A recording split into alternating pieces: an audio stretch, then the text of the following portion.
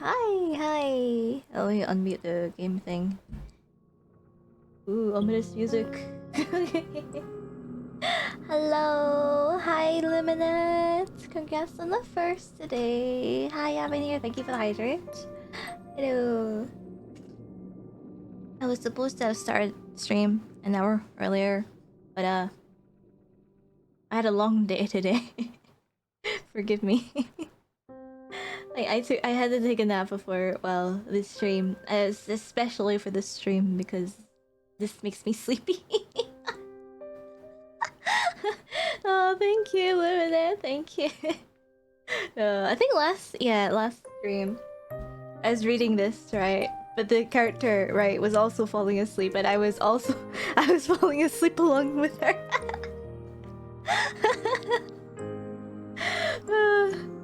Well, it happens. Bedtime stories and the like, you know. So this time, today, I got myself a sugary drink. I got boba, but on hindsight, maybe not a good idea because it's also got chewy tapioca. Well, I mean, that could also keep me awake, but it also, I can't speak, I guess, nicely when I have to chew boba. I suppose I could try, yeah. Hope you guys are doing well though, nice and healthy, keeping yourselves nice and healthy, and not a little sleep deprived like I am.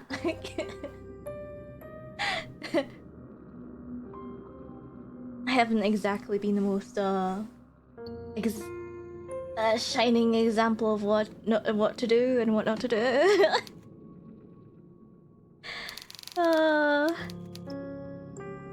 Yeah, yes. But milk tea, boba. I just ate as well. Alright, had a sort of late-ish dinner. Yeah, dinner at least for me. You always sleep deprived, you too. I can't. Oh, can't help ourselves. Just don't have enough time in it during the day. I get that. Oh, okay, right. To give a bit of a context, for the game and what happened. Okay. So the first route we took was the mermaid route. We went to the shore, met a mermaid, fell in love with her. She drowned us because she wanted to keep our corpse safe underwater forever and ever. Messed up, I know. Oh, I forgot the pin message, right? Yes, this game is a little messed up, right? Don't learn from it. Or learn like kind of things not to do, stranger danger and all that. Yes. uh You work, yeah. Things we need to do to get money to feed ourselves, pay rent. The second route, we went to a village, met a gravedigger who seemed nice. She fed us, gave us lodging for free. And then she decided to bury us alive. After drugging our tea so that she could keep us by her side forever and ever. Hi, Shiro. Hello. Nice, you got a magic buff. Ooh. Is picking up the yandere girl going well? Who knows? I've just started. Hi, pizza. Sounds logical. I guess for a yandere girl, right, is kind of standard. Yanderes in general, right? It's like the whole if I can't have you, no one can type of thing. Really? Yeah, we were just about to pick the final route, or well, I guess the final girl. See what she looks like. Yeah. Let's go to the castle. Thank you for the head pie. So you want to go to the castle? Good idea. All decent fairy tales tend to conclude in castles once their belaggard put upon heroines are finally able to wed the handsome princess they once dreamed of. We want princesses today! Why bother trying your luck with the shore, which may very well be deserted? Or the village, which will be full of dirty, barefoot peasants? What's wrong with peasants? At least they're nice. People in the castle might be snobbish. It is far better to skip the suffering and go straight to the grand finale. Grand finale? Are we Cinderella now? You're a peasant. The gravedigger from the last stream is also a peasant, right? Still, right. Oh, for context, the protagonist is a rich girl. She went to like a noble lady's school or something, so she doesn't see peasants as a positive thing. Like, peasants! Filthy peasants! That is very astute of you. I did not realize you had it in you to be so mercenary. But she's like open-minded enough to like take what she can get, I feel like.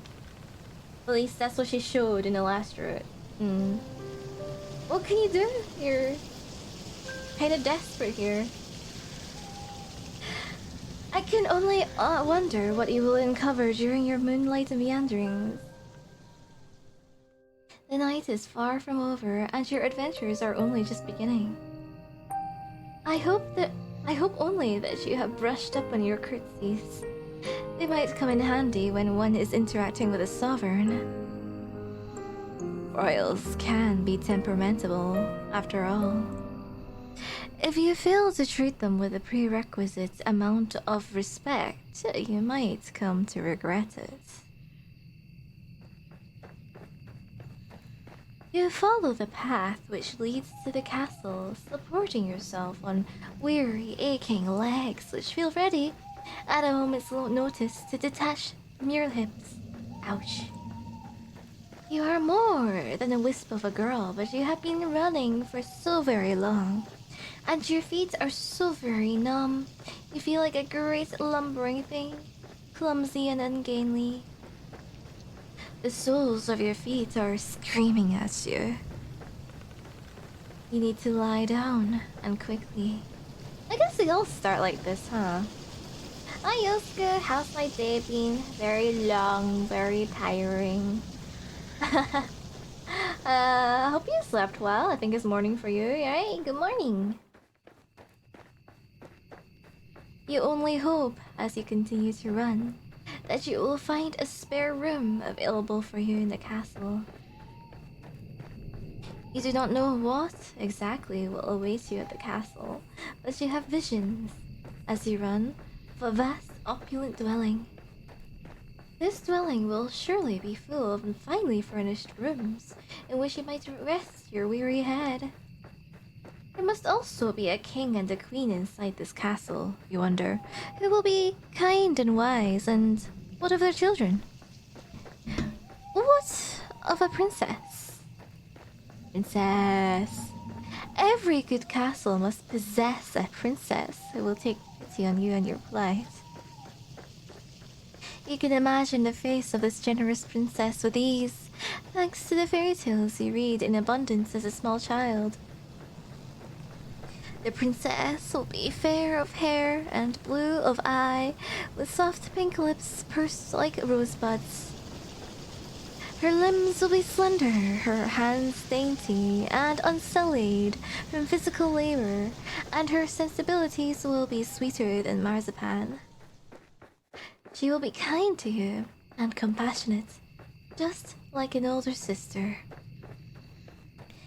You do not know what older sisters are like, though, or younger sisters, for that matter. Oh, okay, oh. I think for the mermaid route, she was like, you do not know what fathers are like. And then for the gravedigger route, she was like, you do not know what mothers are like. And now here, talking about sisters, you do not know what sisters are like. Huh. Because we're an only child. Having ladies with a knife to meet you so far. Too fast. Too. Hi. Well, none of them has killed us with the knife yet.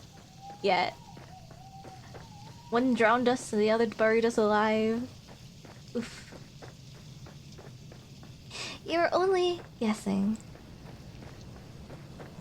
Yeah, I know. Who knows? Don't know about this third one. And alone, no family in game. The context is, well, the thing is, my current belief is that we got isekai'd over to this post-apocalyptic world and we signed some sort of contract to some creature? I don't know, we're running from it, right? That's the context. We're running from it. Whatever is scaring us so much from in the forest and we're trying to find refuge somewhere. So now we're heading towards a castle. Right, we went to the shore in the first route, went to the village the second route, and now the third route, castle time. You're not a complete fool, however, despite your tendency to daydream, and you do have a few reservations. Monarchs do not, as you know from voracious reading, have the best track record when it comes to caring for the peasantry. That's us right now, we have nothing to our name. Was there not a very famous queen who once said, with a cavalier wave of her hand, that the hungry peasants in her kingdom should content themselves with cake? If bread is not an option. Ah, Marie Antoinette, yes. You think this might be a misquote, but the point still stands. The royals are supposed to grant to their subjects secure? In their time of need. This does not always happen. I'm guessing that means help. In fact, it very rarely happens. Kings and queens and princesses and princes are just people at the end of the day, and they are subject to the same caprices that all humans are. They can also be careless and selfish and inconsiderate. There is no guarantee that this mythical princess of your imagination will help you. Why, there is no guarantee that this mythical princess exists at all. Still, you must try. It is this hope which keeps you going. You continue to run to the castle. It takes some time before you finally emerge from the woods, but finally, you do it. How much time, you ask? I cannot answer that. Did I not say that time has begun to lose all its meaning? That again, hey? The forest is behind you now, at least, and all the awful nightmares which dwelt within it. It is still cold, though, and foggy, and very, very dark. The sun has yet to rise. You can see the moon more clearly now, though it hangs above your head, round as any pearl or orb or crystal ball. The moonlight shines down upon the castle, which looms in front of you like a cliffside. Ooh, okay, different theme music. Castle gate, eh? The stone edifice of the building is imposing, and it drowns you in shadows, darker than the depths of the deepest ocean. The castle is not all dark, though, not like the night sky above it. When you crane your head, you can see that there are lights flickering within, in the narrow, slitted windows. Are those? Oh. It would appear that somebody is home. The king and the queen, perhaps? What of their servants? What, perhaps more pressingly, of their guards? You half expect, as you stand there, that armored knights will accost you for daring to approach the castle of King and Queen so-and-so. Do you not know your place, foolish peasant girl with a dirty skirt? Be gone with you! You are not, of course, a peasant. Of course not.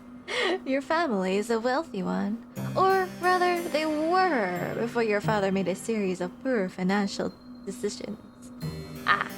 Ah! Okay, a little information about her family then. You do not look like a young lady right now, though, with your dirty face and your dirty skirt, which is torn at the hem.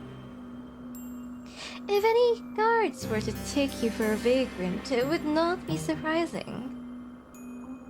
But though you stand there dithering, your filthy fingers hooked in front of your filthy skirt, you do not hear any cries. Nobody sounds the alarm. Lights might be on inside the castle, but there is nobody outside of its perimeter standing sentry. There is nobody to impede your entry, and the elaborate iron gates, which are set into the vast stone walls about the castle's exterior, are open just a crack. Father discovered a kitchen. End up in a slave room. Well, how else will we have work off our debt, right? For staying here, maybe. Well, perhaps the princess that lives here, presumably a princess, right? will have mercy upon us. It would be a trivial matter to slip inside. There is nobody to stop you. Because so far, all the love interests have pretended to be nice at first. Pretended? Well, I guess they were nice. They just had a rather insecure part of them, right? That made them yandere. Dangerous. Pretty, but dangerous. Why are you trembling now, you silly thing? You have come so very far. It would be an act of foolishness to turn around now. Go on, go. You inhale, perhaps in an attempt to screw up your courage, which has at long last begun to fail you. And then you step forwards. You slide between the wrought iron gates, as stealthy and as secretive as a thief, then cross the path which leads up to the tall, imposing structure.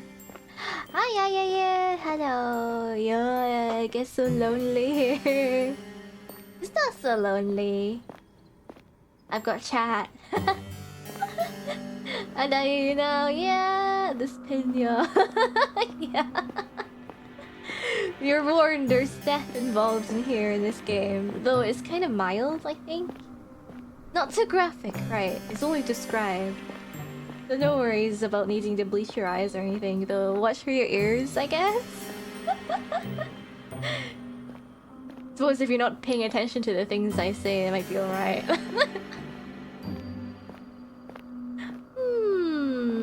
Hope you're doing well though, I hope you're comfy. Reading you a story, a slightly messed up story, but a fairly intriguing one, I hope. The domed doorway, which leads into the castle itself, hewn from the stone, is closed, but at a push of your palm, it swings inwards.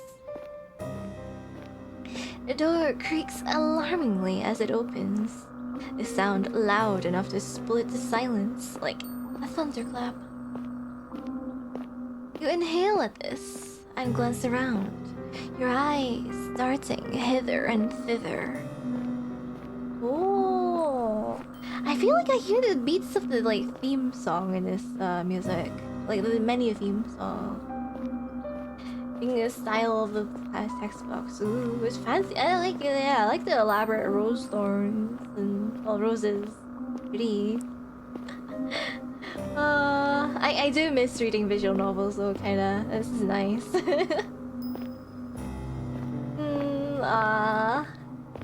Sit back, relax, and well, experience this story with me. Well, I'm not sure how relaxing it really is, but well, given the genre. But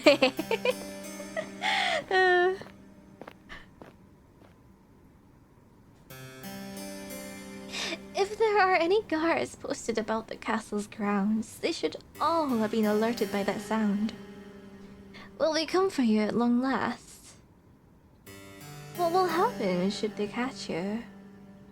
Will they throw you in the dungeons? That does not sound like a pleasant way to spend a night. At least you would have a roof over your head though, and you would not have to keep walking. Your feet really do ache.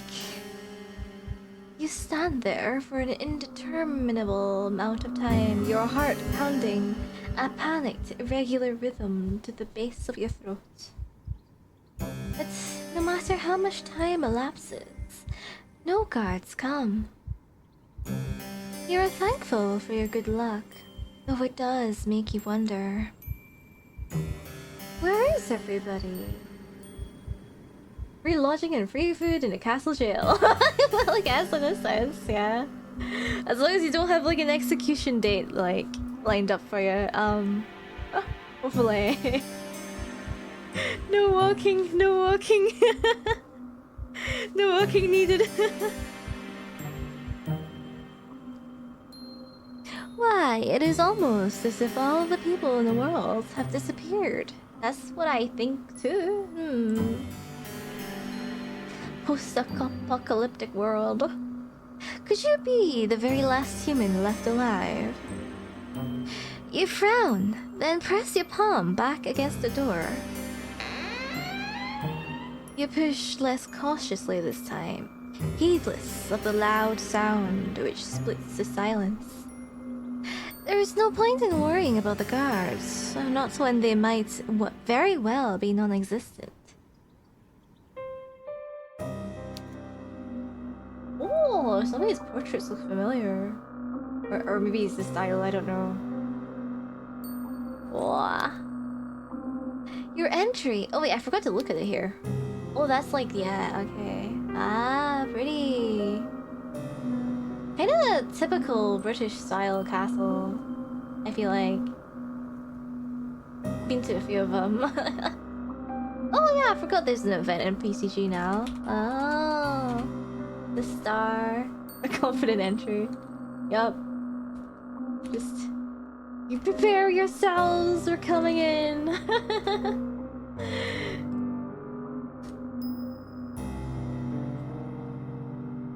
Your entry to the castle secured, you then take a step forwards. The door swings shut behind you and the resultant slam makes you jump.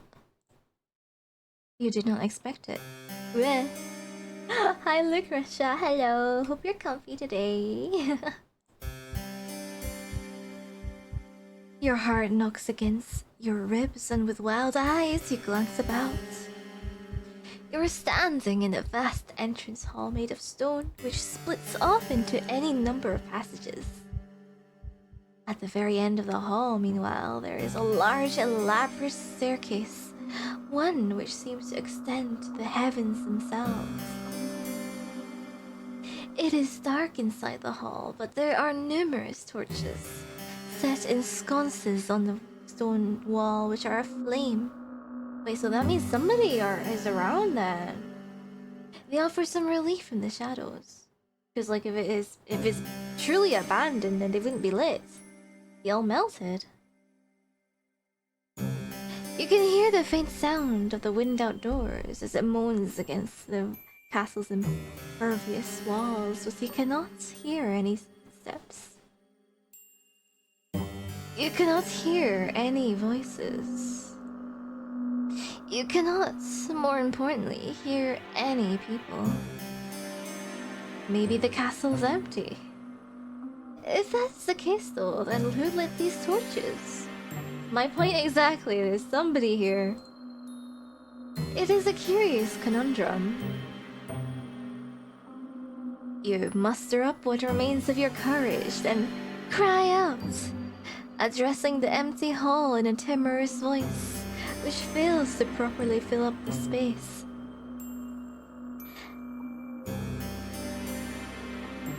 Hello? You say, your eyes wide. Is anybody there? Your voice echoes through the vast empty hall, but it is met, yet again, with silence. Infinite stairs. Hello gamers, thank you for the head pat. Heyo, heyo. Oh, do we have to climb though? It's a big castle though. Castles?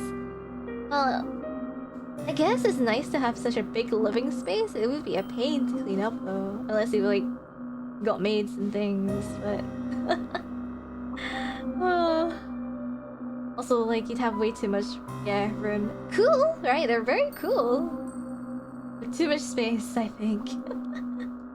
Bit lonely as well. Bring in the catapult, problem solved. Get up quick with safety ensured. Well, I suppose if you had magic, that'd be cool. Just ride a broom up everywhere. As a witch.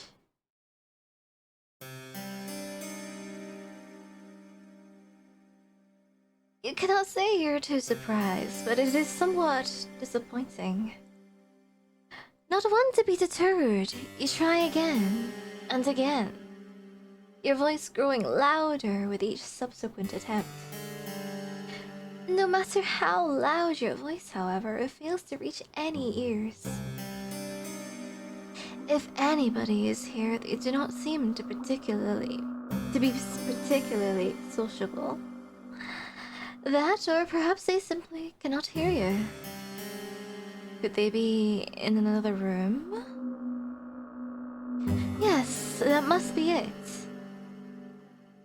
You will never find that pretty fairy tale princess of your imagination if you stand idle, you know? It's time to get to work. Put those legs of yours to good use. But we ran miles and miles in that forest, though. Not knowing what else to do. Is there anything else you can do? You begin to explore. You examine the rooms first on the ground floor of the castle, which are of a similar scale to the impressive entrance hall, large and richly furnished, but utterly unoccupied. After some time of aimless meandering, encountering nobody save the ghosts of aeons past, memorialized on portraits upon the walls, you muster the courage to ascend to the second floor. What does running out of mana feel like? Well, it doesn't kill you, but it does make you feel a little weaker. A red fiddle. Oh. Yeah. Like drained, right? But yeah, running out of mana does not kill you. For us. I mean, for some people it may do, but for us, no. Thankfully. Because it will restore itself naturally as you wait and rest up. What? Oops. Sorry, bumped into the mic. This floor, too, you examine, wandering through a seemingly endless series of hallways until at long last, you find a door which is ajar. Ugh.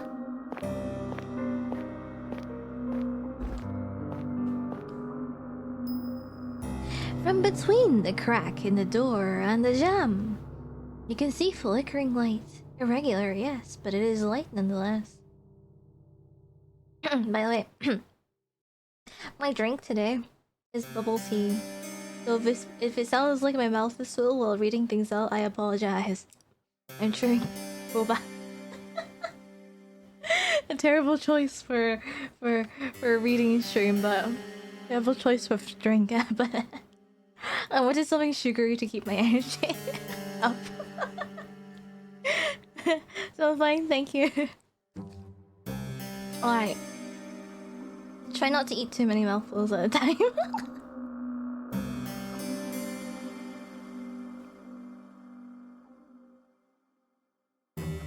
Could it be from a fireplace?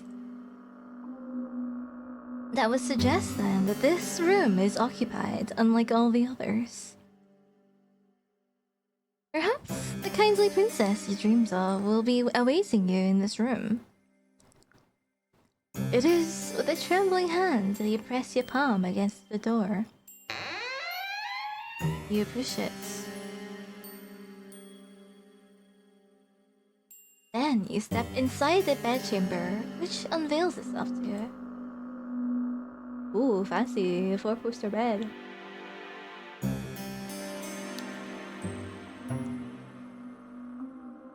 Shyly, you stand in the threshold of the chamber, much of your courage extinguished, and gasp. The bedroom itself is gorgeous. Is a chamber so luxuriant not even the shadows can obscure the fine craft of the furniture within it, nor the rich patterns on the walls. It is the girl inhabiting the chamber, however, who truly takes your breath away. Ooh! Ooh! Ooh! Ooh! She cute. Interesting design though. Huh. Like I think like this would match sort of a witch. I'm guessing she's the princess, so princess of the dead? Perhaps? Demon princess? Perhaps? You weren't expecting anime girl. Anime girl is what you get. It's cute. I like the art style though, right? It's a nice watercolory style.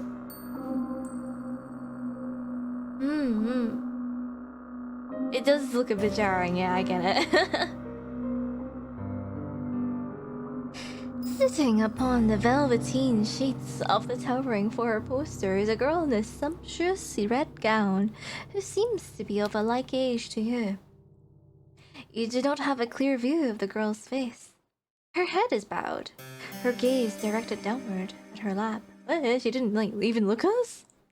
Intruder? You can tell from her hair, however, and from her slender calves, which protrude from beneath the hem of her dress, that she is very pretty. The girl's hair is golden, just like a freshly cut wheat. But it is the red of her dress which truly captures your attention. Maybe she is Lona. The girl? Oh, she didn't perceive us. She is so striking you cannot look away from her. Oh, what? Oh. The girl is not alone in her chamber either. She has a companion. Though this companion is not half as so endearing as she. Oh. Well, it looks well dressed actually. Oh, pretty. Well, just a bit disconcerting that it's a doll, though. Looks like it could be cursed.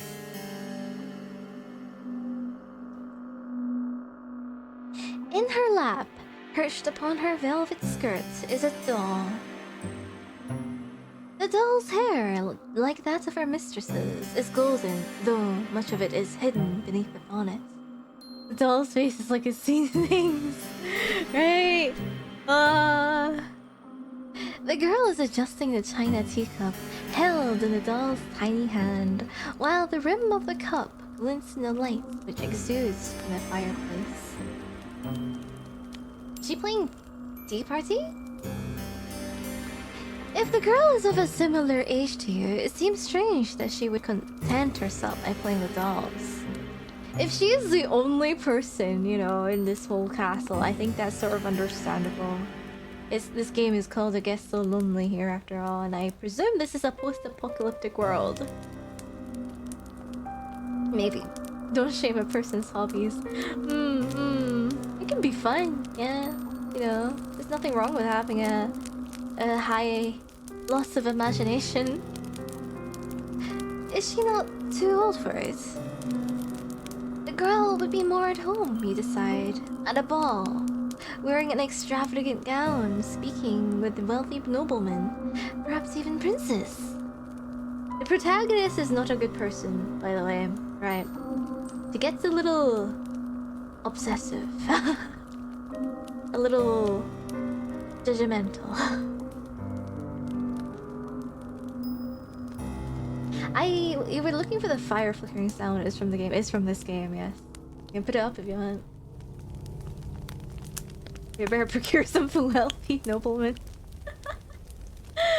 Wealthy nobleman. Wealthy noblewoman, more like. Just, yeah, for this game.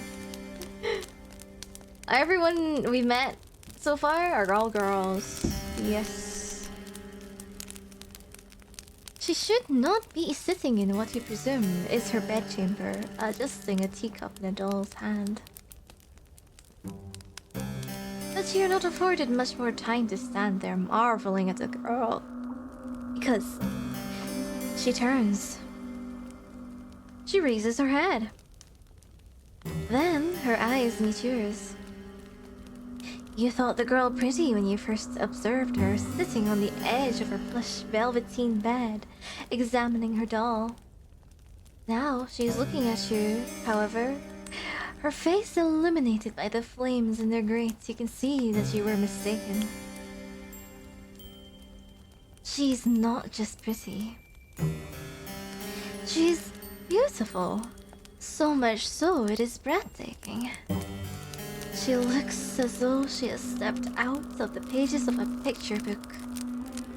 Isn't that how we described the last girl as well? Well, even more so because she's a princess, I suppose. She's simply too perfect to belong to this world. Wait, I feel like she says this line every time she meets a love interest. Perhaps she is some kind of vision? A waking dream? A hallucination? But no, she is none of those things. The doll on her lap is a cold, hard thing made of porcelain, and it is unflinchingly, reassuringly real. If she were a mirage, surely she would not be able to handle physical objects such as this. How do we know it's not part of the mirage? We haven't touched it yet. You wish people would say that about you. Aww. I think it's better to look real though, right? Rather than unreal, I feel like. Hi Kenichi, hello. Do not lick the doll, you don't want to be cursed, I think. Hi Phoenix, hello. The whole castle is an enemy stand. The whole castle's imaginary. Who knows? That might be. It's like, could be cursed. It is strange though. The doll, though immaculately made, looks oddly imperfect when compared to the girl who's holding it. She is so startlingly beautiful, she even puts man-made representations of feminine charms to shame. The sight of her makes you feel rather weak. You always have had a fondness for fair maidens, haven't you? You're rather hopeless when it comes to them, even worse than a knight-errant from a courtly legend. You're a confirmed lesbian, yes. Your aesthetic appreciation is not particularly ladylike, but... well... it's not every day a girl encounters an elegant beauty like this, attired in red, illuminated by the firelight. MC, hold yourself. Doll's pretty. Yeah, the doll looks well made and pretty. It's a little scary to see in this context, though. Maybe. I suppose I can forgive you for this rudeness. As too can the girl. She does not seem to be the type to hold a grudge. Oh! The girl says in a voice that's surprisingly enough far less refined than her appearance. Wait, what? Less refined? Ooh. Thank you for the like, Faust. Thank you. Yogi, enjoy your food. Eat your food. It is good to see you. I've been waiting. Has she? Waiting? Wait, what? For a person? That is news to you. Is she deluded? You blink, perplexed, a response on the tip of your tongue, but you are unable to expel it into the ether. The girl is setting her doll aside. Then she stands, the hem of her dress swishing about her legs. Nimbly, like a ballerina, she canvasses the space between you. Her room is so very large, there is quite a lot of space. Then it takes your hand in her own. You must, the girl says, her eyes aglow with excitement, be my new lady's maid! It has been a while, but it's such a relief that you finally arrived! I knew you would! Oh, she thinks we're a maid! Do we look the part of a maid? I don't know, the school uniform does not look like a maid uniform, exactly. You'd never leave me alone, not when you knew how long I was waiting. Oh, I'm so happy! The girl's good mood is contagious. So much so, you find yourself being swept away in it. We're just playing along now? But it's not true though. You're tempted to accept any identity she might press upon you. Well, fair, we're desperate for lodging, right, I guess. You have never been a maid before, but you might not mind being this girl's maid because she's so pretty.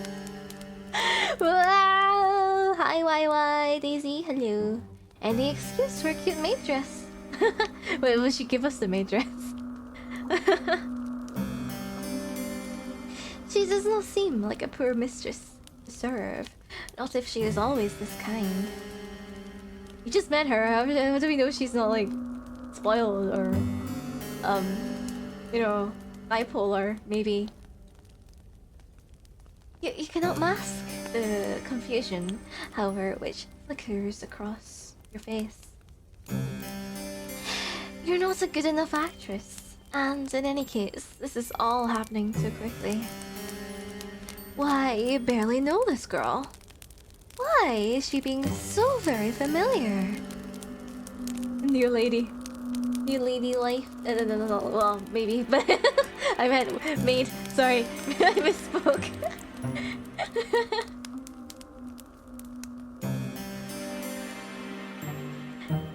The doll is actually a queen. Maybe trapped in the doll's body. It is with blank bovine eyes. That's like a deer, right? As you examine the girl, your befuddlement is pronounced enough that even the girl, despite her good mood, notices it. She frowns. Then she says, her fingers sliding away from her own, "No." Or am I mistaken? Are you not my new lady's maid after all? We're playing tea party. Are we? The disappointment in the girl's face is abundant, so much so your heart clenches. Oh, okay, so we're not playing maid. You do not know her.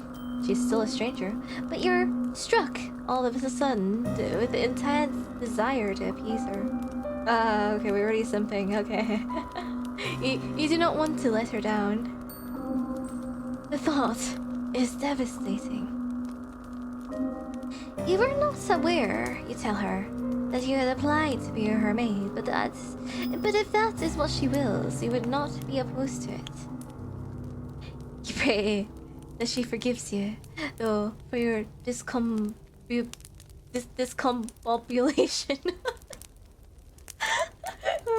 Discombobulation.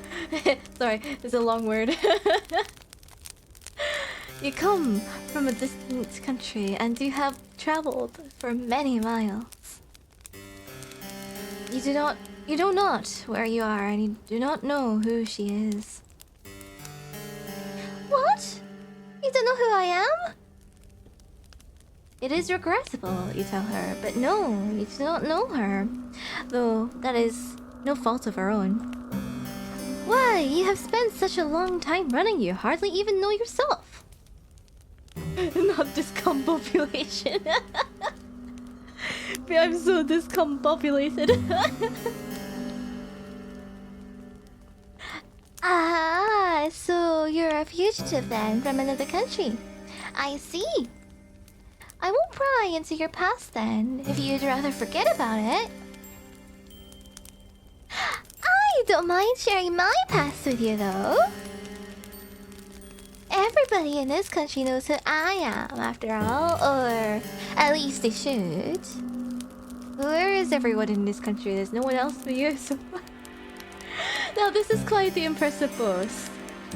If it were to come from the lips of another, you would find it unpleasantly arrogant, but her beauty outshines everything.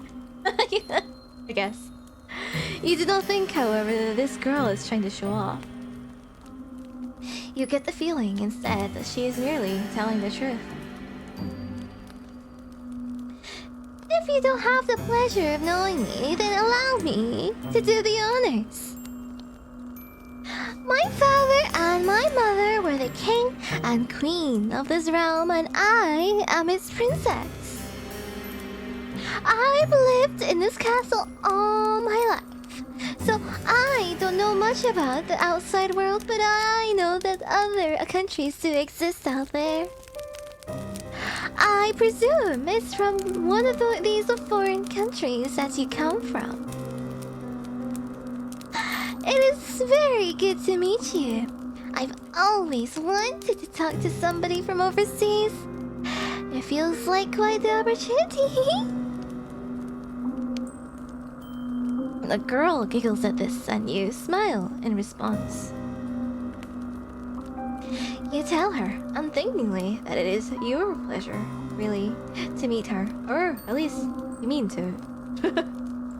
You only get halfway through this remark when the full gravity of what the girl has told you sinks in. Because she's a princess? You come to a stop. Then, you stare. Did she just say that she's a princess? Yes, that's right.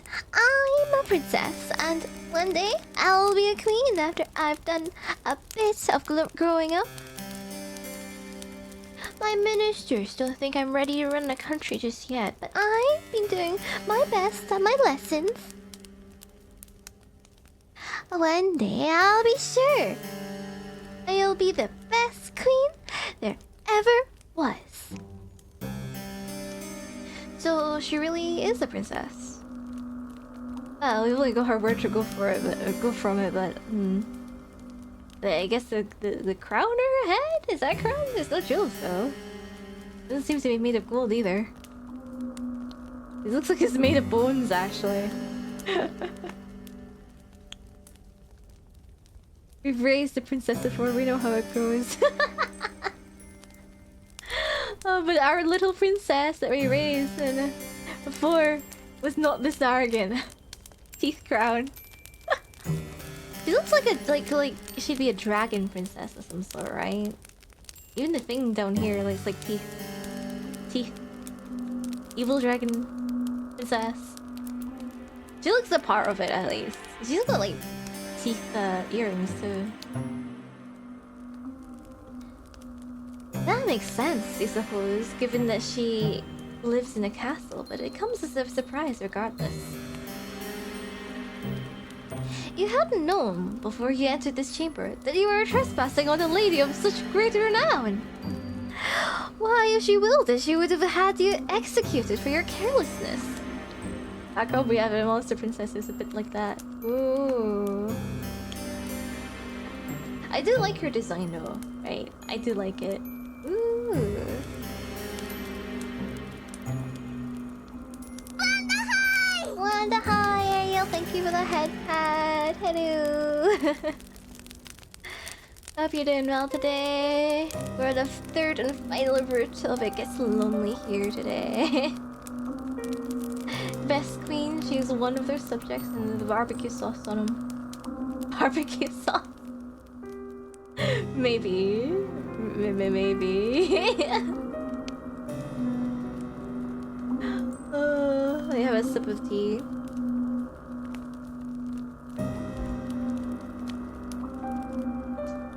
Boba.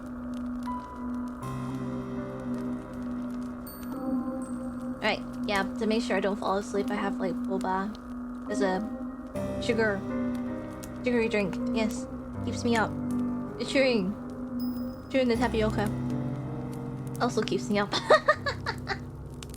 You're back? Okay, I gotcha. I did start a bit late today, so...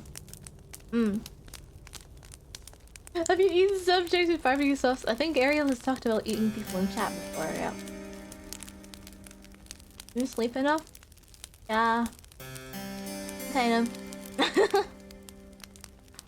of. Long day. I think I'll be alright.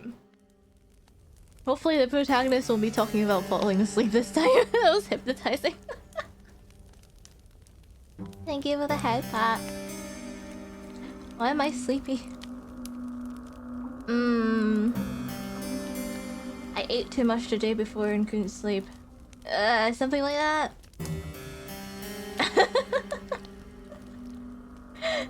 Something like that.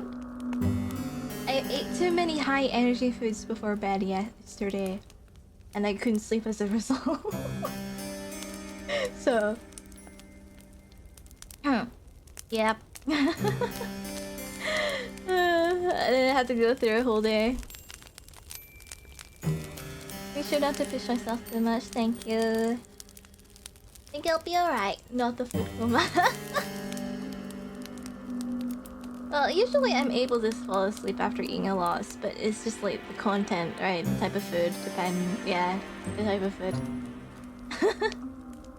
Sometimes. An angry red flush creeps up your face. A flush which is far more lurid than the princess's dress as you look to your feet. Ooh, Zagasti. Sorry. It's an event in PCG.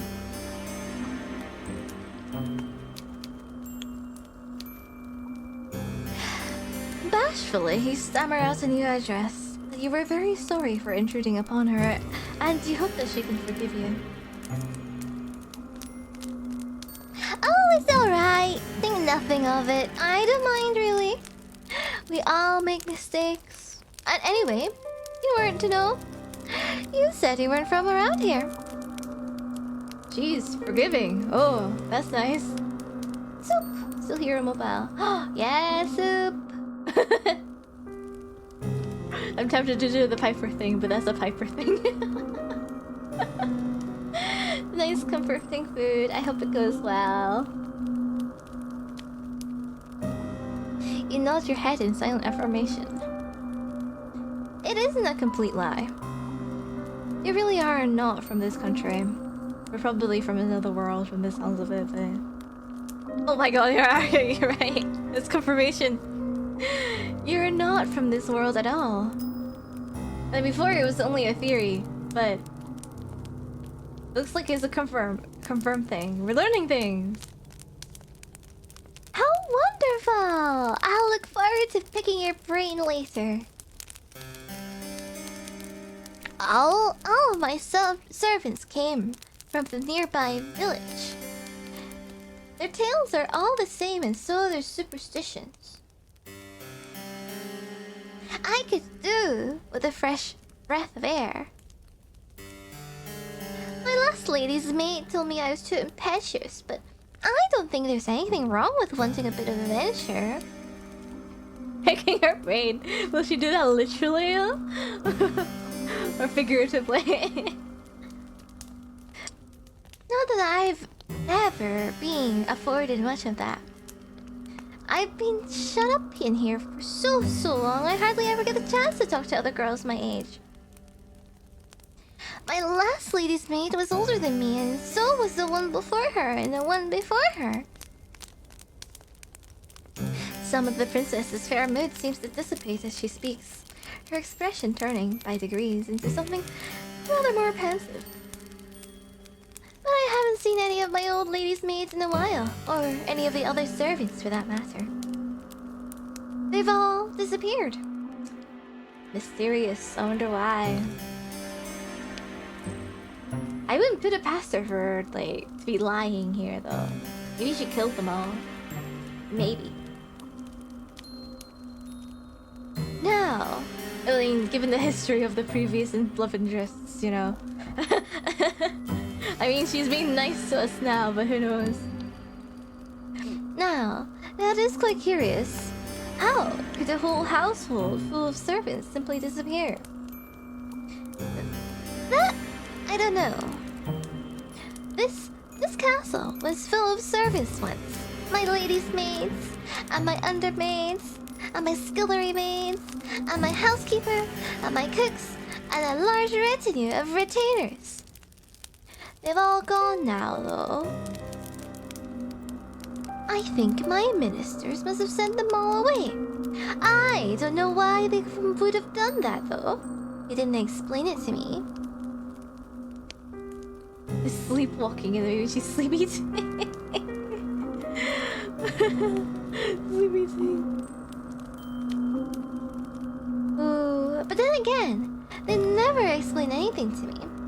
They still treat me like a little girl. Oh.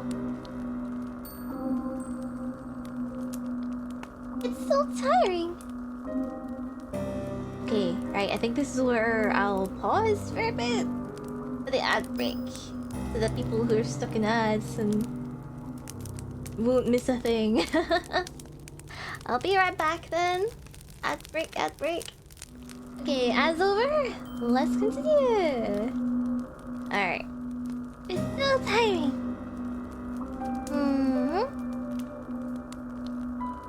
She said that her ministers sent her servants away.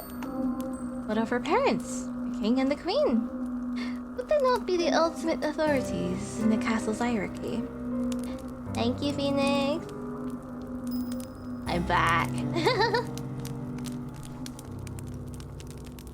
They would, yes, if they were still alive, but they are not. They died a long time ago. I was raised for most of my life by my servants. Oh. Her story is sort of reminding me a bit of Really Anne from the Daughter of Evil series. The song, the vocalized song, Daughter of Evil.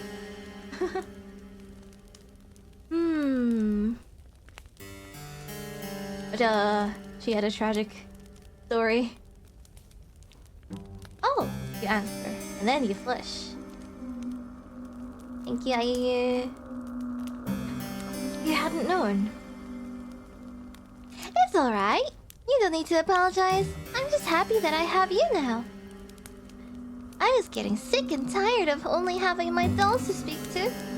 They aren't the best conversational partners. Do you eat? Do you eat? There's like no servants, no human contact? Huh? Who's preparing your meals? You can imagine so, yes. You doubt any doll, even one made by a talented artisan with an intelligent face, indistinguishable from humans, would be very good at answering back. Oh, they aren't. They're hopeless at it, really. They're so stony-lipped. You have no idea how much of a relief it is to see.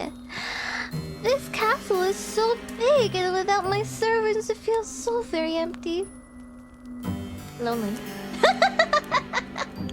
Title drop. It gets so lonely here. Now, that is an interesting turn of phrase for the third time. It catches inside your head like a bird for the third time. Have you heard it before? Yeah. That's such a bad timing for all the servants to take paid time off. Everyone. Did they arrange it so that there's at least some people working around the, like at all times? Well, it should do. Maybe the manager's terrible. You do not have much time to ponder this, however, because the princess is speaking anew, in that curiously conversational manner of hers which does not seem particularly princessy. Maybe she learned to speak from her servants. Maybe she's trying to treat you like a friend. That would explain why her consonants are so unrefined. Really? Consonants? Really? How? Like, is she speaking with an accent? Like, maybe... I don't know. Different dialect? Oh, wow. Oh, but listen to me yammering on again. It's a bad habit. I really must put a stop to it. She doesn't roll her R's in true Italian way.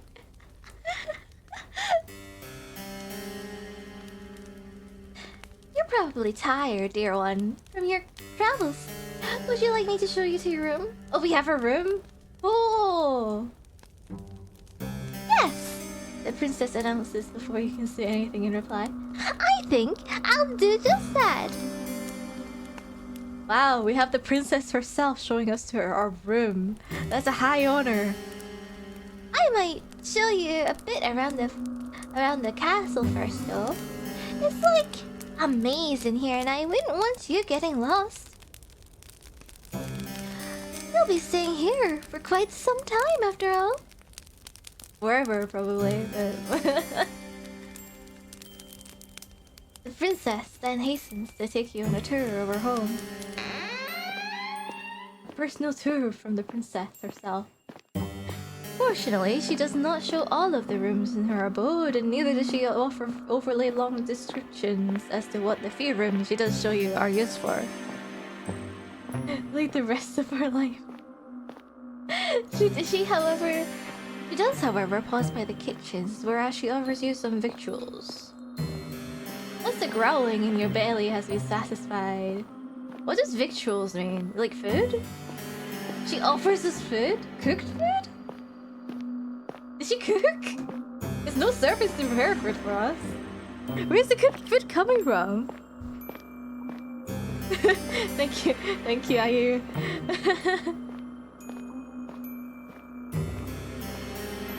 The princess then resumes her journey.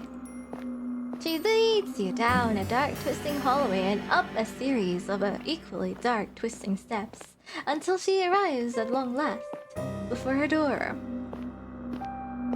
The princess pushes this door aside summarily, thus permitting you entrance to a small humble bedchamber. It means provisions. Oh, so it's like vague, so... Do we get like bread or something? I guess. This chamber is not half so opulent as the grand bedroom in which the princess resides, with its resplendent four-poster and its richly patterned wallpaper. Let's see. Oh, well, we get a fireplace, a grandfather clock. Or is that a mirror? I can't tell. Looks pretty nice, actually. What is this like brown lump in the bed? In the middle of the bed, though. Eh? Hey, I'd love to have this for a bedroom. It looks cozy. A fireplace! Meal replacement shakes. But who's making the shakes? There's no servants. Huh? This room's ceiling is not as high, and the singular bed shoved against its walls is thin and narrow. Singular bed? I mean, compared to the princess's four-poster bed, perhaps. But, I've actually slept in a single-sized bed for most of my life, so I'm good with that. The walls are an unassuming beige, and the floor beneath your soles is of warped wood. There is a malodorous scent, too, which hangs in the air, one of disuse and general decay. Ugh. Singularly sized. For small people like us, right? I feel like we don't really need that much space. Although it is nice to be able to roll around in your bed, I guess. Put more things on it, but...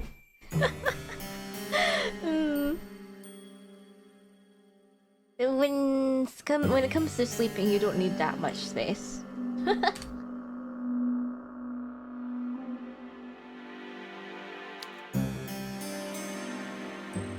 You get the feeling that nobody has slept in this room for quite some time.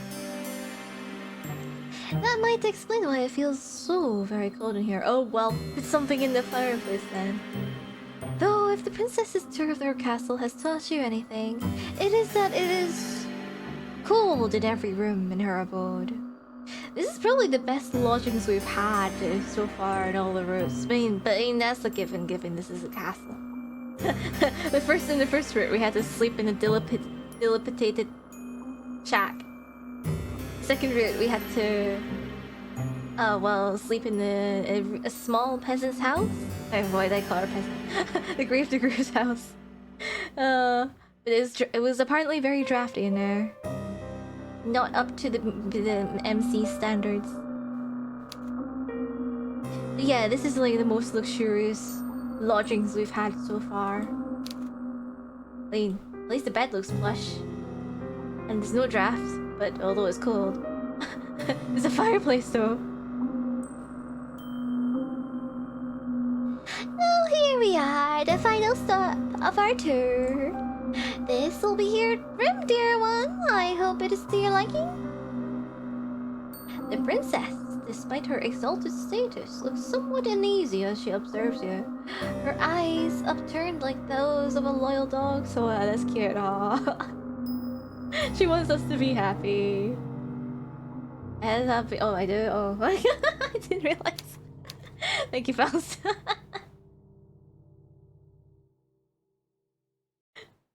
Is she concerned about your reaction to this room? Perhaps she is afraid that you will turn your nose up at her kindness. For a princess, she is awfully eager to please.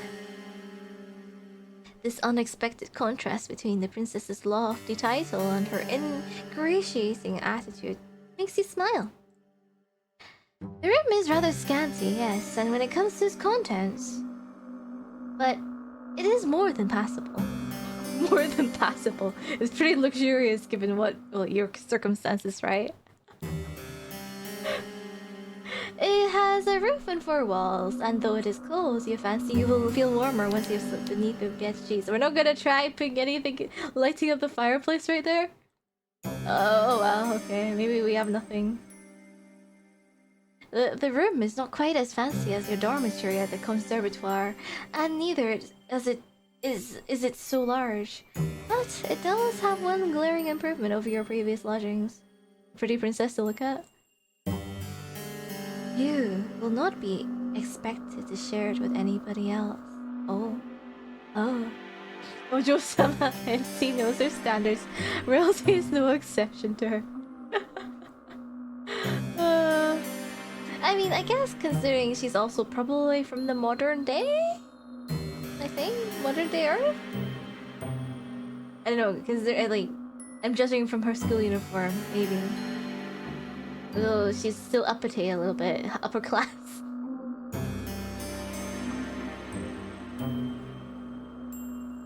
There's only one bed in this room, and this bed is to belong to you. Wait, what? We had to share before? You think that the peace and the quiet will do you a world of good. You tell the princess as much as she smiles. Right, the MC, despite... Well, from what we learned from previous routes, she was friendless, right? She has no friends. Everyone teases her about liking girls. And I'm presuming if she had a roommate, she didn't get along either. Maybe they bullied her.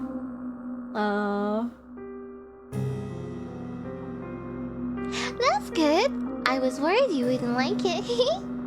I know it isn't much to look at, but it's one of the nicest servants' rooms we have in the castle. Oh wow, she gave us one of the nicest.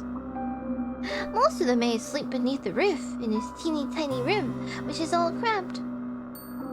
There's 10 beds up there, and they're so close together there's barely any room to pass between them. Ah, that sounds worse than our previous dormitory then.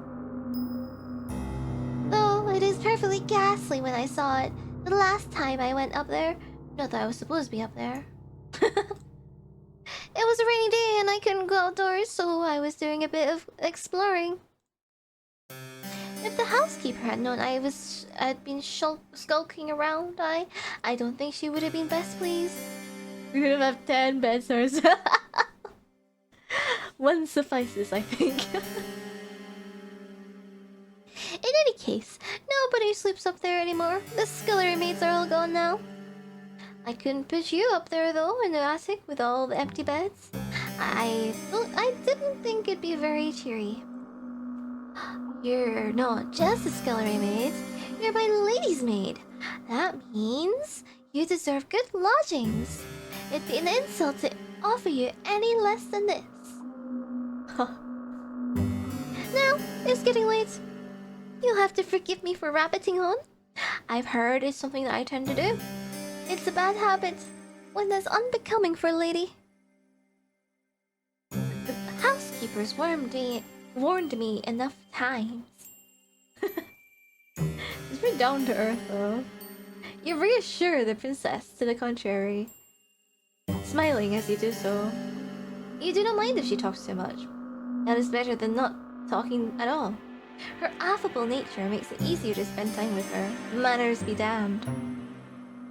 You were always scolded too back in the conservatoire for your behavior. You know full well how aggravating it is to be upbraided, not for any particular misdemeanor, but for being yourself. Aww. Well, I'm glad you understand, the princess answers with a giggle. I really should be off though. It's bad manners to keep you, especially when you look so sleepy. Down to earth, is she gonna put the seat down to her? Maybe. Probably. Get some rest. We can talk more tomorrow if you don't mind my ceaseless prattle.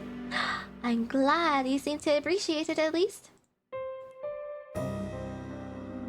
Though I'm sure you'll get tired of it eventually. All my old mates did. The princess departs, and in her absence, you take the seat upon your bed.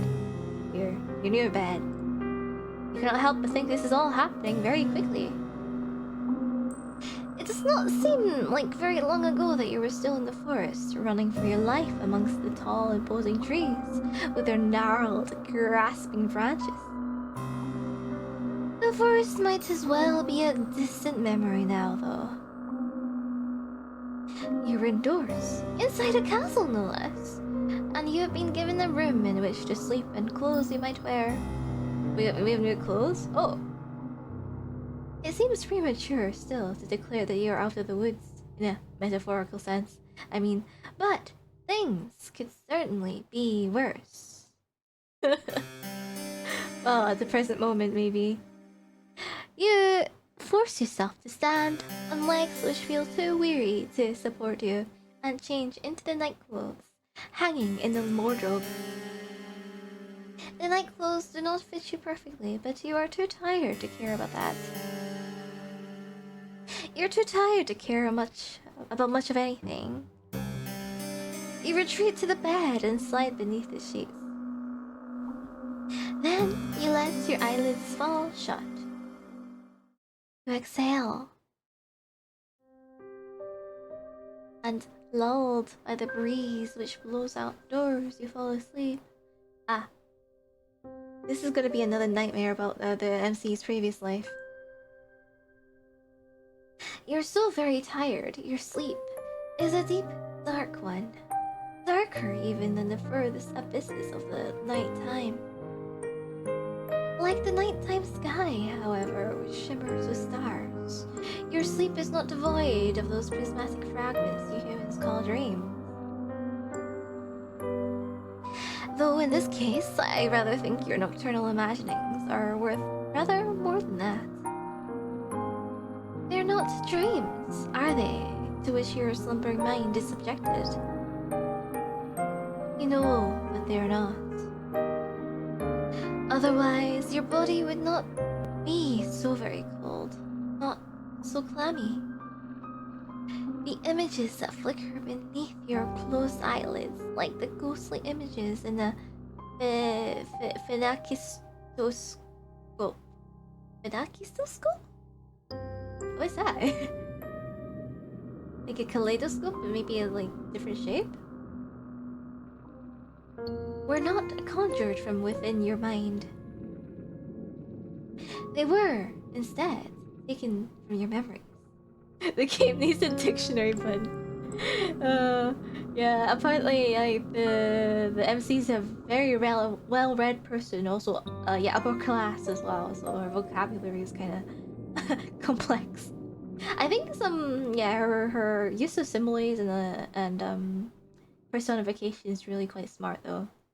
But I think their vocabulary doesn't really have to be as complex as it is. Still, I don't mind learning new words. You're not merely dreaming. You were remembering. You remember the girls who slept in your dormitory and how they always hastened to use the shower first, so you were last for breakfast. You remember how, when you finally did arrive at the dining hall, the most desirable morsels had already been snaffled up by the girls who got there earlier. Why not eat breakfast before showering? I don't know, maybe you don't like eating while dirty, huh? Talking thesaurus counts as being well articulated. You know those wheel animation thingies? Phenakistoscopes is like that, but flat circular instead. Those are like wait, was that in wait, was that a thing in Phoenix, right? Not sure. The countdowns in old movies. That? Was it? Oh, like the traditional stuff? Oh. Huh. Look it up. Okay, thank you. Share your findings.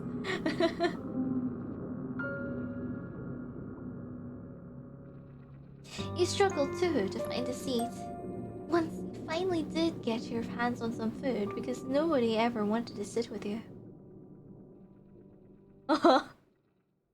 The other girls all acted like you were a leper, save for when they wanted favors. They never asked for those favors. They never asked for these favors, mine, so why would they? To them, your father's prestige did not matter. Wait, what? I thought he gambled away all his money. You have no idea what this is. Oh. Wait, let me actually Google this. Let's see. The phenakistoscope.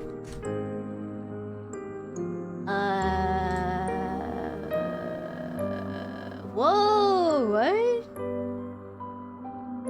Okay. So it's like a fan? A circular fan that you spin around and it like if you stare at one spot it looks like it's animated. It does look like an old animation thing. Very old.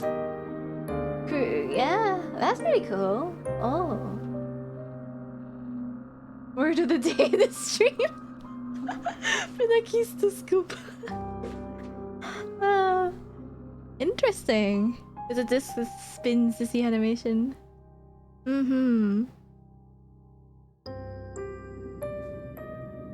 They were all wealthy ladies too, many of them wealthier than you.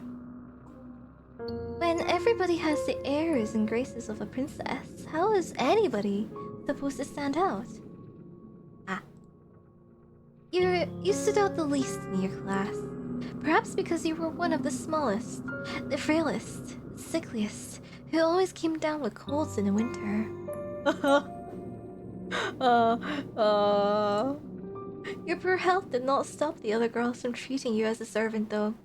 When they remembered that you existed, of course. It was your lot in life, as you dwelt within the stone walls of the conservatoire, to carry school bags across the field like a pack mule. Then come the evenings, the girls in your dormitory had you sewing on missing buttons and ironing out the creases and wrinkles in their uniforms.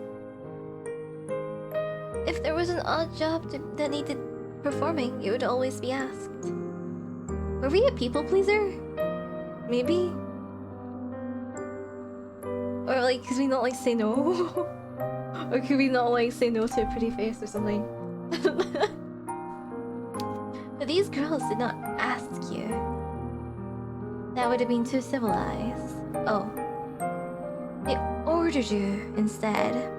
And as they ordered you, they laughed at you. They laughed and they laughed and they laughed. The laughter hurt, but it hurt considerably less than the kicks did, and the slaps and the pinches. Once, during an embroidery lesson, one of your classmates had an accident with her sewing scissors.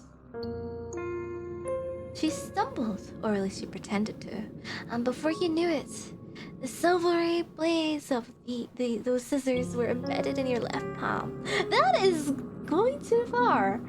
Aww. This happened quite some time ago, when you were even littler than you are now, but you can still remember it. It hurt a lot. The scissors were sharp, and they perforated your skin, not all the way down to the bone, but enough to bleed. Your wound bled bright red like strawberry jam all over your embroidery. Oh, that's really... I mean, I like this description, but, well, I mean, in a way that I think it's, like, cool in a literary way, but... morbid. She's in a school of riches where the person of the rich gets bullied. Like, yeah. Yeah. Aww. And when your professor saw it, she shrieked. Don't eat that jam. I hear, don't eat that jam. Her face turned as pale as way, and she looked for a few moments as though she might faint, though you were the one who was in pain. Your professor looked at your face. She could not bear to look at your hand, then demanded to know why you could not be more careful. What? What? Did the girl, like, trip quietly or something? What? Is she not the one holding the scissors or something? Huh? Her tone had been an accusatory one, almost as if you had stabbed yourself in the hand with your scissors to goad her. Also, yeah, what a teacher should do in this situation, right? It's like, send her to this nurse right away. Show concern. That should be their first instinct. Not scold. Do that after if you must.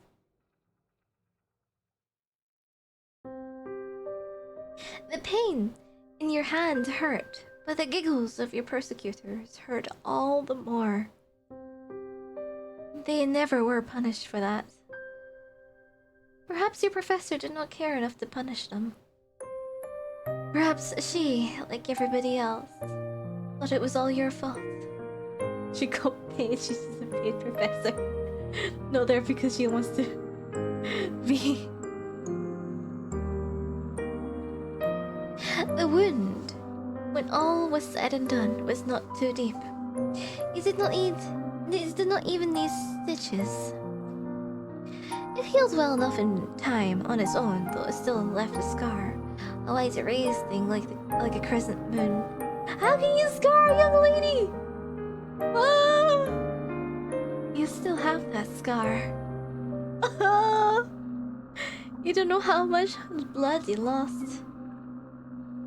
It seemed like a lot back in the classroom. You could smell it in the air, sharp as iron, but it could not have been that much, evidently. If your wound had been more serious, perhaps your professor might have cared.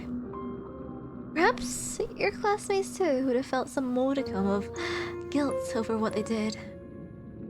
But this seems very unlikely. You know that your blood meant nothing to your classmates. Why would it? Why should it? If you meant next to nothing, then the blood in your veins was, if such a thing is possible, even more inconsequential. You feel disoriented when you awake at long last to the rising of the sun. The school kids are jerks. Well, I mean, the main character being an upper class lady is not nice. I think it makes sense for there to be other not nice upper class ladies as well in her school. Considering that she's like, what's the word? The poorest of the upper class ladies, apparently. Uh, and she's not only, well, yeah, she mentioned being the smallest, the sickliest, the one that people forget about. And also, I think people call into the fact that she likes girls, which is probably something we would get bullied for back in the day. I don't think she's modern day, right? Modern day school girl. Maybe a bit older, a little bit further in the past. Oh, yeah. You do not remember what you dreamt, but you do not think that your dreams were of a particularly pleasant nature. We don't remember. Oh, we're getting a bit more context about the MC's backstory, though. If they were, your heart would not be hammering so. Ill at ease, you glance around. Ooh, is the room during the day? Is that a pine cone? This brown thing in the middle of the bed.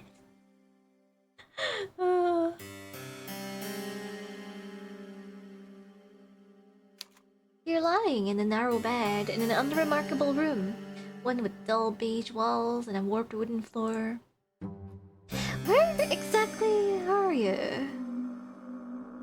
It kind of reminds me of those low-budget hotel rooms in the UK. I stayed in a few of those during my time in the UK. I think they look really cozy though. Also, you leave the pinecone there while you slept. Well, this is probably just a picture that they took from the internet. I mean, the developer, I mean, right? And that they edited a little, so it's all blurry like this. Made to look like a watercolor painting. Maybe.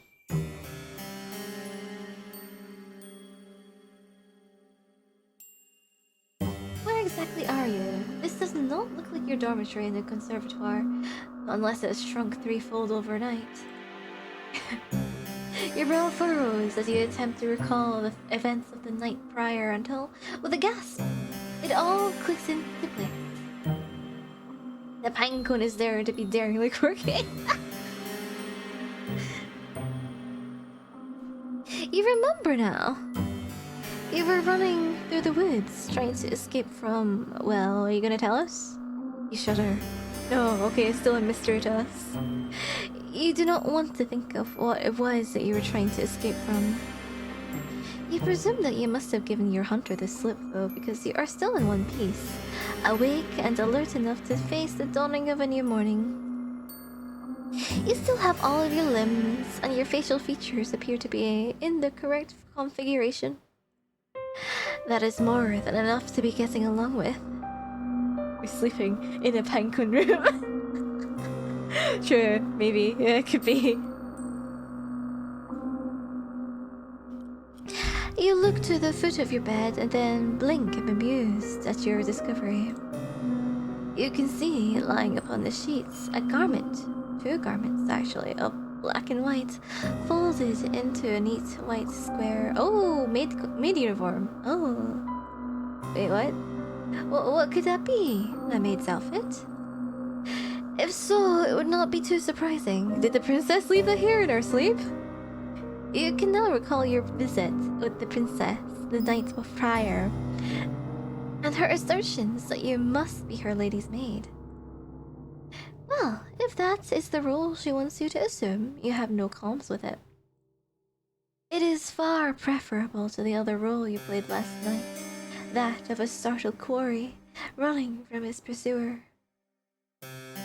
You press your fingers against the humble maid's attire. It feels surprisingly soft to the touch, not coarse like you expected. Ooh, high quality maid uniform. Can we try it? Get a look in the mirror? There will probably be a picture, yes. We don't get too many pictures of the MC until near the end, though, actually. Usually. These clothes are rather fine. Did the princess put them there? If so, that's all the reason to wear them. Oh yeah, we simping, okay. There, I guess. She is pretty. And a princess. You're not churlish enough to deny her hospitality.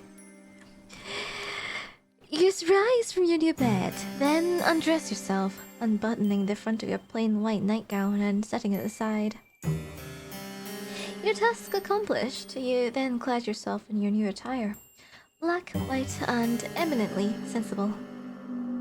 You feel very far away from the girl you once were. It'll be a picture with moments before the disaster. As is the custom in this game, it seems. Your face might be the same as always, but something within you seems to have changed. You are no longer a student, not as long as you mean to reside within the princess's castle. You would far rather be her servant. Her servant. Ooh, castles during the day. Ooh. Weapon room?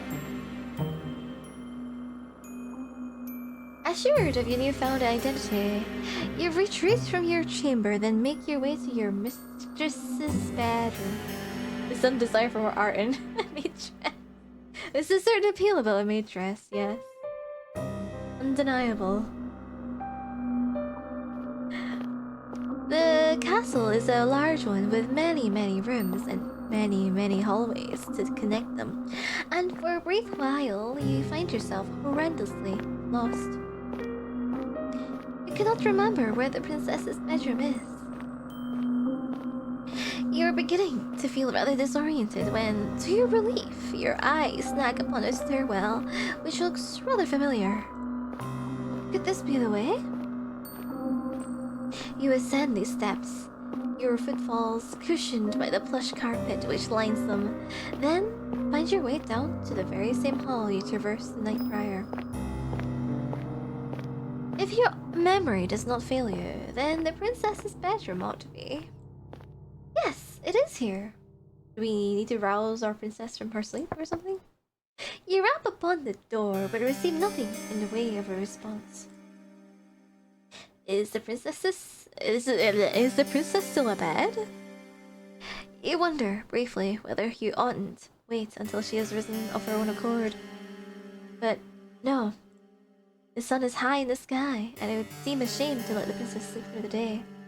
What if she's nocturnal? You ought, instead, to rouse her. That seems like the sort of duty a lady's maid should attend to. Ooh, look at this room during the day. Ooh, it's even like a table, messy table. With many chairs. That dresser? Oh, lots of windows, lots of open windows. Let the sunlight in. Pretty. You enter the princess's bedroom and glance about. Her room looks much the same as you remember it from the night prior, though the ceiling seems even higher when you viewed in the wan morning light. You can see now that there are fewer shadows to impede your view how very opulent your young mistress's abode is. Her armoire is large and imposing, as is the grate in which you will be expected to keep a fire lit during the night. The princess herself, meanwhile, is curled on her side beneath the sheets, looking rather less grandiose than her title would suggest. She is attired in a nightgown adorned with frills, and her hair is split across her pillow like spilled gold. In her slender arms, meanwhile, held to her chest, is a doll, the very same one she was cosseting last night. Ah, sleepover party without us? You suppose this doll must be her favorite. Idly you wonder what the doll's name is, though you do not suppose it matters all that much. It's time to wake your mistress up.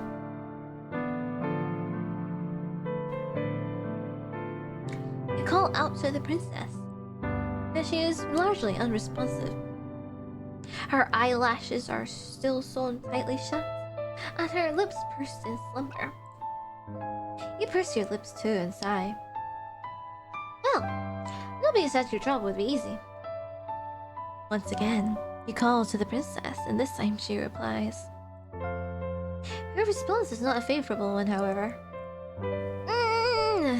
She sighs, then turns away from you.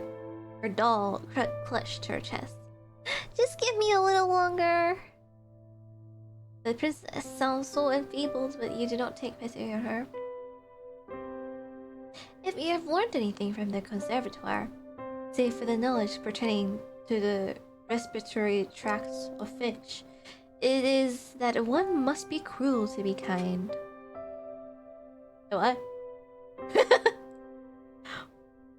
You do not think this adage was practiced with any great success in the conservatoire, but perhaps it will be more of an impact. It will have more of an impact upon the princess. You tell her, once again, to wake up, more sternly this time. You will not let her sleep, for she has slept long enough already. It is very slovenly, really, to still be abed at such an hour? Oh! Defeated, the princess sighed. Alright. I can see that I can't twist you around my little finger. For this, no, apparently. Oh, she has a nightgown? Sprite? I thought she'd only have her default dress. Oh. First alternate... dress? Oh, cute, I know. She looks less menacing like this. Hi, Glaceon. Hello, hello. Hope you're doing well and staying comfy. We're continuing with the Yandere Girl visual novel. Third and final route. I'm up. You don't need to nag me. Once you have roused the princess from her bed, you have put her doll to one side and you set upon her toilet. Ah, the thing she uses to wash her face with? You aid the princess in the brushing of her hair, a chore to which she submits willingly like a cat might allow its fur to be brushed. She's used to it, I suppose. She's a princess after all, and princess demands another art while she is in her bedding clothes. This one's special. You allow yourself to ponder as you run the bristles of the princess's brush through her hair, how wonderfully soft it feels against your skin. But a curious query from the princess. Are you alright, dear one? Brings you back to your senses. You were rather lost in thought there. Also distracted by her pretty hair. Look lively now, you wouldn't want the princess to catch wind of your salacious thoughts, would you? Well, the thought that her hair feels nice in your fingers? I thought you had learned your lesson about that already. Suitably chastened, you finish with the princess's hair. Then set the brush aside. Now that the princess's tresses have been taken care of, you must start on her attire. The princess remains seated on the edge of her bed, looking up at you askance. She does not ask you to avert your eyes, and nor does she make any motion of divesting herself of her nightgown. Oh, she wants us to take it off her. Oh. It really does seem as though she expects you to undertake this task on your own. Is that alright? Hold yourself together, MC. Don't give in to impulsive thoughts. You ask the princess as much. You would not wish to impinge upon her modesty, but she only laughs. Yes, that's alright. That's what you're supposed to do if you're to be my lady's maid. I'm used to being dressed and undressed. I'm not a bit squeamish about it. Oh, she might not be squeamish about it, but you are. It's a problem. We're attracted to it. You've never seen a naked woman before excepting yourself. Ah. Even then, however, you've always dressed and undressed furtively, not wanting to examine your body for longer than it is strictly necessary. Ah, we don't like ourselves? Aww, you have never much liked the way that you look. Aww. she's hot.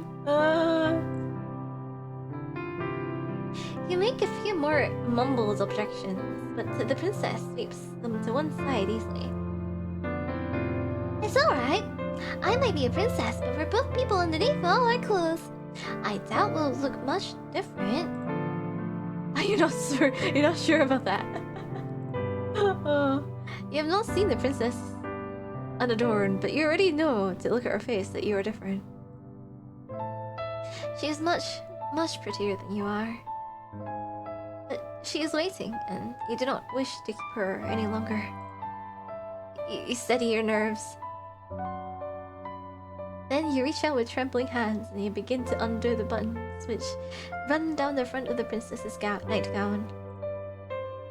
You work as quickly as you're able, which, given how badly her hands are shaking, is not very. Oh, we're all just skeletons piloted by a pink squishy battery. We're all the same beneath it all. Yes. You fumble with a couple of the buttons, flinching as you do so. The princess, however, seems blissfully unaware of what it is exactly that you're doing, or not doing, for your fingers have begun to seize up with the front of her nightgown. Right, before you get like all freaked out, yeah, this visual novel is safe for work and we won't see any naked people. Alright, no worries. Or kissing, probably even. We won't even go as far as kissing. But anyway, I feel like nothing untoward. Well, I mean, I know. Well, this is probably killing, but like, other than that, I don't think we'll even go as far as getting kisses. Kissing, gross. Running with 80% water in this structure. Well, yeah. It's water. Everyone has water. She's not even looking at you. Instead, her gaze is directed beyond your shoulder to the windowsill and the sky beyond it. It isn't particularly sunny. Oh, wait, Ah, it's a princess, okay. The only thing safe in this game is the safe on the eyes. Yeah. If you're not reading the text, yeah. I guess? It isn't particularly sunny, but I don't think it's too cold outside. Going for a walk might not be a bad idea. What do you think, dear one? You think that you would like to finish undressing the princess as soon as possible so you can make some progress in dressing her again. The sight of all this exposed skin is bad for your heart. Fortunately, you're able to make quick work of the princess's nightgown despite your initial mishaps, spurred on, perhaps, by your anxiety. You bid the princess to stand, which she does, and neatly, she steps out of her nightgown, her motions, once again, as graceful and as fluid as a dancer's. This task completed, you search worriedly for the princess's red dress. Does it not need washing or something? Who washes this stuff? Is it us? Where is it? You cannot find it. Sweat begins to trickle on the back of your neck. Did we check the armoire? Your palms, meanwhile, feel uncomfortably clammy. Oh, she's like naked in front of us. Uh oh. The moments pass awkwardly, uneasily, as you search. The princess, standing there all the while, is as naked as the day she was born. Why did you not find her dangerous before you stripped her for her night one? What a fool you are! The princess, noting your panic, giggles and then says, "Are you looking for my dress?" "Yes," you reply, your face flushed. "That is what you were doing." "I thought so. I did wonder before you started undressing me why you not ask where it was. Maybe it slipped your mind?" It was a fancy house fair compared to the sea or the dirt. Yeah, I mean, this is the most luxurious place we've been to so far. Hi, Jules. Hello. Well, it is a castle. This is the inside of the castle. The castle route. The sea is great. Well, the thing is, with the sea, the mermaid route, we had to, like, stay in a dilapidated I don't know how to say it. Shack. Rotting.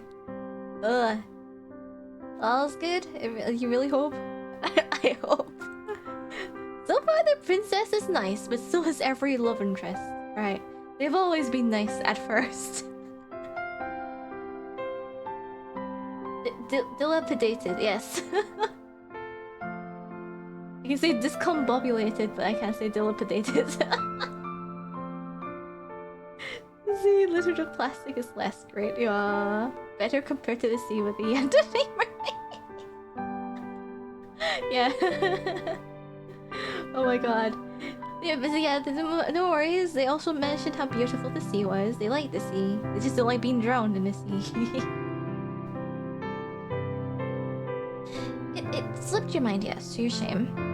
You were too busy trying not to fixate upon the princess's bare skin to think about how to best conceal it. My dress is in my armoire, the princess says, glancing over to the aforementioned piece of furniture. That armoire of hers is an intricately carved wooden structure, large enough or so you estimate, to fit inside it enough dresses to attire a whole ballroom's worth of princesses. Whoa, really? That many dresses? That big? I would like to wear the red one. It's my favorite. Would you be a dear and fetch it for me? I don't want to rush you, but it is rather cold in here, especially when I'm still naked. She raises a good point. You turn away from the princess and make your way to her armoire. Over there, you open its wooden doors and peruse the clothes hanging within. It's just as you expected. Inside the wardrobe lies numerous dresses, all of them finely sewn and decorated with no shortage of ribbons, lace, and iridescent pearls. Oh wow, rich. Rich. Wardrobe's an entire room, probably. A giant armoire. You find the princess's red dress soon enough and then hurry to her side. With your spoils in hand, you hurry to dress her, concealing, once again, the princess's pale skin beneath layers upon layers of soft red velvet. Pretty dress, once again. She really does like her teeth, huh? Teethy dresses. She's easier to look at now, you think, with her skin concealed. What's with all the teeth? She's spiky, I know. That might have been the most nerve-wracking task you've ever had to accomplish, even more so than your perilous escape through this foggy forest. She may be a piranha or maybe a mimic. A mimic! That's a good one. Why, it seems a small miracle that you can still remember how to breathe. Princess of the mimics. That's much better. Thank you, dear one, for your help. You've not been here for a full day, but I already wonder what I'd do without you. Shyly, you assured the princess that you did nothing, really. Nothing beyond your job. You did not do anything incredible. And in any case, being complimented by somebody so pretty is embarrassing. Oh, don't be like that. I want to compliment you. Why shouldn't I, when you've been so helpful? It'd be rude not to, and anyway, I think you're very pretty too.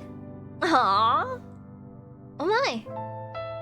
Your face blushes from this more deeply than ever before. You ought to count yourself lucky, really. What with all this excessive blushing, that the princess does not seem to possess any vampiristic tendencies. I think that's like too early to say.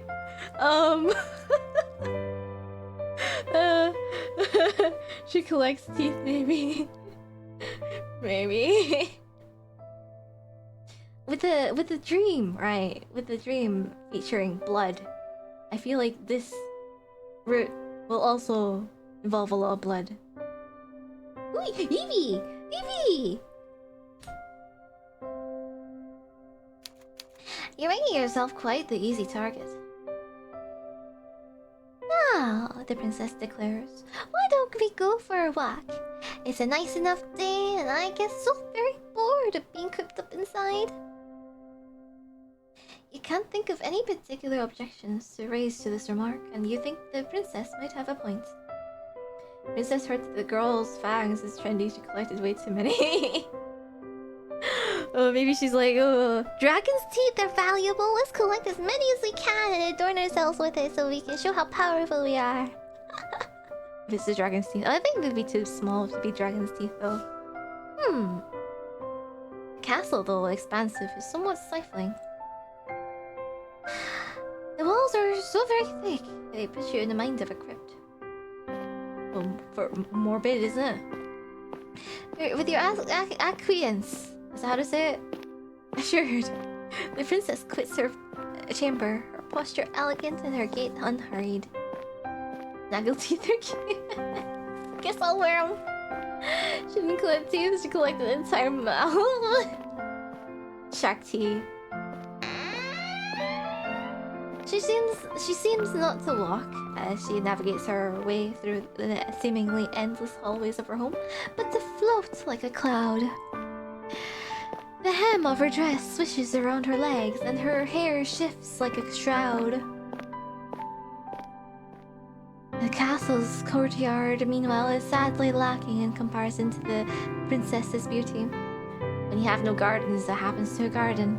I'm sorry, no gardeners, right? That happens to a garden. The courtyard is fenced in by the castle's walls, which look in this dark mid-daylight tall and imposing, faceless soldiers standing sentinel. Whoa, pretty. Oh, I mean, the maze seems pretty well trimmed, alright? Maze? Edges? Well, the sun is out. It is not particularly bright, and neither is it particularly warm. The courtyard itself, meanwhile, is in a state of disarray. Are these weeds or something? I thought they were proper flowers. Maybe. It's just like Rune Factory, the garden has been maintained. Some poor protagonist will have to clean up and grow turnips. Well, we gonna have to do the gardening too, as the only servant in the castle. Oh, I think we signed up for this far too soon. The flower beds are in shambles, all overgrown with weeds. It's all rather depressing. The princess's castle might be grand in scale, but the courtyard itself is simple, hemmed into a claustrophobic degree like a coffin. Oh, another morbid simile. The princess, however, seems not to share your dolorous mood.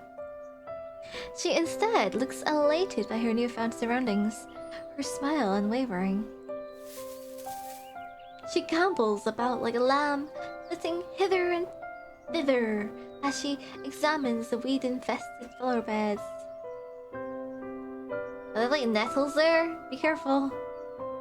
Making a little vampire imagery. Her frolicking comes to seize, however, by a bush. One is full of bright red roses. Wow. Healthy? Also, she's here during the day, huh? She's not being burned by the sun. That's one sign that she's not a vampire at the very least. Well, she could be a variant. Oh, how very pretty! Do you not think they're gorgeous, dear one? The flowers are not too disappointing, you suppose. I suppose. What? They make for A fine spectacle, in fact. A welcome splash of color when contrasted with the dullness and drabness which permeates the rest of the courtyard.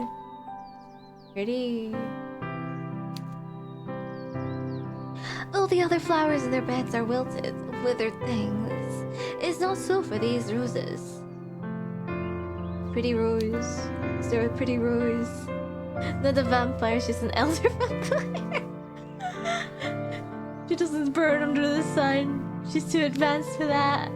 Well, she's a princess, right? Maybe. Alright, ad break. I'll be back in 3 minutes, okay? I'll actually put more ice into my milk tea. Hello, I am back. Let's continue exploring the gardens with the princess, shall we? Hope you're nice and comfy. Wait, what, did I read this? Yes. The wilted wither things. Welcome back, thank you, thank you. I'm back with more ice in my milk tea. That was cold. It's probably, yeah, better for me to keep it cold anyways, milk in there. I don't want to drink milk that's left out for too long in warm conditions. Thank you guys, thank you. They're rich, bright red, just like blood. Their heads so full, they seem almost to droop beneath the weight of their own engorged petals. Oh, dang. Oh, like blood. Oh, the comparison there. They are pretty, in a sense. But there is something unsettling about them too. Something that is almost obscene. Okay, right. How did these roses become so very red? It's like it's sucking the life from the rest of the garden, right? What has been sustaining them? Could it be possible that these roses have been draining the life from the other flowers which are struggling to grow within this garden? Exactly what I said! It is a fanciful thought, but... Oh, they're simply divine! Looking at these roses always lifts my spirits. They really are my most favorite flowers. I simply must pick some of them. Perhaps I can use them to decorate my bedchamber. I could use a bit of color. The princess reaches out as to pluck one of the roses free from the resting place amongst his brethren. Wait, thorns! You watch her, your breath bated, anxious that this gesture might result in perforated flesh and bright red blood. But the princess is not as clumsy as you fear. Oh, okay. Well, she's aware that there's thorns. Of course she's not. Why did she think she was? Who did she think she was? You? Rather than worrying about other people, you'd be better served if you worried more about yourself. The princess holds her nearly pilfered rose to her nose and inhales. Her eyelids falling shut as the flower's sweet scent washes over her. A few moments of silence pass. Then the princess begins to toy with the petals which adorn the flower's crown. Now, let me see. I wonder what fate has in store for me. She loves me. Oh, we're playing this game now. Oh. We have step by scissors. I think we're being a bit more cautious of other people. But she's too pretty to be cautious about.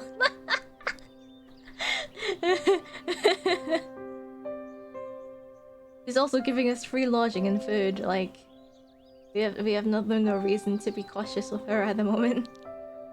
I guess in a sense, but I kind of understand the MC. But still, all the girls so far have been just nice, right?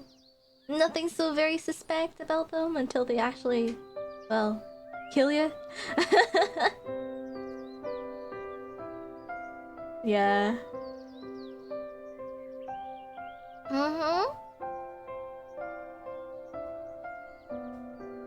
The princess plucks a petal from the flower's overburdened head. Too big. She loves me not. The princess continues with this childish incantation, all the while stripping her rose slowly and methodically of its petals. Who did we think she was? You, implying that we have every confidence we get pricked. Well, even though, yeah, I'd probably prick myself on a rose even if I did know it had thorns. It has thorns, right? I wouldn't be surprised. I'm probably just as clumsy as the MC, honestly.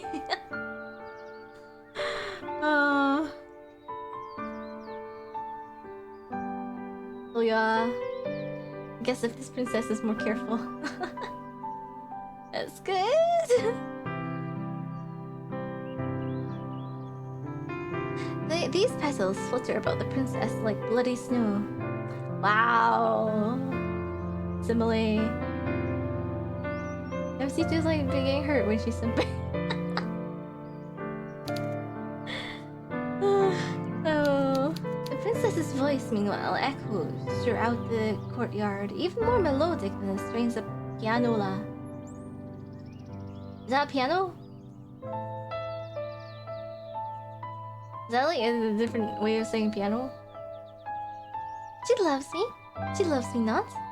She loves me. She loves me not. Who's she? Us? Doll! The princess's fingers hover over the final petal, which crowns her nearly denuded flower. Denuded. And with a triumphant smile, she declares, She loves me! I knew it! "A piano filled with granola."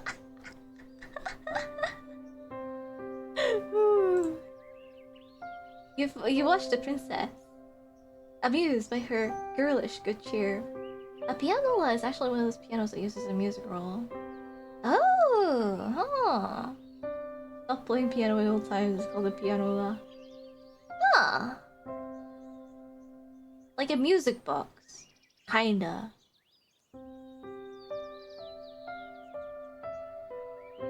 The little mantra she has been reciting is one that you're familiar with. The girls in the conservatoire also used to engage in this little game. The younger ones, at least, who believed that the fairy tale prince would whisk them away. You might have participated in this game yourself when you were a child, but never pinned your hopes and dreams on a handsome prince. Nah, we prefer princesses here. Your interest in princes have always been minimal. It kind of is installed inside a functional piano. Ah, huh. That's interesting. When it comes to fair princesses, though, well, that's a different matter altogether, isn't it? Yeah. Pleasantly, you ask the princess whose love it is she wishes to court. A query which makes the princess giggle. Oh, dear one, who else could I be thinking of? Naturally, I was thinking of you. Naturally. She says it so easily, as though you ought to have suspected as much. And indeed, part of you did. Because we're the only one around. Fair princesses imply this game has unfair princesses. So far, every princess, every love interest has been fair. Has been a fair girl. Well, fair as in, like, pretty, but not fair as in, like... just. You wanted to believe, Yet, part of you was afraid to. You did not want to be arrogant enough to assume that the princess might care for your affections. You begin to blush, your cheeks almost as red as the roses, while the princess laughs. she laughs and she laughs and she laughs. Her voice clear and sweet like a nightingale song, as though you are the funniest thing she has ever seen. You never liked being laughed at when you dwelt within the walls of the conservatoire, but it is different with her. You have not known her all that long, but you're already entranced by her, ensnared. We just knew her yesterday, since yesterday. Wah. Pretty looks go a long way, huh? She has you wrapped around her little finger. Oh my! The princess's laughter tapers off into a series of giggles as smiling, she wipes her eyes with the back of her hand. That was quite the amusing diversion, but I just had an idea. You looked at the princess curiously. What idea? You can't tell? You cannot even begin to guess. I just thought all this watching must be boring you, the princess says, tossing the rose stripped stem carelessly to the ground. You should give it a try. Please do. It'll be fun. Oh, we're gonna cut ourselves with the thorns, aren't we? Oh, for sure. Oh, we're gonna awaken the inner vampire. The princess retrieves the second red rose from the bushes, deftly snapping it between her fingers, and offers it to you. I want to see what fate has in store for you too. You smile at the princess, touched by her enthusiasm. Indulging in childish games like this might not be the best use of your time, but the princess looks so very determined that you would not wish to hurt her. What could be the harm, really, in consenting? The harm is with roses and their thorns.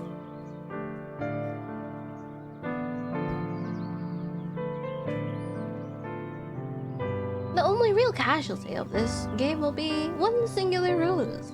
The rose that the princess is holding towards you. And your fingers! You reach out, meaning to accept the princess's offering, but... Oh no! You're clumsy and you seize the stem of the rose with a touch too much strength. We're too eager. Oh. Ah! The head of the rose might be pretty, but there's more to a rose than its bright red flowers. Roses have thorns too, a fact that you are now being painfully reminded of. Pain flares through your finger and you gasp. You take a step back, the hem of your skirt swishing about your ankles. Your finger is stinging, and so are your eyes. You ought to have been more careful. Roses also taste pretty good in chocolate, but nobody ever mentions this part. Oh, really? I like the smell of roses, but I don't really enjoy eating roses, personally. I don't know, I had rose-flavored Turkish delight, and it's like, it feels weird. Anime protect levels of blood. Maybe. Why were you so stupid? You poor dear! You're bleeding! The princess exclaims, alarmed. Then she frowns. No, this is all my fault. If I'd not suggested this silly game, this never would have happened. Please, let me take care of you. And how is she gonna do that? She's gonna suck her blood, probably. Perhaps she means to take a handkerchief from her pocket, with which she might staunch your wound. Princesses tend to carry handkerchiefs around with them, don't they? Silken ones? This is usually played with daisies. Yeah, much more harmless. But the daisies are all dead. The roses are prettier. We had no choice but to pick the roses. How else would they give brave knights tokens of their gratitude once these aforementioned knights have successfully slain dragons? Princesses can hardly dispense kisses as favors. It's simply not done. I was just gonna kiss our finger? That's what you always thought, but... Please hold still. This might sting a little bit. This princess is anything but ordinary. Rather than take a handkerchief out of her pocket, she, instead, encloses her white, slender fingers around your hand. Carefully, as though she is handling a precious object, she raises your hand, her eyes affixed all the while on the beads of startlingly crimson blood, which are oozing luridly from your wound. A pansy appreciator. Oh, pansies, eh? She licks her lower lip. Oh, she's getting hungry. Then she dips her head. Oh! Oh, Yuri! Oh. This illustration is pretty though. She's taller than us. Ah. This is pretty. Look at all the petals flying about in the background. And like all the roses to here. Pretty, but the music is making this look unsettling though. MC's, yeah, protagonist is really cute. Oh yeah, she has pink hair and pink braided hair. Yes.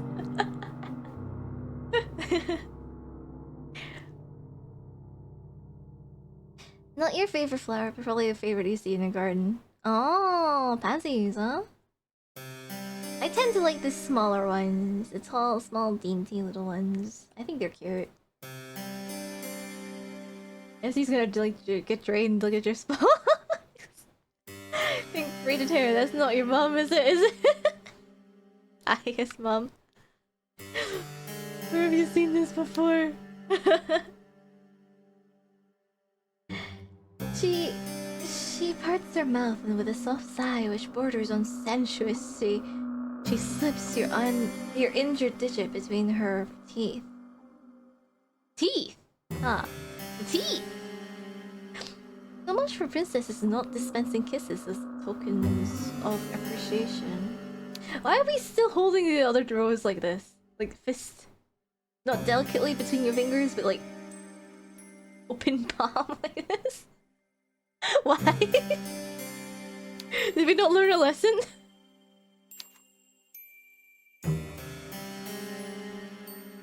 This might not be a conventional kiss, but it feels intimate regardless. Almost startlingly so. She really loves that rose we did not learn. The princess's lips, which are as red as any rose, are enclosed around your index finger. You can feel the warmth of the princess's mouth about your skin and the wetness of it. These sensations make your whole body quake. You did not expect this. Tremulously, in a voice which quavers, you ask the princess what it is she's doing. Okay, I'm sorry for saying that we're never gonna get a kiss on any route. It seems that we got a kiss on the finger. Kiss? Bite? I don't know what she's doing. Lick? Princess's fingernails a little sus. Ah, the odd choice of nail polish? That is a choice, but it matches her outfit. We were outside the game, we kind of expected it. Oh! The princess glances up at you, her mouth still enclosed around your finger. Didn't I tell you? I am trying to stop the bleeding. Yes, you gathered as much, but... Is there a problem? I am not making you uncomfortable, am I?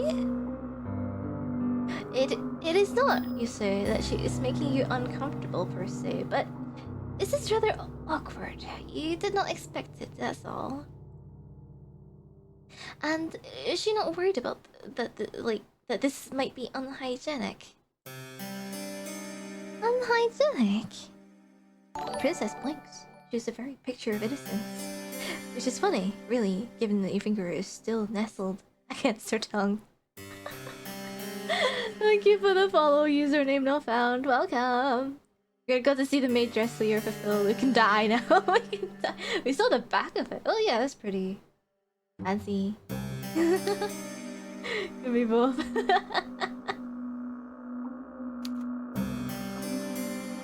I do not know what you mean by that exactly. I've heard that this is the best way to take care of cuts. My nursemaid used to do this for me when I was a child. That's what you're supposed to do. And, you ask, your voice catching in your throat, did her nursemaid keep staunching her wounds with her mouth when she grew older? Well, no. But my nursemaid was dismissed when I was 8 years old. That's a normal way of things. I had my ladies' maids to look after me then. How very interesting. And did they ever clean her wounds like this? No, the princess says, smiling mischievously. Because I'm not clumsy enough to cut myself, silly. Sorry. Now that was quite the sharp retort. You did not expect it. Your face turns even redder, if such a thing is possible. Though this might, perhaps, be to your benefit. With some luck, all of your blood will flow to your face rather than to your finger, and your bleeding will stop. Has it stopped? Your injury was not a deep one. There should be no need for the princess to keep on sucking, but she still is. You're not accustomed to the intimacy of this nature. It is making your heart flutter. If the princess knew what her mouth was doing to you, you are sure she would not be so very familiar. The maids are all vampires. The protagonist is probably going to become a tomato. All this blushing. Well, the princess is pretty. Probably the prettiest person she's ever met thus far. She's showing her this much affection when she'd never been shown affection before. Not even by her parents. No friends. I guess it's understandable for her to be this flustered. But yeah, most of all because she's in front of a pretty princess. In this situation, my goodness. You feel quietly, crushingly confident that she would scorn you for your feelings and deem them unnatural. It would not be the first time. At this point, you should be used to rejection. Don't worry, the princess is a lesbian too. It still stings though. It stings much more than any thorn on any rose ever could. Aww. The days passed following your misadventures in the rose garden in a relaxed, unhurried sort of manner. Okay. I think I know what is coming. Maybe. Your mad dash through the forest is beginning to feel like a distant memory. So much so you can scarcely recall the raw, naked fear you once felt as you fled for your life. When we get comfortable. Right. When we get comfortable, things happen. It's quite hurried. Oh, you mean the pacing of the story? That's fine. This is a free game. It's always like... And there were 3 other routes as well. 3 routes total. So far. Anyway, I think. It looks like... I don't know if there's a 4th secret one or not, but we'll see. There is no running to be had while you are working for the princess. It's deliberate. Fair. It's probably just idyllic, everyday stuff. Just passing time. Happy times with the princess. Growing comfortable. You would have nowhere else to run, and in any event, there is no longer any reason to run. So you were getting comfortable. The shadows which once tormented you have at long last begun to recede. You can scarcely recall as you lay down in your bed the petty cruelties you were subjected to by your classmates at the conservatoire. Where are we getting the food, by the way? No one's preparing it for us. What? It's funny they specifically used the word unhurried for his time skip.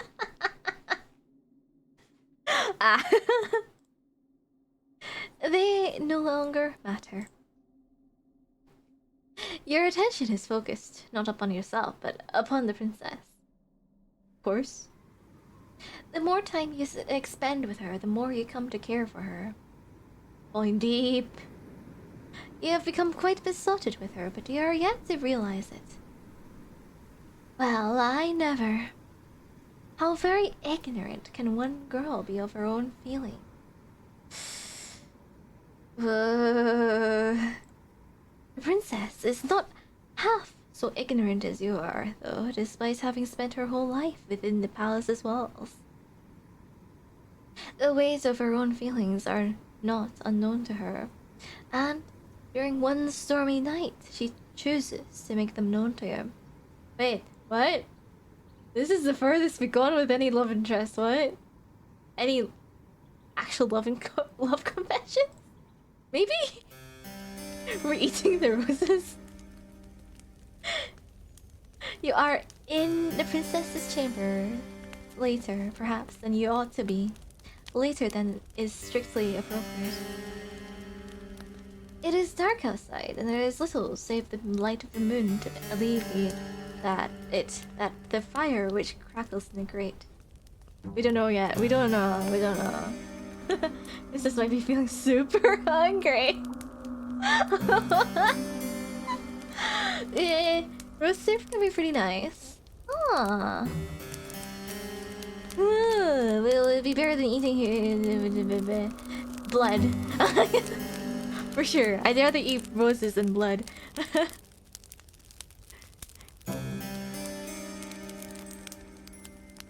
Midnight snacking. Thus far, right? The other love interests have been pretty ambiguous with her. Well, I mean, the mermaid only sort of professed her love for us as we died. And the grave digger didn't really profess her love to us, I guess, as much as she did like admit that she considered us dear to her. But still, blood tastes like sparkling water, supposedly mental. The iron, yes.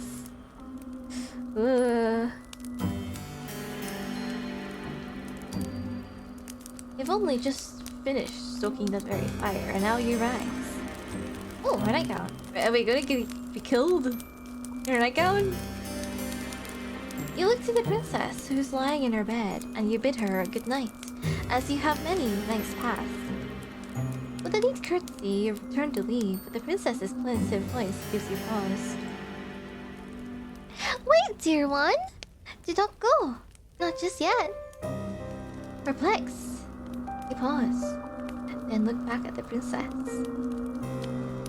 Though she is smiling, her expression is unusually wan. Is she alright? Oh, I'm sure I'll be fine. It's just nights like this, you know, which make me feel a little out of sorts. And what, you ask, does she mean by that?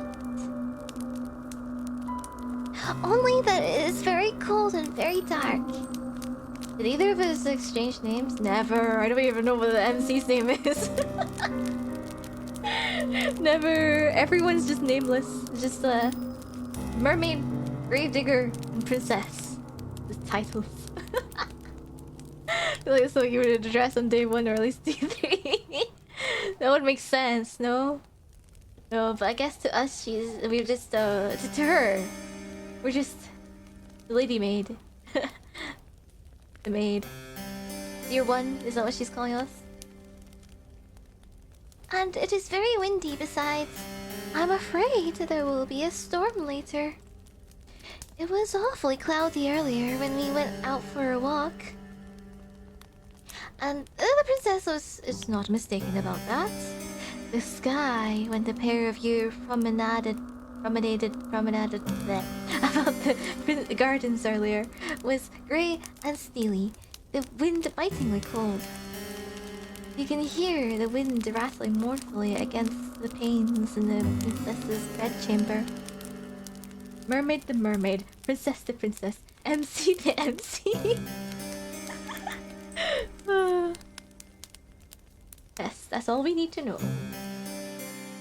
The princess's castle is made of stone, and it is well fortified, but even with the fire, it is rather cold.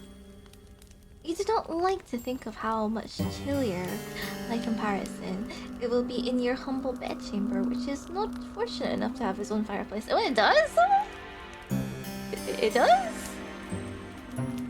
Maybe it's broken. It's like fake fireplaces, that's a thing. It It might sound childish, but I've always found it hard to sleep on stormy nights like this.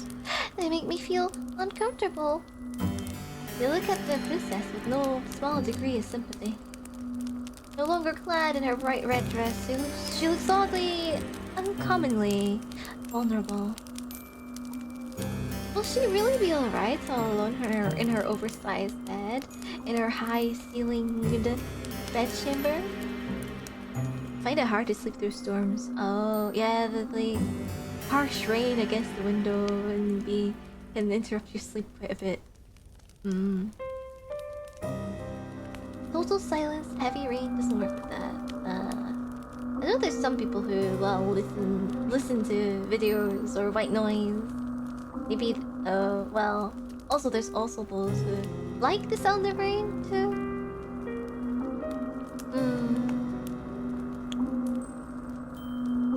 It's like, that's why there's like a lot of lo-fi with rain sort of music, BGM.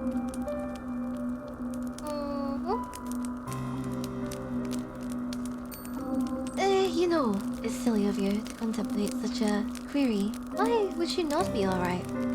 There's nobody in the castle to hurt her, but still you fret for her. As her lady's maid, it is your job to fret for her.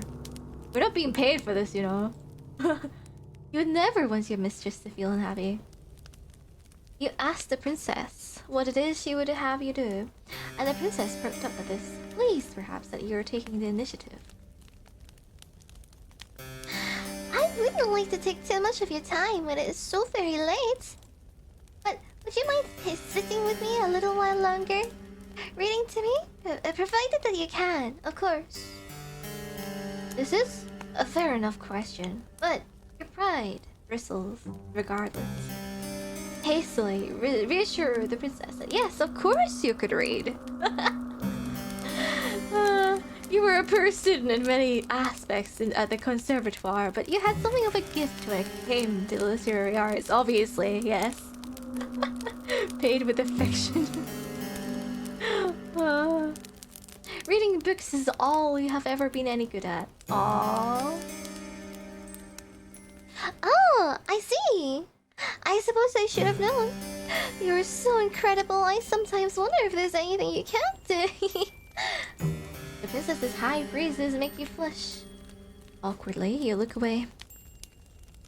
Being able to read, you reassure her, is not such a great feat. She probably expected you to be a peasant who is unable to read, right? Not all maids can. Perhaps it isn't where you hail from, but it is here. Very few of my old servants could read, and they certainly couldn't read the books that I like. This piques your interest. Intrigued, you ask the princess what books exactly she likes. Oh, right. Common interest. Well, I'm glad that you asked. I'm fond of fairy tales, you see. Old ones from centuries past. Ooh! I have a collection of them here, the princess says, indicating a book on her bedside table as thick as a mortuary slab. Oh, again. With the morbid similes.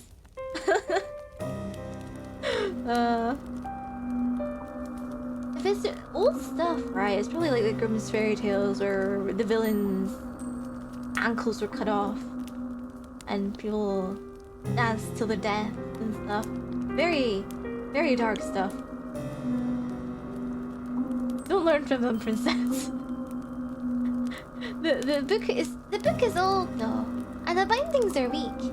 The page is brittle, the writing woefully old-fashioned. She's really asking for it. I didn't trust any of my past servants with that book, but I think you would do a good job breathing life into those old stories. Would you mind reading to me for just a brief while? Please, dear one. Oh, please. The princess's request seems a simple one, expressed sweetly, so much so you see no reason to refuse her. You take a seat beside the princess, upon her luxurious bed, which sinks beneath your weight.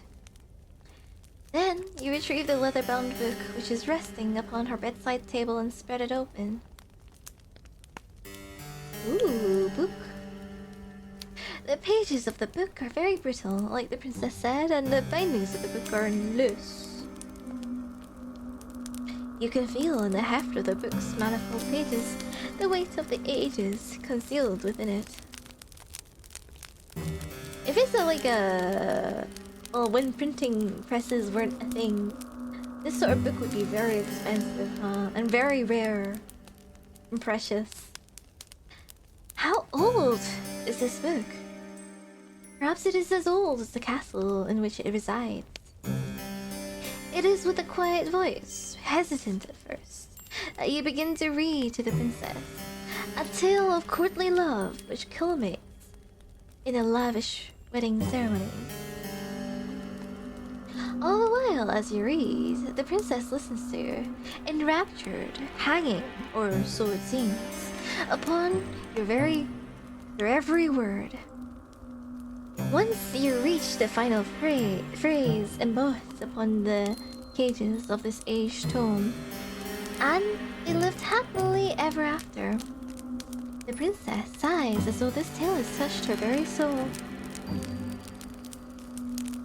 Oh, would that there was a handsome prince to marry me, she says somberly.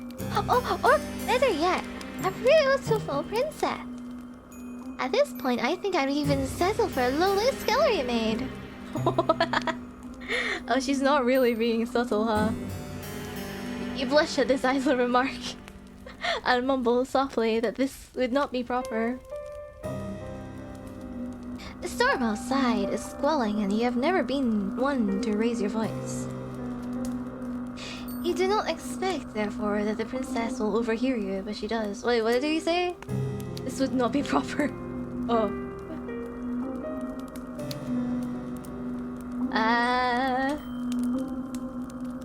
I don't think she'll take well to rejection, though.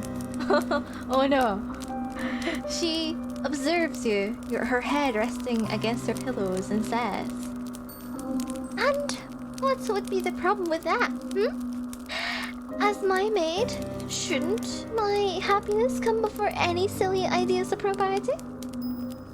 "Well, of course," you reply, "but for a princess to marry a scullery maid." "Oh, you're still hung up about that?" the princess titters. "Don't pay it too much heed. I'm just talking to myself. As if anything like that would ever happen when there's no priest around who would officiate it." You think there are greater issues with the princess's plan than the lack of priest? Though she does present a good point. The castle is an empty one. Even if the princess were to find somebody that she loves, there would be nobody to make such a wedding official. Nope. You cannot help but feel like you have avoided a good deal of nuisance. Well, if it hadn't been empty, right? We might have just gotten married in that day.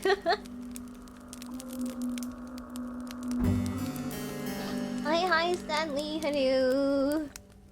We're back to visual novel reading. We're comfy. But by the same token, do you not feel a touch disappointed? Well, never mind.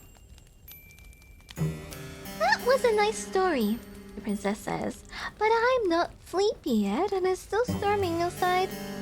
Won't you read me one more? You would not mind, you reply, but it is getting late.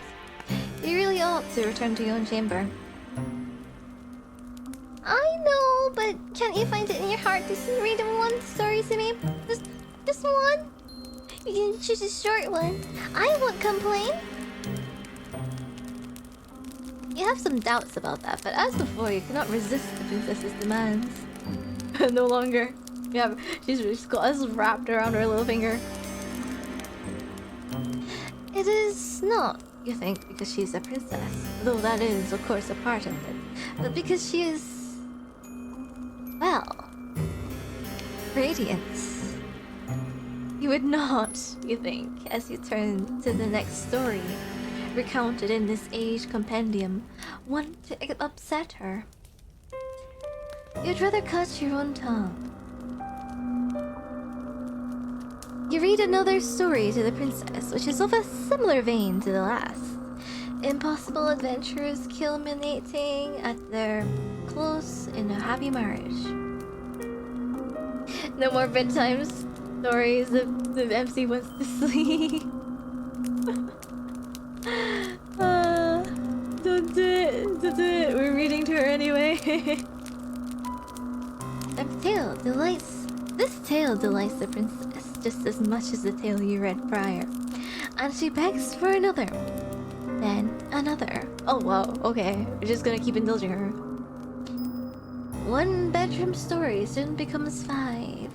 And even then, when the candles which flicker on the princess's bedside are close to guttering out, the princess is not satisfied. Like a grasping, greedy child, she has never heard of moderation. When she wants something, she seeks to glut herself with it. Her only request that of more. If she were less comely, perhaps her inability to adhere to the word no would be seen as a character defect. The princess is very comely, however, and so, when she makes her next request, you almost agree offhand, without considering the ramifications. I think I should go to sleep now, but the storm is still raging. I feel lonely on my own in this big empty bed, so...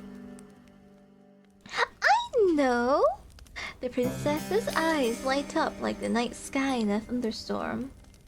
Why don't you sleep with me? You stare at the princess, your eyes wide as goose eggs. Slowly, you blink. Then, just as slowly, you bid her to repeat herself. Didn't you hear me? The princess giggles. Maybe you've been so busy cleaning up after me you've neglected to clean out your own ears. I said, fair one, would you like to sleep with me? If that is the question she truly means to ask, then it is easy enough to answer.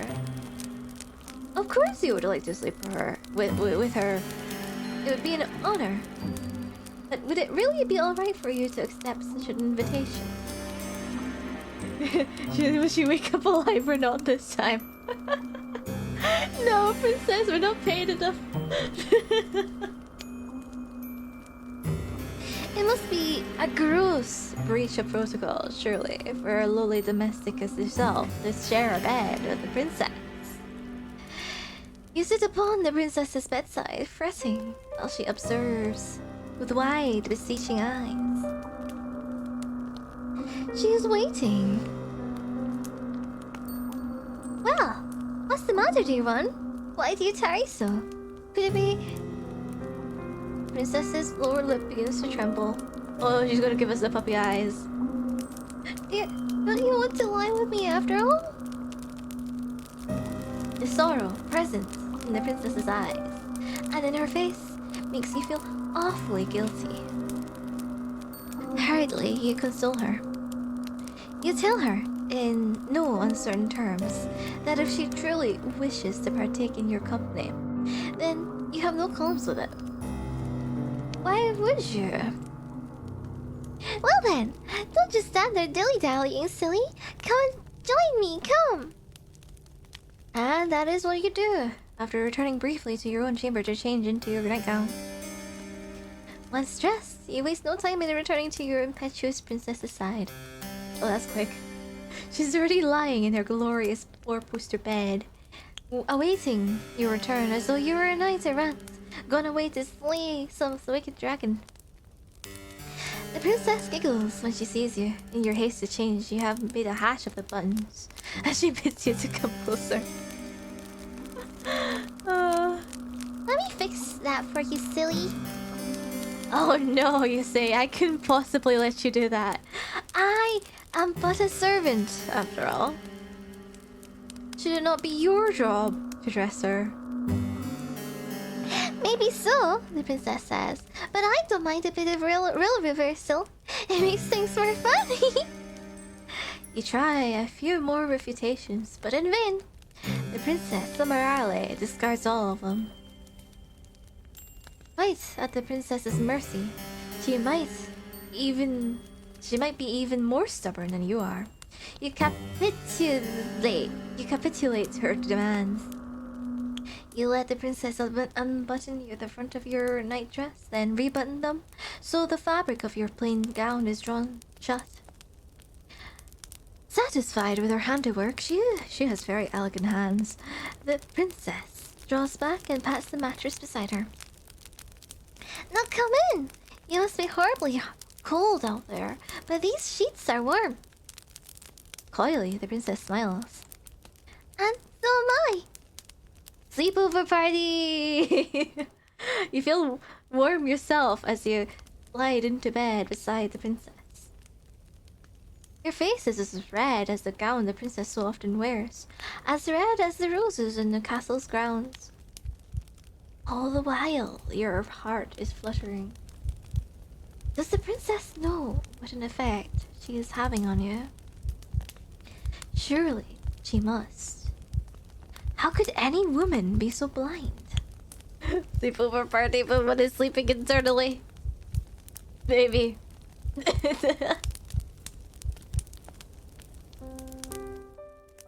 There! The princess exclaims, once your body is lying beside hers. That is much better. Do you feel cozy now, dear one? You swallow, and with a shaky voice, you reassure her. Yes, you're cozy. You're quite cozy indeed. Very good. The storm might be raging outdoors, but it can't get us here. I know when I'm with you, I'll be safe. It's strange, but... The princess reaches out, then takes your hand in hers, twining your fingers together like a chain. When I'm with you, I feel so very light. It's as though nothing in the world can hurt me. You make me feel safe, so I want to make you feel safe too. Do you? Do you? I'll take very, very good care of you, I promise. Return her smile with one of your own, touched by her thoughtfulness, though something about her promise does make you wonder. Hi, wonderful. Thank you for the hydrate. Thank you, thank you.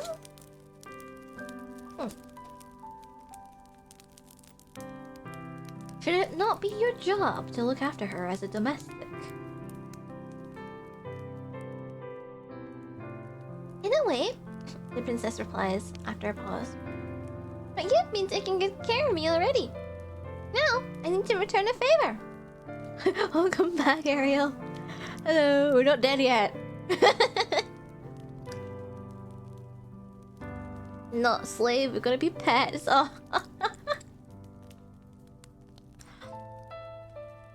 We're gonna get married? I don't know.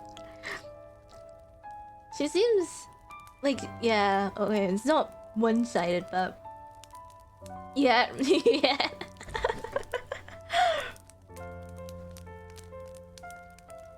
As a princess, I'm supposed to look after my vassals. Oh yeah, I don't remember if I read this. In a way, the princess replies after a pause. But you've been taking good care of me already. Now, I need to return a favor. As a princess, I'm supposed to look after my vassals. It's all part of the job description. You were unaware that being a princess came with a job description. You thought the profession came with far fewer written responsibilities and far fewer forms to sign than, say, becoming a doctor, or an astrophysicist, or a mathematics professor. You tell the princess this sleepily, and she laughs. You did say some funny things, dear one. I think you must be tired. Rest your head. You've been working so hard. I think you deserve it. Yes, you think, only half conscious. You think you deserve it too. You've been working hard for a long time.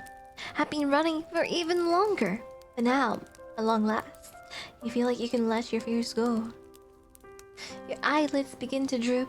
Your body belagged by a sudden, all-consuming fatigue. Now, The last time we fell asleep in front of our love interest, it did not go so well for us. Okay, we'll see about this time. And in a quiet, understated sort of way, your consciousness is conveyed to Morpheus's kingdom. Normally this sounds calm, but in this context, no. The happy music as well from earlier. Now, it's silence. Your sleep is a deep one, despite the storm which rages outdoors. The wind is howling like a couple of wildcats, both locked in a vicious and bloodthirsty bout to the death, but you do not hear it. Swaddled by the warm blankets about you and soothed by the princess's presence, you are immune from all the ills of the world. When you are with the princess, you feel safe, secure, and yes, you even feel loved.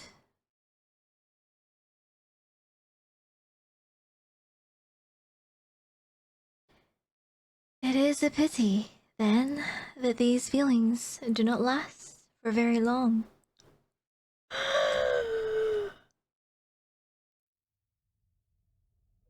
You know that something is wrong, catastrophically so, the moment you open your eyes.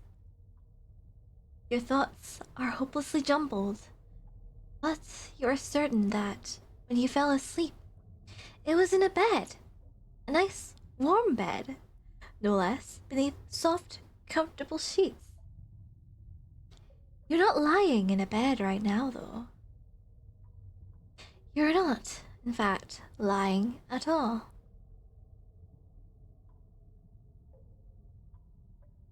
It was all a dream. Oh no, this is our nightgown. Like, wait! Is this like a case of the Bluebeard thing? Kinda? Huh? There's skeletons with maid dresses too.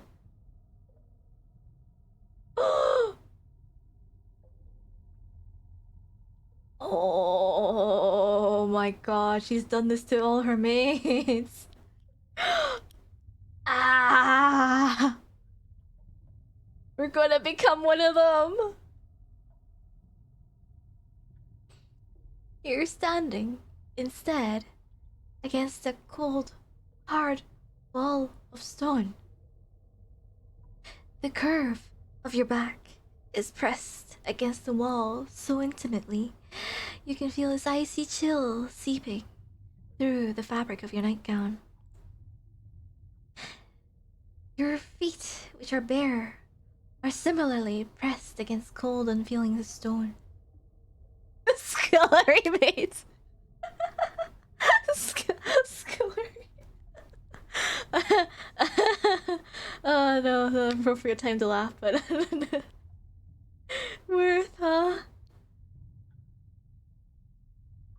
You feel so frigid, you cannot help but tremble. You're trembling so much, you can feel your teeth chattering together. They sound like castanets. The sound is almost jaunty as it echoes through your cell, for that is indeed where you are. The princess's bedchamber wherein you fell asleep is a thing now of the past. You were standing, you realize, instead, with a sharp start, in the cell of some great underground dungeon.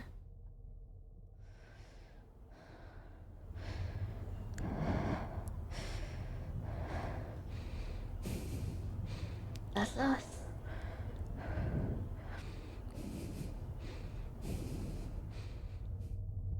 You swallow, and when you do, you can taste something bitter on your tongue. Wait, were we force-fed something? Your stomach is beginning to churn with anxiety. Harsh breathing's in the game, by the way. It wasn't me. Looking around if you accidentally opened an ASMR video. Nope, it was all the game. Your stomach is beginning to churn with anxiety. You feel like you're going to be sick.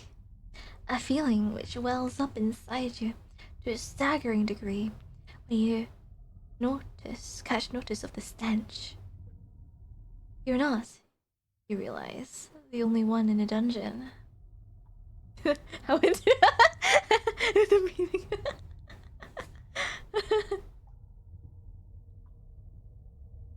There are others here. Others attired in the same simple black and white outfits of servants which look much like this dress that you once wore. The others who are with you, however, in this expansive cell, manacled to the walls, are in no fit state to talk to you, nor to tell you of their plights. They're all unfeeling, unseeing, unbreathing. They're all dead.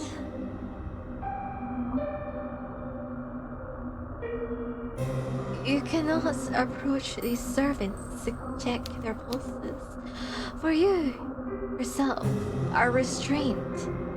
But even if you could, there would be no point.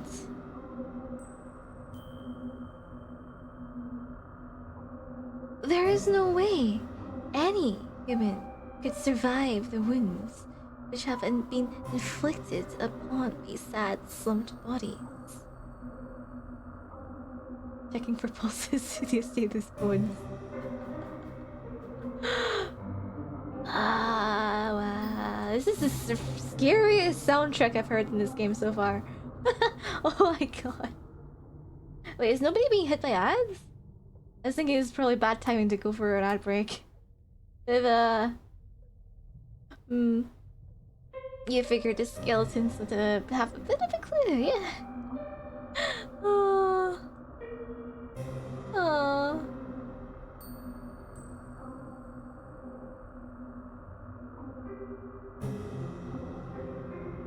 If not, right, okay, if there are no ads, I'll just keep going. We don't want to keep you guys in suspense. There is no way any human could survive the wounds which have been inflicted upon these sad, slumped bodies. Over there, you see a woman slumped. In front of her, once white apron stained with blackish blood. Yeah, the blood stained? Oh, thank goodness we don't see it. There's a gaping wound in her stomach, one through which her entrails. Wait, we're actually seeing the corpses?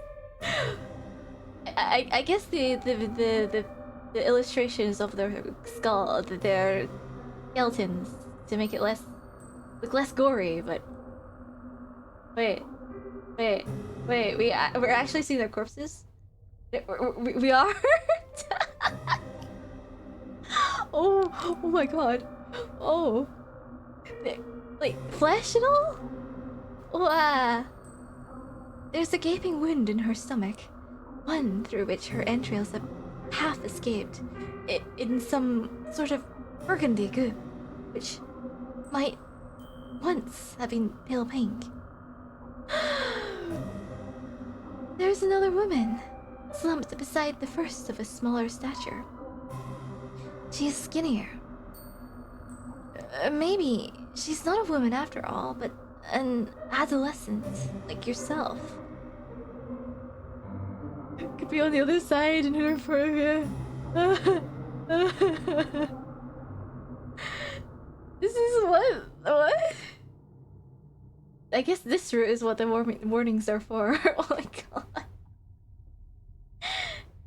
She might even be younger. The girl's age, or lack of, did not preclude her attacker from inflicting upon her horrors. Alas, for her body is even more mutilated than the first. Her body is peppered with even more wheals, and her face has been half smashed in. Only one eye remains, staring fixedly at the wall opposite her, in the ruined remains of what was once her skull. Over there, you see a woman who is missing both her arms and her lower jaw.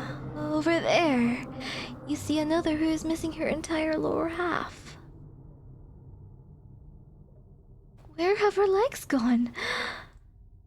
You have no idea. The injuries inflicted upon these bodies are ghastly, but their advanced decay is enough to turn your stomach. You know not how long these carcasses have been lying down here, but they have begun to putrefy. You fear a similar fate might befall you should you stay here. You need to escape. Fitfully, you struggle against the manacles which bind you, but alas, it is no use. You cannot free yourself from the walls. Your restraints are much too strong, and you are much too weak. Panic rises in your throat, cold and icy, while terror seizes your heart. This too glacial. It is obvious that escape is impossible, but you still squirm and writhe like a rat caught in a firestorm. There is little point, however, to your struggles. You succeed in nothing as you attempt to free yourself, save making the steel manacles dig into your abused wrists more sharply than ever. You gasp. That hurts. Well, you ought to have known that that would not work. The very definition of insanity is, performing a set action over and over again, hoping for a different response. In that sense, perhaps one could argue optimism is not so very different from insanity. Now, that is an interesting point to consider. Would you not agree? No, evidently not. You are still trying to escape, you foolish girl, as if that will do you any good. The clangorous rattling of your steely restraint is rather starting to get on my nerves. You are making enough noise to raise the dead down there in your dark, dingy cell, and all your screaming is hardly helping matters. I wish that you would cease this infernal racket, but I know you will not. Narrator is so mean. Nothing I say could ever get through to you. Not that you have ever listened to me in the first place. Perhaps you would listen to her. Oh. Footsteps.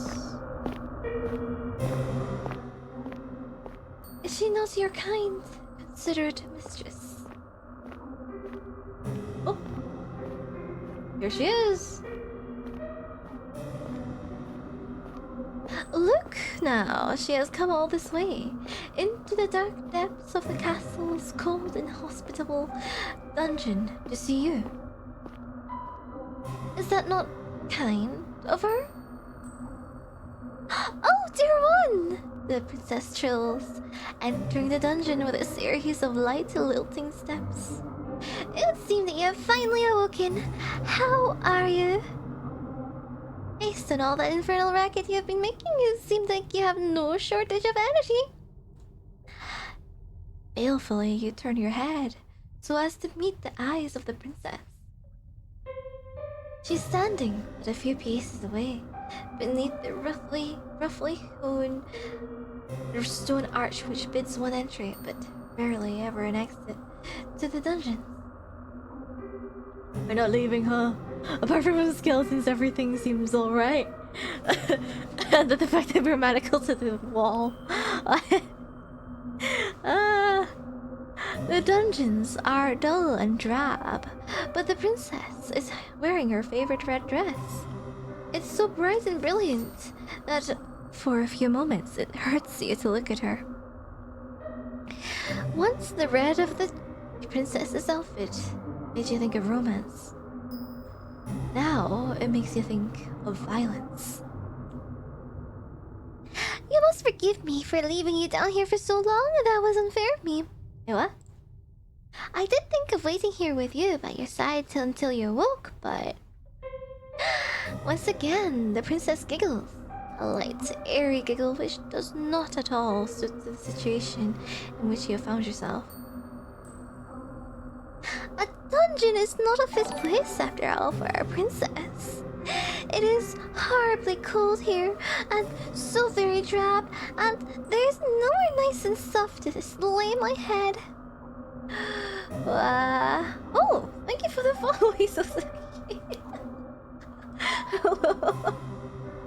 Wait, nice to meet you.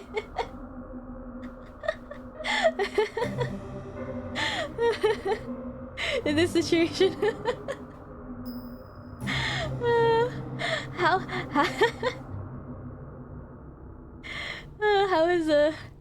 was your day? Look at this very comfy question mark. Visual novel reading. Thank you. I'll give you a shout out actually, yes. Isozaki is the one who likes singing. Check him out. There's a lot streaming too.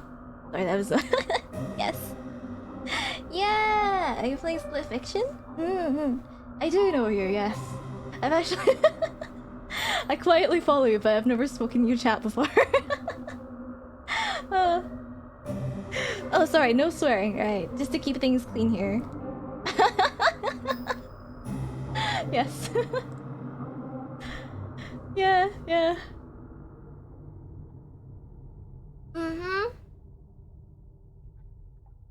Oh, whippersnappers. That was better. Yup. I think you usually stream around my daytime? Yeah? I've mostly quietly lurked in your stream, so... But yes, quite a moment to enter my stream. We're being killed by a yandere girl. I think. I presume maybe this is a lesser known game, so you probably don't know the context for this. This is a girls' love game, a Yuri game. It's safe for work, don't worry. Your eyes are probably safe unless you're afraid of skeletons, but your ears, the descriptions of mangled corpses may not be as nice. But yes, we fell in love with a princess in a castle, and she's now keeping us captive in her dungeon. I don't know what for, but we're surrounded by corpses, and it does not look good for us.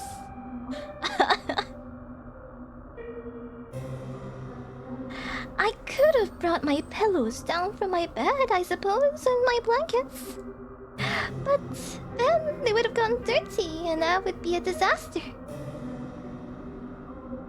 I need to be more careful. I won't have anybody left to clean up after my messes soon.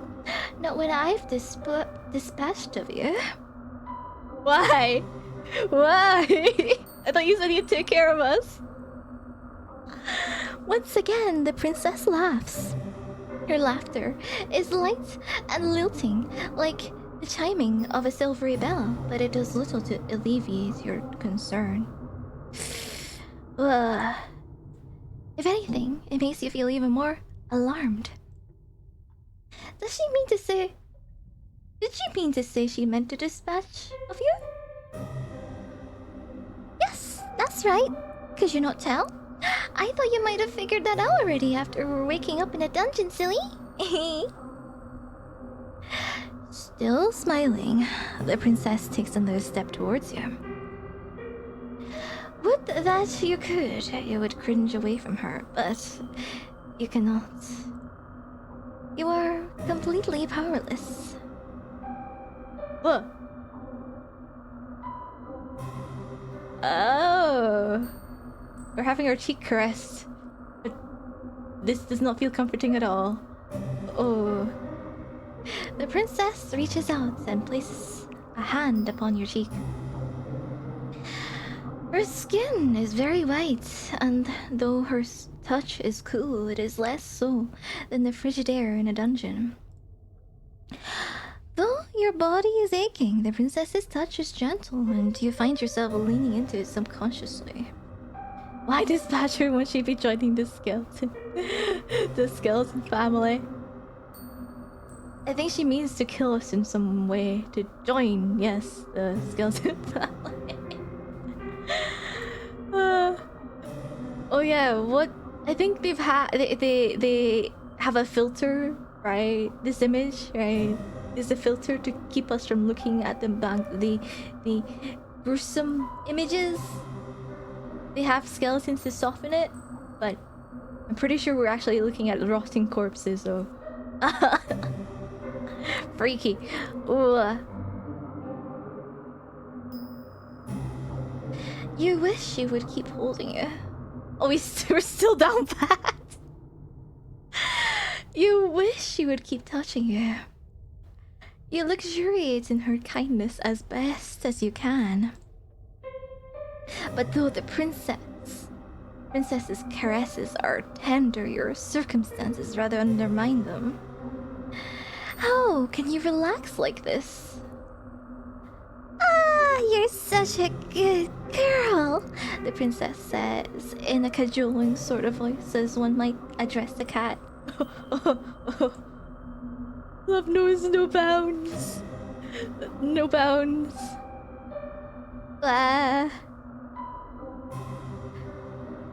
This love is unhealthy on both sides, I feel like, yes. They've got no one else but each other. And the main character, right, is so starved of love, she'd accept anybody who shows her a bit of affection and goodwill. She's far gone outside the solar system with her sibling. It's Gigi. We're gonna die. It's over. You've been so lovely to me when we've been together.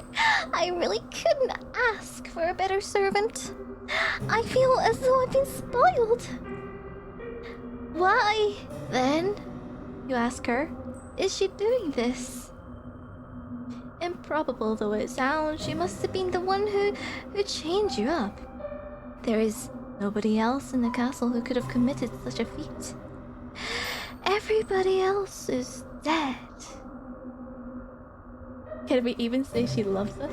Aren't we really the only one who is done bad?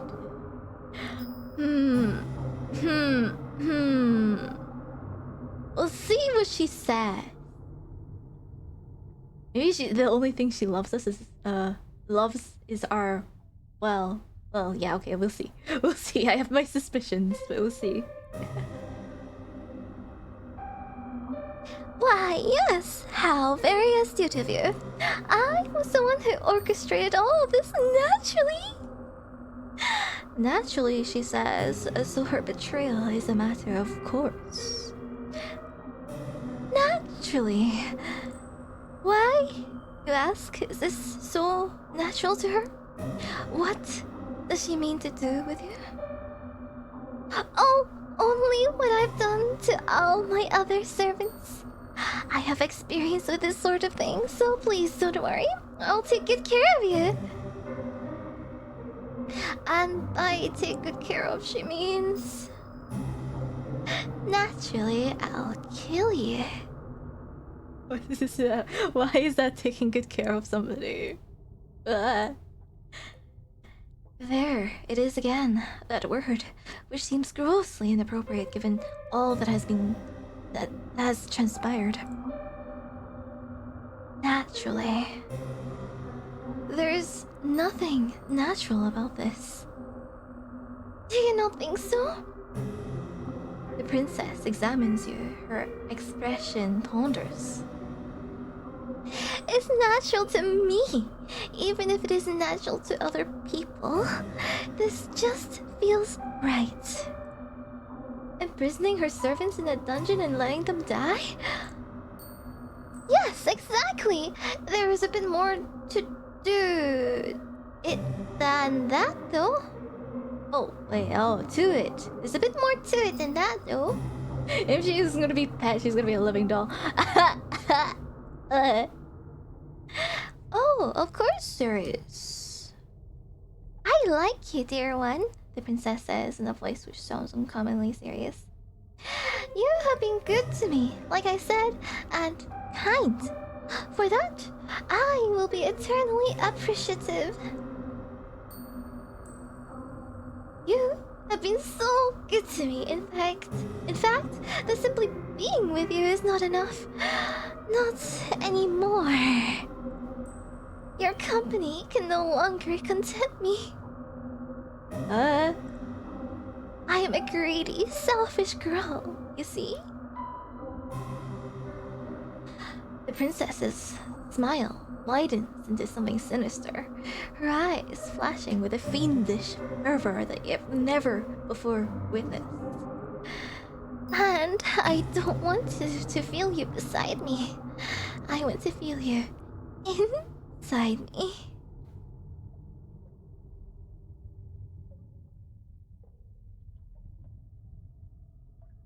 There were warnings of this, guys. Content warnings. Well, of all the things your charming captive that could have said, you did not expect that. The princess, perhaps noticing your confusion, begins to giggle. A giggle even lighter than meringue, and just as airy. Just as airy. As he's gonna get sashimi'd. Princess is making clear what she wants now. Oh yeah, yeah. She's not shy about it at all.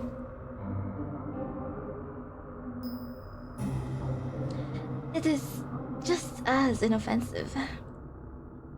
We still like the sound of her giggle. I can see that you don't understand, dear one, but you aren't the only one. The last lady's maid said that too. Vainly, the princess sighs.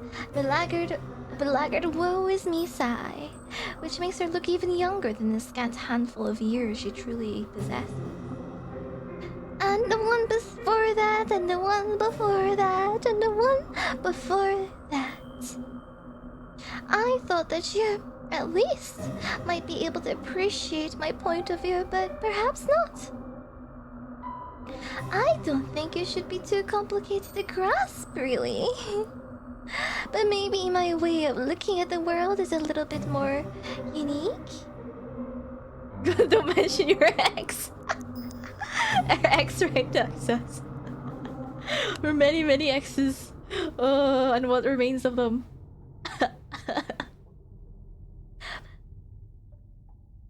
That's what my nurse always used to say. At least when she still had the breath to speak, of course. Did you what? Did you do this to her too? Why tie in the basement if she really wanted to cook her? Or maybe yeah, she likes sashimi. She likes it raw. No, not cooked. You look at the princess. Where else is there for you to look, really? Your eyes affixed to her face, her very, very pretty face. She is still smiling, but there is something sinister about her smile. Or perhaps in your anxious state, you're only imagining it, that there is something sinister about her smile. It is easy to see things which do not really exist when your surroundings are festooned in shadows. In actuality, however, the princess does not look any different to how she usually does. She's basting her meal with fear. Neither is she acting any differently to the way she usually acts. She has not changed. It is only your perspective of her that has changed. Tremulously, you ask the princess what she means. A question the princess is only too happy to answer. We don't understand yet what's going on. It's simple, really. Like I said, you were wondering, weren't you, why there weren't any guards or any servants in the castle when you first arrived here? The question had crossed your mind, yes. You were sure that the princess said her minister sent them away, though. Was that a lie? I wasn't being wholly truthful, no. I thought you'd be afraid of me if you knew what had actually happened, and I didn't want that. I wanted you to stay with me. My ministers didn't send anybody away because I don't have any ministers. I dispatched of them too. You ate them, maybe? What? Killed them in the same manner? Did she know? How powerful is this woman? Girl. You suppose you ought not to be surprised, but you still shudder regardless. My ministers weren't much fun, I'm afraid. They had a lot of ideas about what I should and shouldn't do after my parents died. Princess stares at you, her eyes wide, like black holes, empty, yawning abysses. Oh my god, I can imagine that.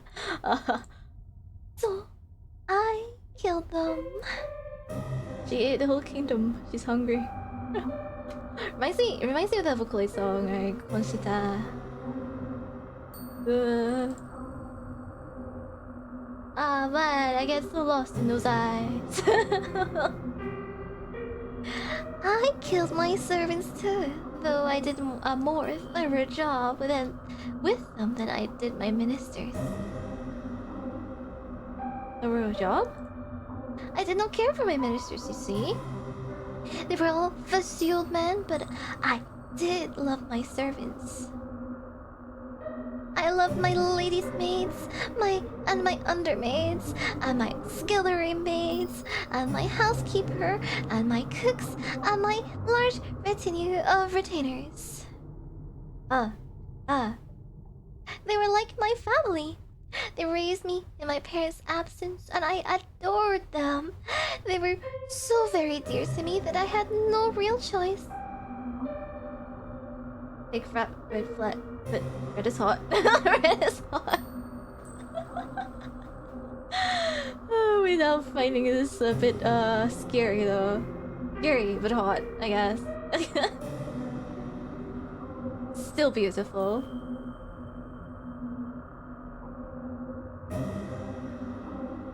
I had to eat them. Eat? What? Eh? Eh? What is this logic? Does that follow? Not logically, no, right? Why? You asked the princess, voice trembling. Would you eat the people that you love? It seems a poor way to repay them for their kindness. Well, why wouldn't you eat the people that you love? I don't think there would be any greater way of showcasing one's gratitude unless you had any better ideas. What? I didn't know there's like gifts. That's easier. You have lots of money, you're a princess. You weren't expecting the princess to turn the tables on you quite like this, and dumbfounded, you stare at her. You know precious little about love yourself, so it is hard for you to form a convincing rebuttal, but you muster up a few token arguments. You tell the princess that eating people isn't very nice, and neither is it strictly legal. Well, I don't know. She is the princess.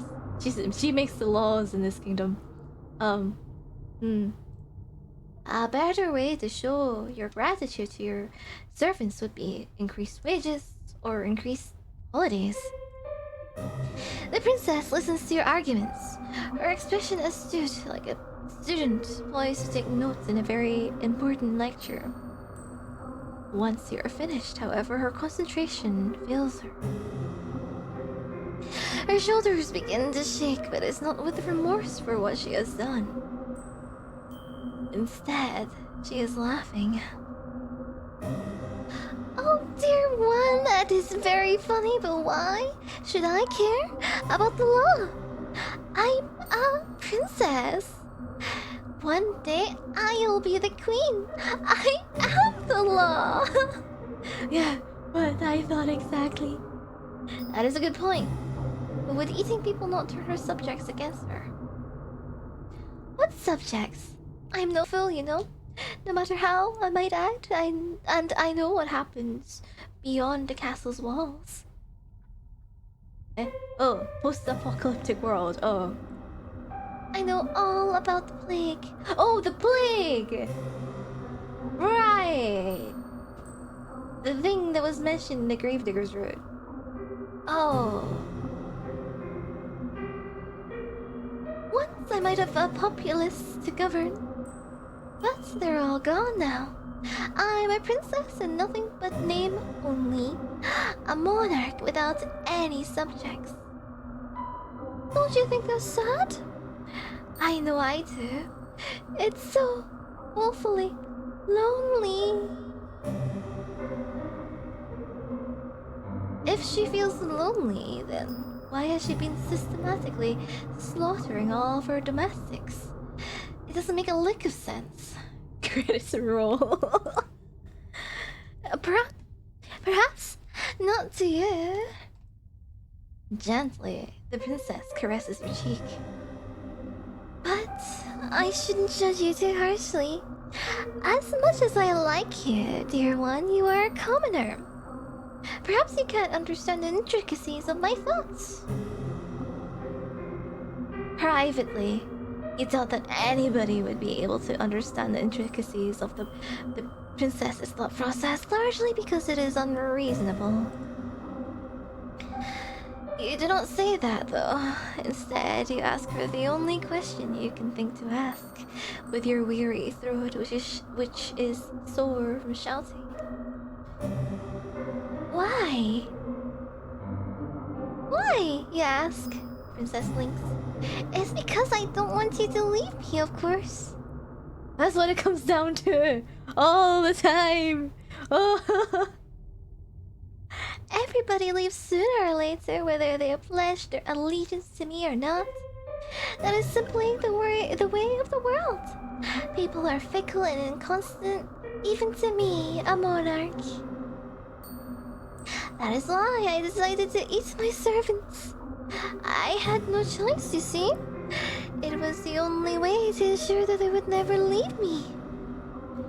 When you think about it, they should be grateful that I would demean myself so to consume their flesh and blood. I am a magnanimous. I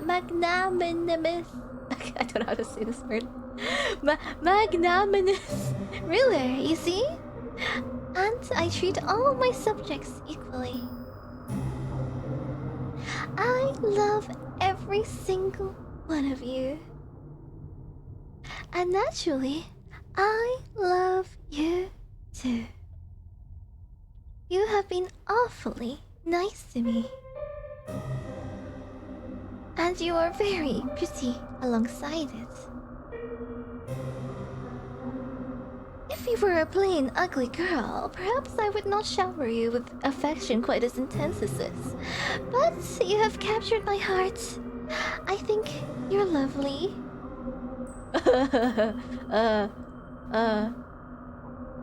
It's mutual, huh? So, I'll bestow upon you the highest honor I can conceive of. I want your body to mix with mine. Then we can stay together forever and ever. What do you mean by this? Like, eat me, eat. Eh? What? You're gonna eat her entire body? What? From the description of the others, she's only eaten parts of the others. She wants to eat us entirely. Magniamus? Magniamus? Is that how to say it? Magniamus. I struggle with long words, I apologize.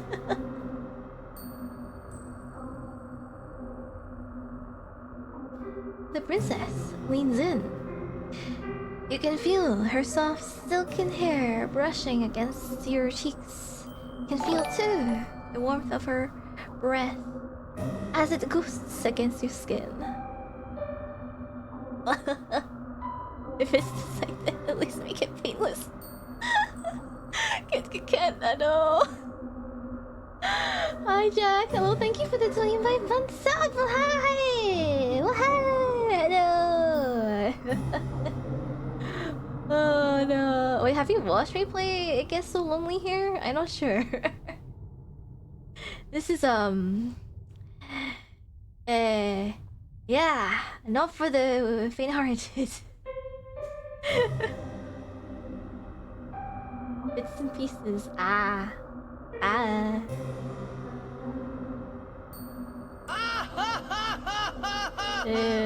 Well, it's not something we can fake laughter our way out of.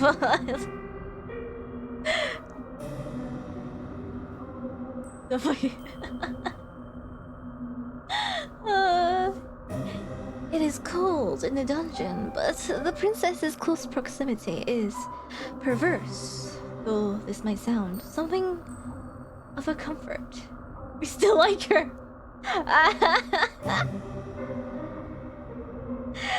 Oh, it's because we're so desperate for any kind of affection and attention, right? Having been starved of it our entire life. Her eyes are wide and her lips are so red. Her smile, meanwhile, is so sweet. I've been doing my best to fulfill the role that fate has dictated for me, but really... The princess exhales. Her eyes, which are boring into yours, are like two dark tarns.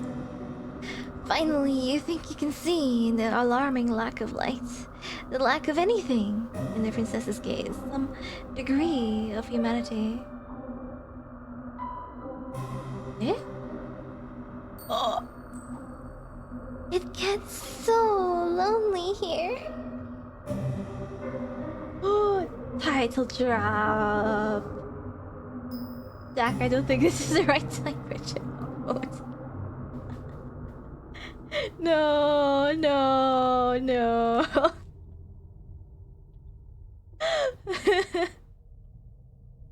Credit. Chipmunk. Made in captivity. No. But this brief flicker of understanding which passes between the pair of you is soon cut short. The princess dips her head. She parts her lips, which are as red as the petals of a carnivorous flower.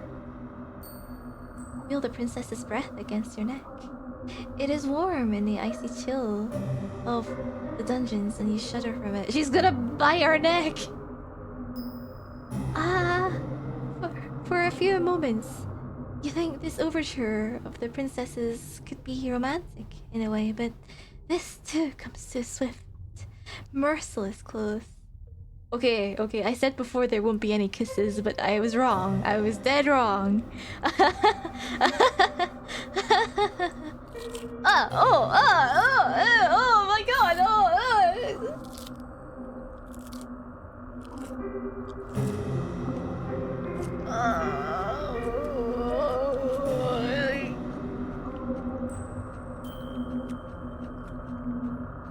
She's really munching there. Oh.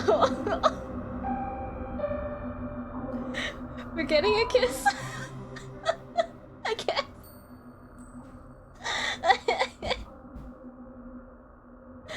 The princess's mouth is on your neck. Princess's teeth, sharp as needles, are in your flesh. The princess is draining your blood. She is supping on it in great, greedy goblets, like a hungry animal, one who cannot comprehend the harm it is causing. Even as the princess sups from you, her arms twined around your waist, you cannot hate her. I forgot what chipmunk mode does. It means that I'll be spending the next 2 minutes. Oh, okay. Like this. Speaking like this. As I gasp in horror and narrate the entire story. But no, I figured it wouldn't be appropriate.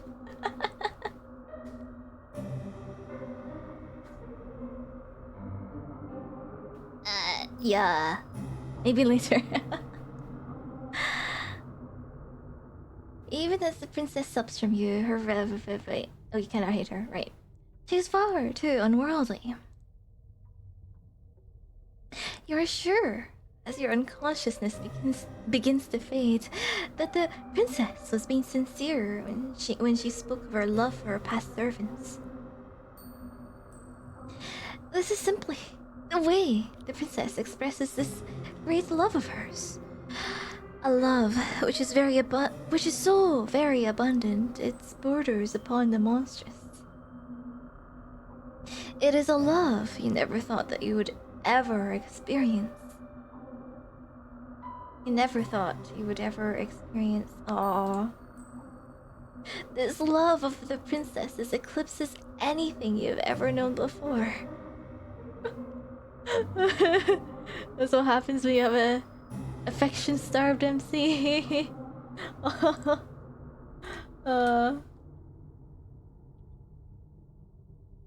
It eclipses sanity. It eclipses reason. It eclipses all notions you might have had of right or wrong. The princess, as you know full well, does not care about such concepts. You've always possessed a stubborn core nestled beneath your weak-willed exterior, but the princess is even more stubborner than you are. In the face of her love, you have met your match. The princess draws back desperately. You gasp for air, but she does not give you any quarter. She still thinks this is romantic. I believe so, but she's a little deluded.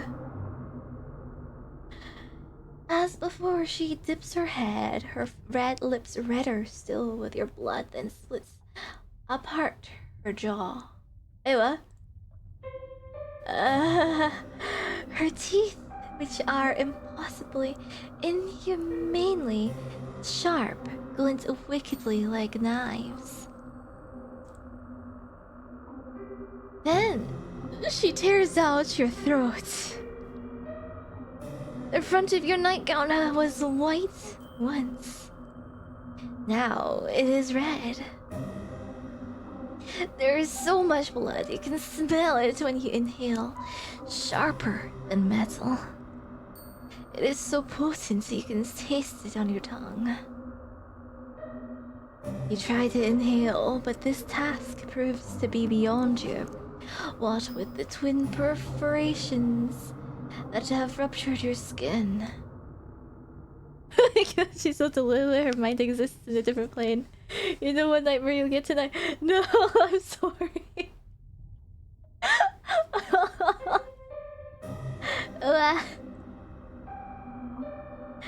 Your attempted breaths, when they escape your lips, sound like sad, sorry wheezes.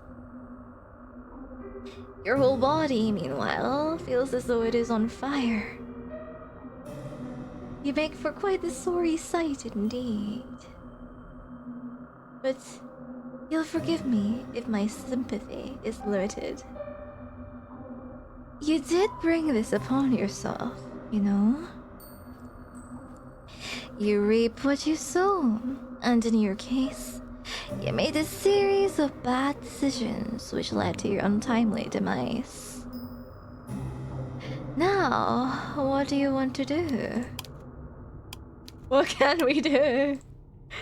Will you accept this fate of yours and rest in peace? Or will you try to fight against it?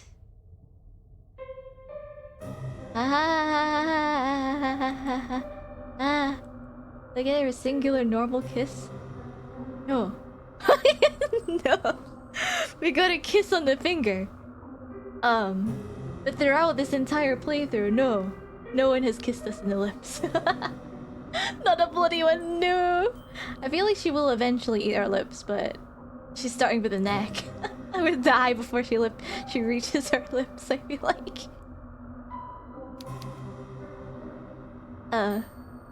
No use saving this MC. Let's see what accept your fate does. Right, at least give me this Steam achievement for doing this. Right, but a pity, this game is free. What, really? You're fine with being eaten alive in a dark dingy dungeon than being left to rot? Because we're in love with the princess, I guess. Princess just hasn't figured out how kissing works yet. Oh yeah, she hasn't figured it out. It might be nicer than eating your loved ones, right? There's a save anytime. Yeah, yeah. Well, it's easy to predict when you must save, right? At least with the wording and how predictable this game is with the narrator. But I don't believe you can save at the choices part. That does not sound like a very satisfying ending to this particular narrative. But if that is what you want, then so be it. I do not mind indulging you. That is what I have always done, after all, from the moment we first met. I have dedicated myself tirelessly to answering your wishes, and this is no different. Do not be so foolish to think, though, that you can escape me even if your life's blood has mingled with that of the princesses. I am not going to relinquish my hold upon you that easily. I did pledge, after all, to remain by your side, come what will, fire or flood. I will never leave you. You will never be lonely again. None of these endings sound particularly satisfying. That's what this game is! Bad ending simulator. You know what I mean? Like, yeah. I don't think I really expected a happy ending with any of this anyway. Toxic Yuri, you know? That's what I've been promised, and this is what I'm getting. Alright, let's see what if there's a secret ending, because this is a final route, right?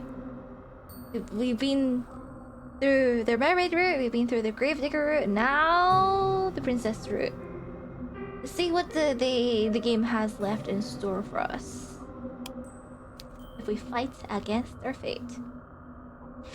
That is a good answer, I must admit. I like it. It is impressive how very defiant you can be even in a situation as discomforting as this. Now, try not to cry. Keep your chin up. This is but a minor setback in your story. Like all fair maidens, you're deserving of your own happy ending. You need only the strength to try and seek it out. Why don't we give this another go? Just try not to ensnare the hearts of any more monarchs, particularly those with unusual appetites. We are destined for far higher purposes than being an entree, and there are vastly more enjoyable ways to be eaten in this world. What? Eaten? Your fate is, once again, in your hands. Now, I wonder, which path will you take? Can we go back? Give up! Oh, for context, we missed for people who missed the like entire beginning of this story. We were running from this mysterious entity that we made a contract with at the beginning of the story. Desperately so. Now we're giving up on running. Forward through it. I wonder if this is the ending with the narrator. I get the feeling the narrator is the one we're running from. Maybe. Ooh, okay. Give up. So, you've come back here, have you? That does not come as much of a surprise. Though presented with 3 potential paths, it is not as though traversing any of them would have any particular impact upon your ultimate fate. In the end, you were always destined to return here.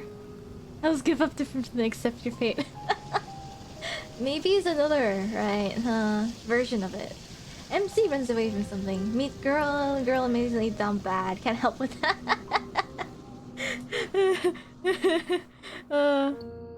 We keep meeting girls we fall in love with, then those girls kill us. None of them are a good choice. You're always destined to return here. Did you really think you had a choice? How hopelessly naive of you. I thought you were smarter than that. Your breath, which once escaped your lips in sharp, ragged gasps, is now on the verge of petering out altogether. She ended up following in the water-graven stomach. One thing that's consistent, though. If we're lesbian.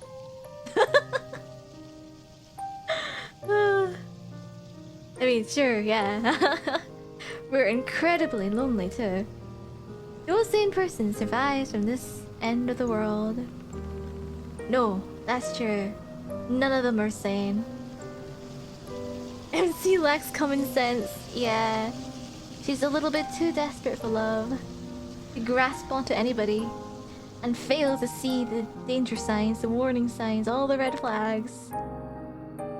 She's far too desperate. Your lungs feel deflated as though they have been punctured. Your blood is rushing through your temples in a heady, overwhelming surge. Your stomach, meanwhile, has twisted itself up into knots. Your body feels heavy, your legs in particular. They no longer wish to obey you. You take a stumbling step forward and your foot gets caught into a tree root. You are certain that you passed this root once already and that you sidestepped it. But perhaps your memory is beginning to fail you, just like the rest of your body.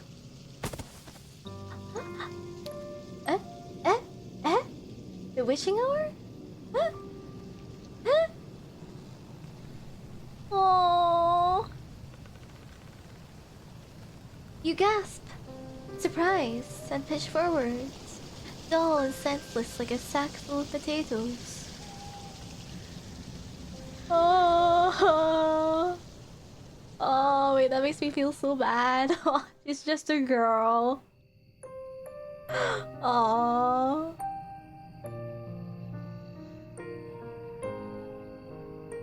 Your arm hits the ground with a crack, one which makes you cry out in pain. Tears begin to bead on your eyes, wet and salty, tears which you cannot simmy. You are not as resilient as the grave digger, nor as carefree as the princess.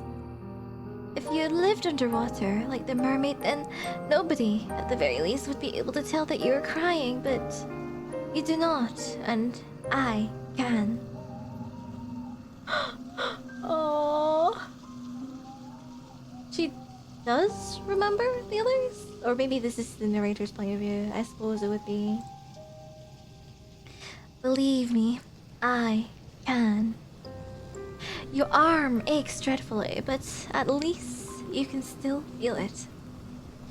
Your poor feet, meanwhile, have gone quite numb. You try to stand, had you the energy, but you know, as you sit there, dazed, that this would be a futile effort. You cannot stand, not any longer. You can breathe underwater too, don't act like it's a big deal. Well, most other people who are not fish, I hate to break it to you, cannot breathe underwater. Including our MC here. Aww. It hurts too much. You really have been quite through. You really have been through a lot tonight, haven't you?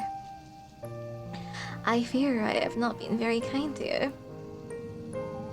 But you ought to be accustomed to hardship. Why then are you crying?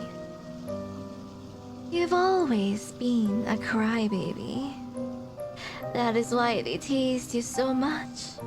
It is because they knew they would be granted guaranteed a reaction. The narrator is very mean. Is not new to us. I think they're the entity that we were running away from. Maybe. You are very predictable. Even now, after you tried to borrow my power for your own purposes, you have not changed at all. Oh, is the narrator a witch? Maybe? MC would have died even if we give them the oxygen tank. The mermaid wanted us to die, so she probably would have ripped it away from us. Powerless under the water after all. She couldn't even swim. As you sit there sobbing, you hear, or you think you can hear, footsteps approaching you.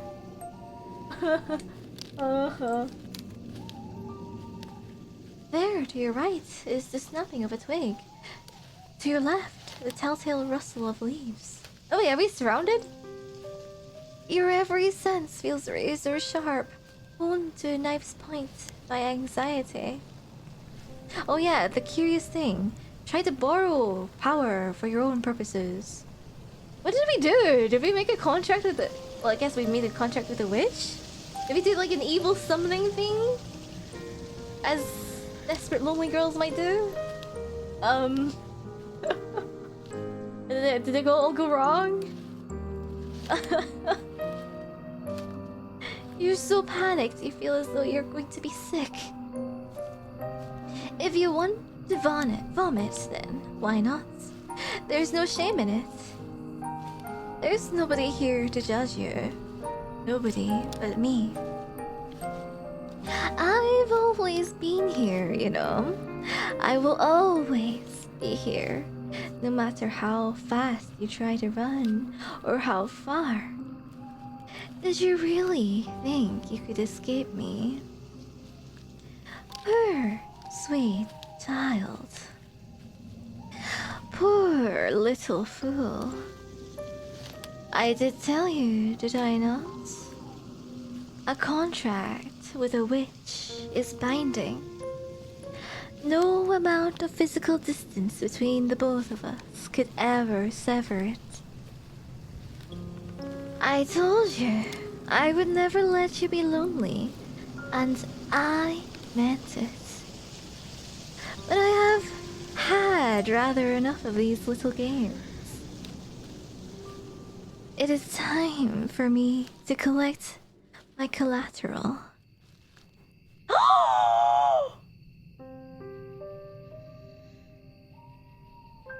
Is she pretty though? Damn! Oh. Oh, there is a fourth person. Oh. I didn't think they'd have a physical form. The MC can do something. So who's the MC? The witch or the girl?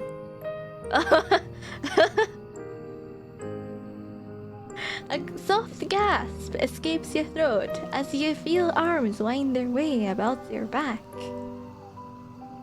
Naturally, you know whose arms they are. They are mine.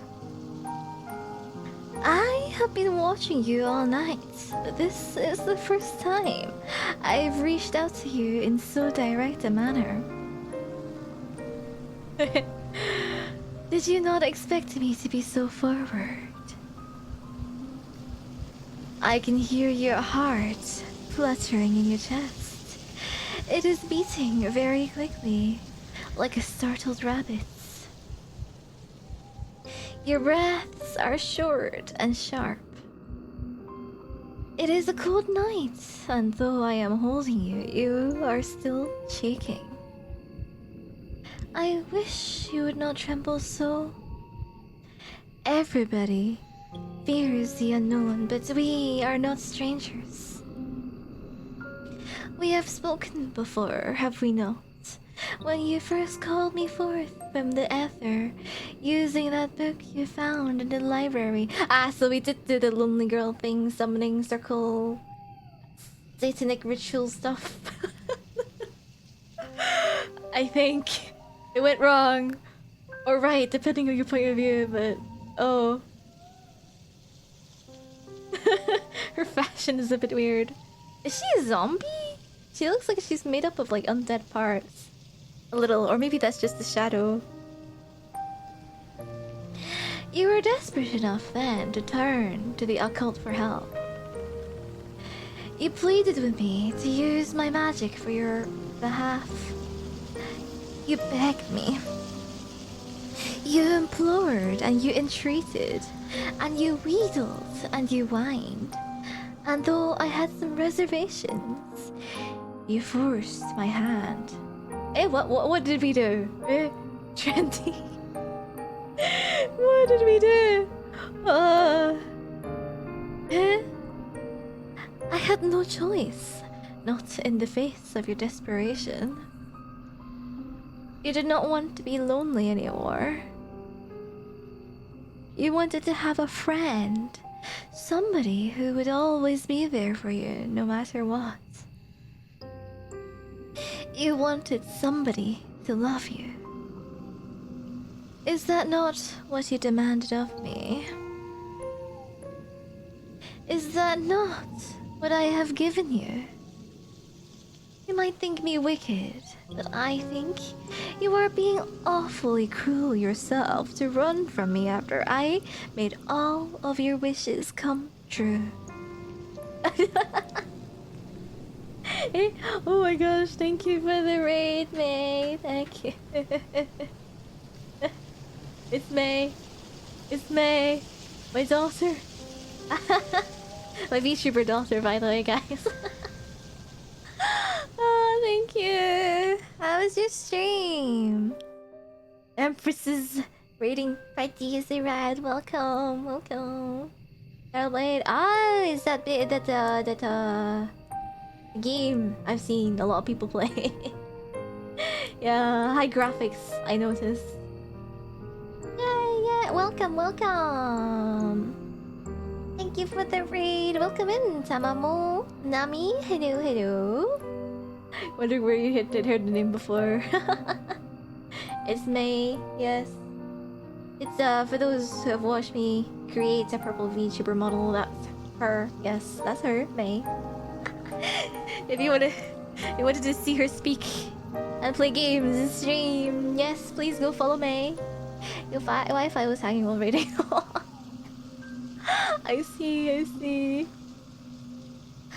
Also, yes, hello. I am May's mother, right? VTuber mother. I created her model. Nice to meet you, Raiders. Yeah. Your Wi-Fi is doing all right. Oh, I hope stable. I am, for context, currently playing a Yuri visual novel, a sapphic visual novel. Meaning, yeah, girl like girl, romantically, and also dangerous, yanderes in this game. It's unhealthy, right? Do not copy. It's also horror, right? Obviously, because it's yandere. That's why the main character is crying. Crying. Yes. We're at the end. Alright, so big spoilers, guys. It's a free game, by the way. I definitely recommend you check it out completely blind. So, like, this is your opportunity. If you're interested, right?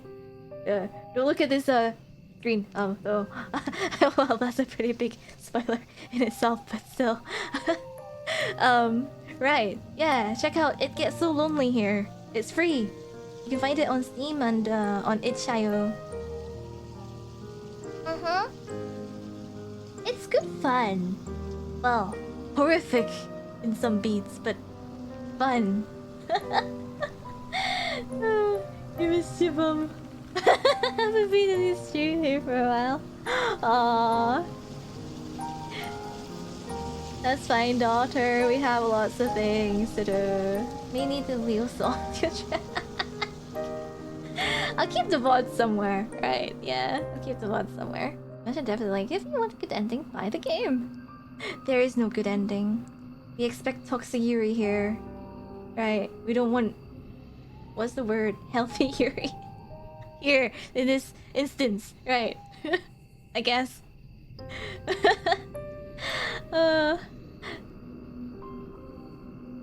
Well, I mean, how do I explain this?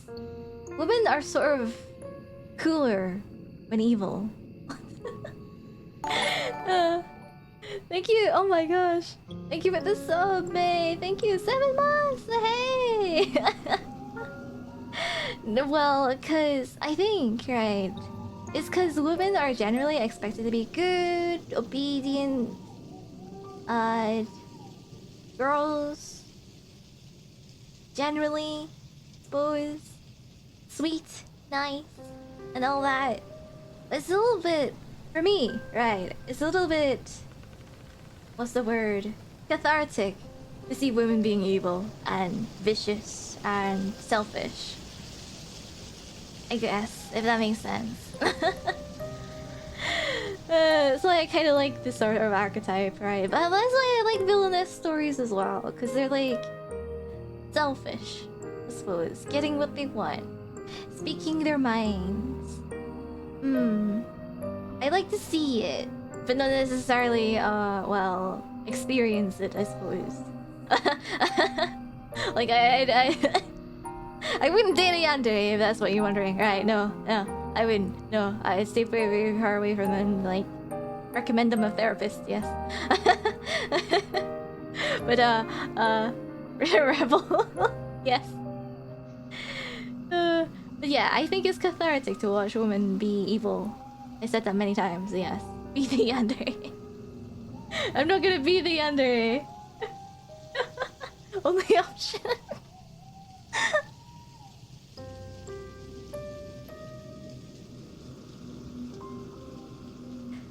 Okay, right. Spoiler warning. I am going to continue with the... This is the very end of the game, so I'm going to continue. If you want to experience this blind and from the very beginning, this is your chance to leave now, okay? Yan for free. This is the need to select the right options. For a good ending? For this game? Well, in certain games, yes. But maybe this one, no. I don't know. There is invitation only. Oh yeah, this developer, I forgot their name. This developer has made a lot of like LGBTQ games, gay games, lesbian games. Did they have straight romances? I'm not really too sure. But yeah, different varieties. Some are free, but the paid ones are pretty cheap. There are happy endings there too, right? If you like this writing, right, you can check out their games. With the happier endings if you want. I love bad endings, Corp. I think this is one of the few with like bad endings here though in every route. Alright, let's continue. See what the witch has in store for us. You might think me wicked, but I think you are being awfully cruel yourself to run from me after I made all of your wishes come true. I did think, you know, about punishing you for running away from me. I thought poking your eyes so that you might never see anybody other than me. I thought of cutting off your long, lovely hair so that nobody might ever think you beautiful but me. The biggest yandere of the game was the narrator. The witch, most obvious one. Ooh, okay. I thought of breaking your legs so that you might never be able to escape from me. I turned all of these intriguing ideas over in my head, but I am a merciful witch. Though you hurt me, I did not wish to hurt you. You asked, after all, that I love you, and that is what I did. I have drowned you in my love. I have buried you beneath my love. I have swallowed you with my love. You have always been a sad, lonely girl, one who has been starved of affection. That's what I keep saying. Which sad, you can just take a picture. You can also do usual basement prison stuff. Oh, she wants to have us all to herself. I guess she does care in some way, keep us from feeling lonely. Is her way of ensuring that.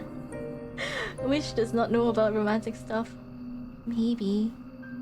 Or maybe her idea of romance is a bit twisted.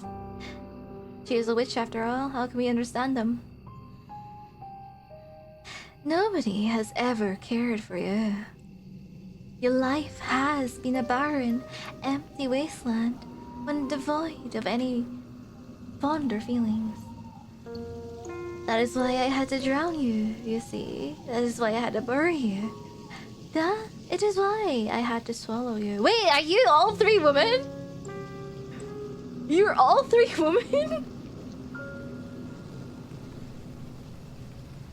What? No, well, maybe she just... What? Eh?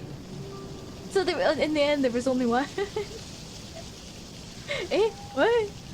The world where you're the only sane one, sane alive, which you feel lonely. I think you would.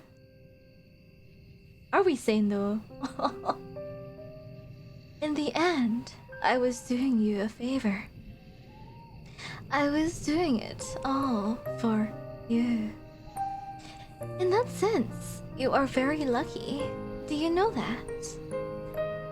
There are a few people in the world who have had the privilege of being loved to the brink of insanity quite this many times in one night. You like the witch. No, don't even remember. No, you'll wink out of existence if you do.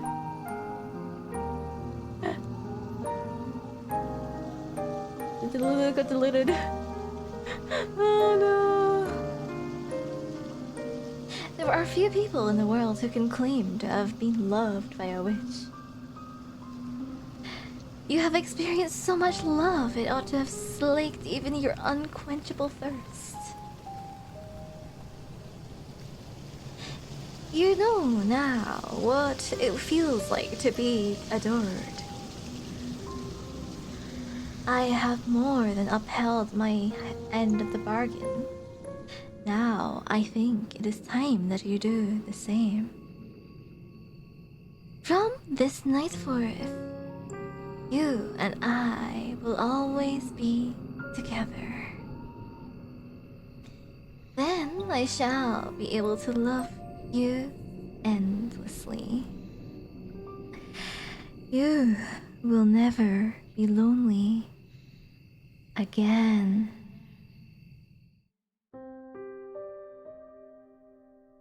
Novel experience.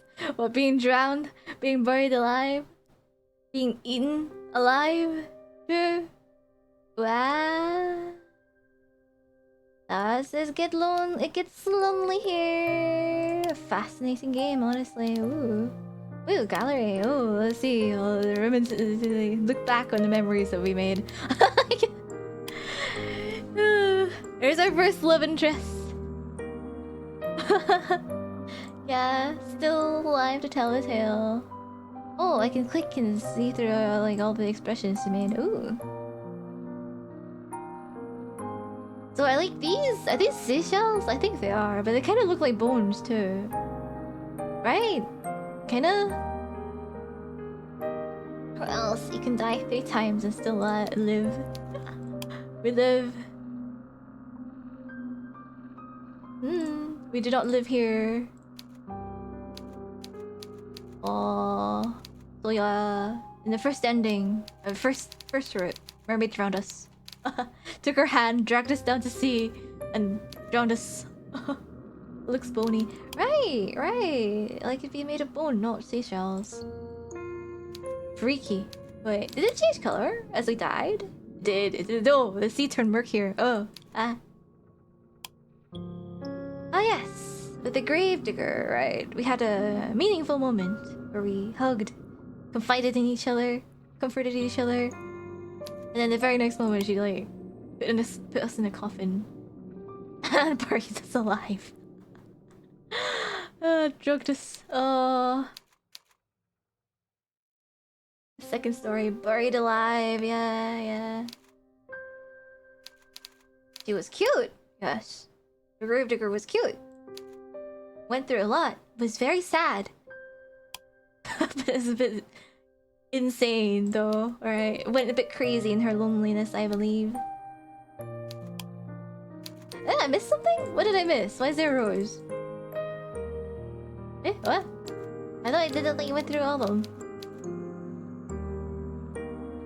Gravedigger could be a pirate. Burying her treasure. Burying her treasure, maybe. That's perhaps it. Yeah. Was it justification? Right, so the gravedigger is the only survivor of a plague that, well, plagued her town. She had to bury her parents, she had to bury every townsperson until she was the only living person left. But she was still very obsessed with her role as a gravedigger because she inherited it from her father. And so the next time she found a living person, right? She was very desperate to bury another body. Kinda. In a twisted way, she also loved us as well. Like, in a way, because she knew that we were a traveler, we were gonna leave soon. So, to keep us there forever with her, she decided to bury us. So she could visit her grave every day or something. I guess it's a bit crazy and loopy, but yeah. Crazy. The princess's route was the most crazy though. This. Oh my god.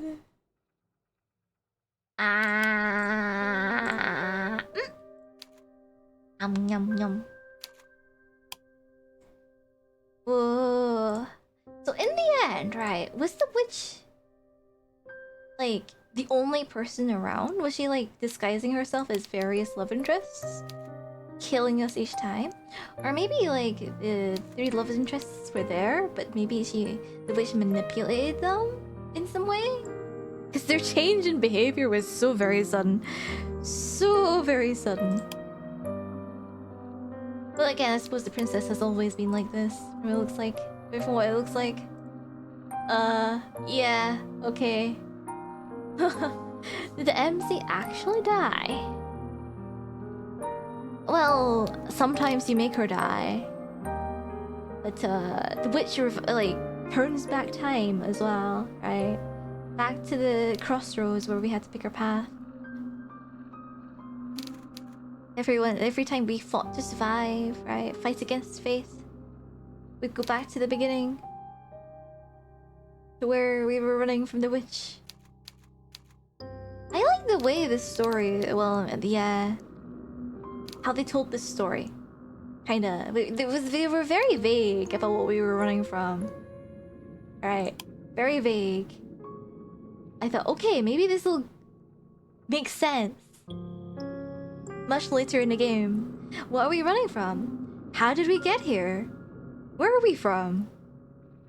Why is MC so scared? It did make some sense in the fourth ending though, right? Well, when the witch revealed herself to be the narrator. Ooh, I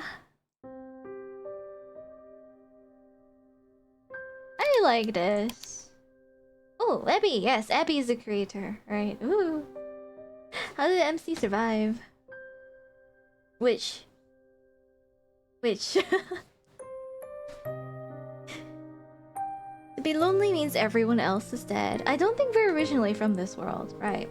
Presumably, from what the witch said, the narrator said, we came from maybe Earth, but a bit older, I guess. But not quite modern day, because I don't think there were phones or anything, right? The MC lived a life, a very lonely life, where her parents neglected her. And she was bullied by all her classmates. No friends, no family who talked to her. Right? She turned to, well, the occult. To a book, perhaps, that had, I'm gonna presume here, summoning circles. Right. So perhaps she wanted to summon a demon. To grant her wish of making a friend. To not be so lonely anymore, right? The MC was dreaming inside a dream. Watch a stream, girly. Watch a stream. I think it's like older times, right? Maybe. From the sounds of it. No phones. No internet. Aww. But she's young, right? She's young. Probably didn't know better. MC tried to book a date. Book a date.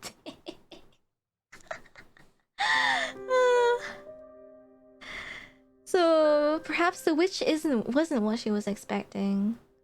I do wonder how she convinced the witch to love her though, right? She was like begging her on her knees until she said? Took drastic measures. Like know how to literally summon a witch. Right? And I guess through that magic she like got sent to this post-apocalyptic world. Maybe? Because she said, right, she wasn't originally from this world. Well, in her head, in front of the princess.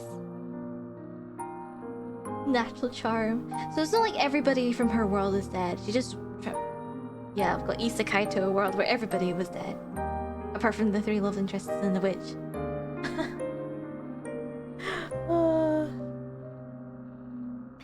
Let's go read the developer's notes then. Hello everybody, this is Abby. Thank you for taking the time to read It Gets So Lonely Here. I hope it was an enjoyable experience. Was it, guys? Yeah. I think it was. Yeah. I usually leave a few notes in my VNs to explain what inspired me, so I guess I'll do that now. The biggest inspiration behind It Gets So Lonely Here was the two-part novel series The Orphan's Tales by Catherine Vallant. The Orphan's Tales are an interesting couple of novels which take a lot of cues from fairy tales and folklore across the world. These stories contain dragons, witches, werewolves, genies, and mermaids, but they aren't told in a linear fashion. The Orphan's Tales itself is pulling a lot in terms of structure from 1001 Nights because the story is broken up in a lot of smaller bite-sized stories which are set in a framing narrative.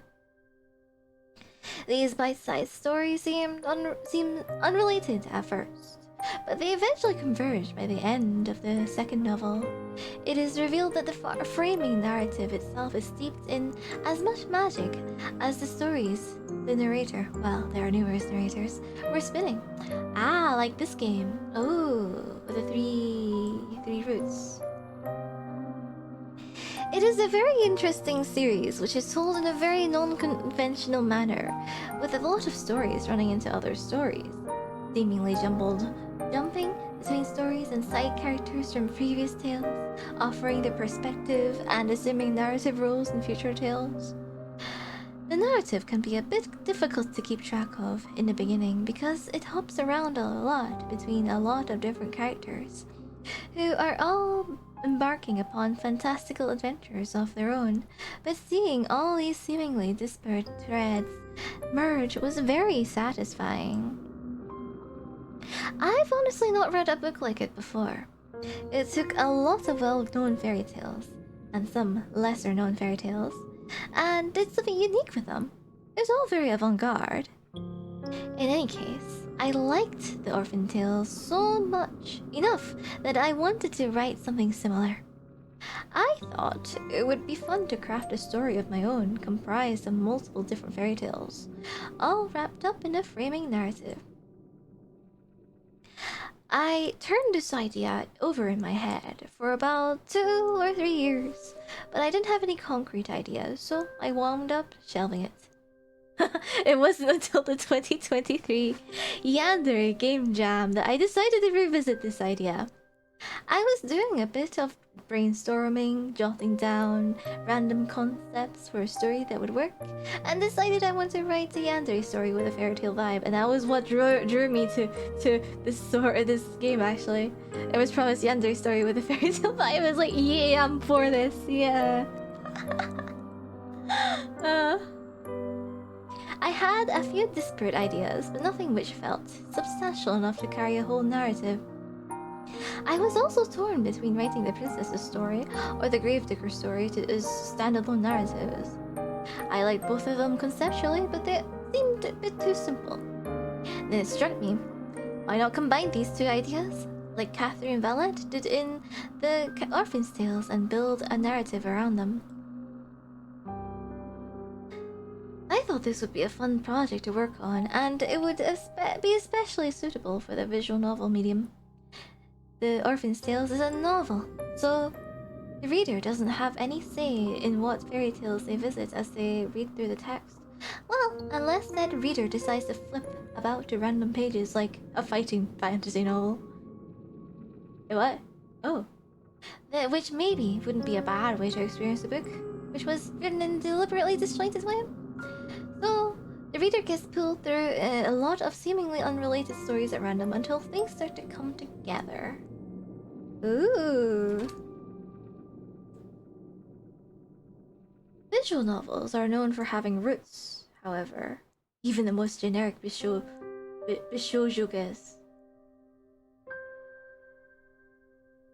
Oh, is that what the wholesome one is called? The more wholesome variety of yen, right? Is that what they're called? People expect multiple stories when reading VNs, and it's a fairly common phenomenon for characters to get a spotlight in their own route, but be sidelined, or in some extreme cases, disappear from the narrative altogether in other characters' routes. Oh, I'm playing a game just like that, actually. I'm playing the Taisho Alice game. Still playing it. Even after like 2 years. I'm still playing it, kind of. I forgot to, but it's something similar, right? It's something similar. By writing this fairy tale pastiche as a visual novel, I figured it would feel more natural to section these short stories I had into their own self-contained routes, which only converge once you've read all of them. I was pretty excited about this idea, but I only had 2 stories to hand, the princess's story and the gravedigger story. I thought having only 2 routes would feel rather meager, so I decided to add a 3rd route, or a 3rd story, into the mix, that of the mermaids. The gravedigger story and the princess's story were both pulled from ideas I'd been turning over for quite a while already. I might revisit the princess's story at some point, and make a longer Yuri visual novel with a similar premise. One day. But the mermaid story was one I thought up mostly to make up numbers for this project. I As such, I think the mermaid story feels a little less inspired than the gravediggers and the princesses, and it also features the least dialogue between the main character and her so-called love interest.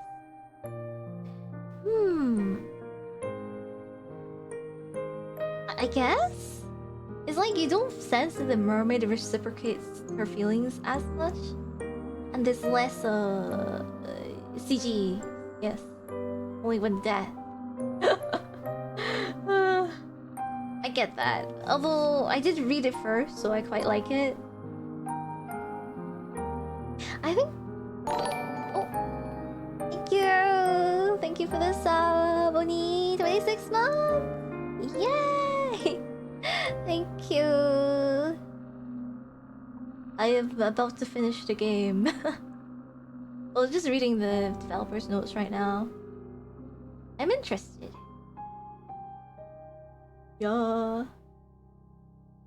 I think that The Mermaid's Route is the weakest story, narratively speaking, but I do like the aesthetics of her story a lot. I think her character design is very pretty, and I think she wound up with the most appealing character theme song. Yeah, there's somebody singing in it, right? Yeah. Plus, since I'd committed to the whole fairy tale theme, I really did want to write a love interest who wasn't a human.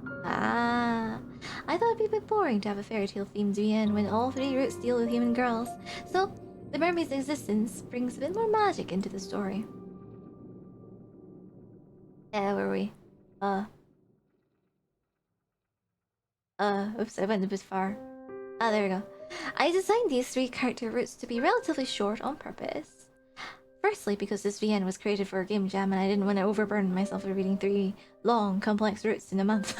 Fair. And this game is free. And secondly, because I wanted this story to feel vague, unfixed, and ethereal. It was this desire which resulted in the main character not having any direct dialogue, the details of her past being so sparse and fragmented, and it's also why none of the characters have names. It's really better for us not to grow too much attachment as well. If it were a longer visual novel, I mean, because they kill us in the end. Is there a secret ending? Oh my god, wait, what? How did I miss it? This is a linear game, no? I wanted the characters to feel more like fairy tale archetypes rather than, well, characters, which is why they get referred to by their roles in their story as opposed to names. The princess remains the princess. The mermaid is the mermaid, and the gravedigger is... Well, gravediggers aren't a common character archetype in fairy tales, are they?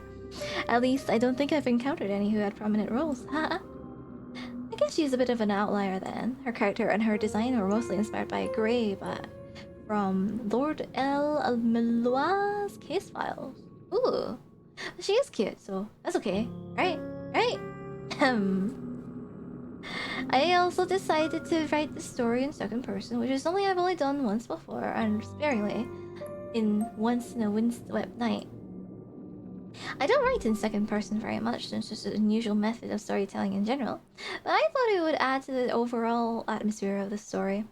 Having a faceless narrator address you as you feels a bit more unsettling, I think, than a first or third person narration, which are more standard. Then I suppose by the end of the story, the narrator isn't so faceless after all. She's a fascinating witch. Since the narrator is a character in her own right, she does occasionally offer her own thoughts, and remarks upon the events in the story. Would that make the narration first person instead? I wonder. The use of the third person narration is also inspired by, in part by Slay the Princess by Abby Howard. Wait, how old is Slay the Princess? I thought that was a recent thing. Oh? Which is a visual novel with rather unusual presentation, which I enjoyed a lot. I also pulled some inspiration from Optimal Conditions for a Sacrifice by Mohsen Nasi, which is a looping narrative like the one present in The Guest So Lonely here, and a lot of meta elements and very beautiful artwork. Cool. Did I finish the game? Yeah. I'm reading the developer's notes right now. Mosadasi actually agreed to work with me on the art for It Gets Lonely here. Wait, it's all original art? What? Oh my god! Which made me even more excited about this project. I mean, like the character designs, yes, but like the photorealistic ones as well. Wanda, yeah. I think her art is gorgeous, and it really captures the fairy tale aesthetic I was going for. I am very honored she agreed to work with me. I could probably say more things about the story, but that's enough for now. Once again, I hope you enjoyed your time spent with it. Though if you check the art gallery, isn't there a picture that's still locked? I wonder what that could be. Maybe you should go to the story again. You might find something that'll surprise you. What? What? What do you want me to do? How do I do it? What? Eh? Huh? Eh? There's credits? Ah, okay. It's not like a thingy, okay. Character art, Mosanasi, background art. Oh, Flickr, okay. These are photographs. Ah. The character art was by Mosanasi. Huh? Thank you. Oh my gosh. Thank you. Thank you for the raid. Oh my gosh, Kinyala. Take your raid. How was your stream? What were you up to? Let me give you a shout out. Yeah. Welcome, Raiders. Welcome. Hello. I am Leo Sabonistel. I'm the healer hero of the Heroes Party. Nice to meet you guys. I was playing a horror game. Well, yes, horror visual novel Yuri game. Yes, Sapphic. No problems. Please don't. We have nothing left to offer. I hope you won your games. Yinya? Had fun in Overwatch today? Yes, as you can see, I'm looking at the credits. I have finished a game, but apparently there's a secret thing I have missing. I have no idea. This is a free game called It Gets So Lonely Here. I like it. The art is nice, and the story is intriguing, and I should probably not look at this because it's spoilers, but hey. In case you ever want to play it, because it's free. It's free! Yes. No harm in checking it out, honestly. Oh, the music is really nice too. Final Fantasy 14 in Overwatch. Oh, what is this game? Alright, okay, I'll start from the beginning. This is described as a Yuri yandere game with a fairy tale vibe. There are 3 routes, right? There are 3 routes. One is, well, actually, I won't tell you what, but it's just for you to find out. You have to play a second time to get a secret ending. What? Should I do that on stream? Wait, no. Did you seriously want me to play from the very beginning? I can skip, I know, but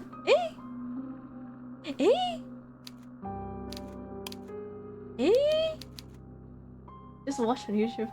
Yeah, fair. Okay. Well, if there is, I mean, it's free. Huh? You know what? It's free. Right? If you guys want to see the secret ending, you go play it yourself. Yes. It's free. Yes.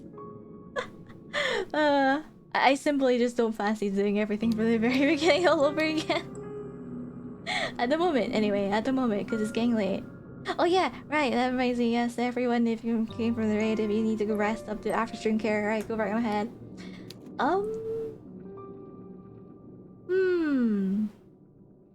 Yo. Hi, Siku. Hello. 2 years, 5 months. Wah. Let's see. I can hang about for a little bit. Let me just go here. Excuse me. Right. Here. Hi. Let me just, oops. Get my hood off, because I don't need to anymore. Wait, the BGM's on.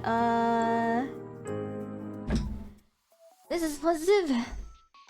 Well, maybe I should go for something a bit more, like, chill. Let me see. Is this chill? Chill enough? Yap time. Yeah, just for a bit. Let me change the category.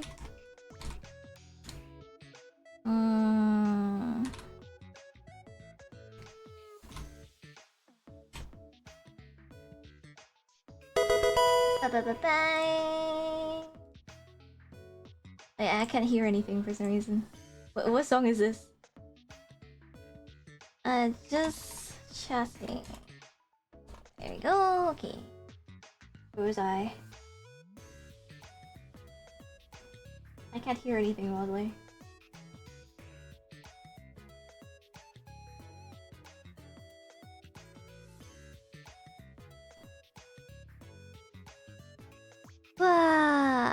Okay. I don't know, can you guys hear BBGGM? I can't seem to hear it, oddly. Or is it like...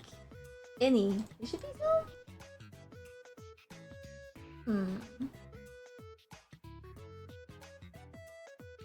I'm gonna go with this one.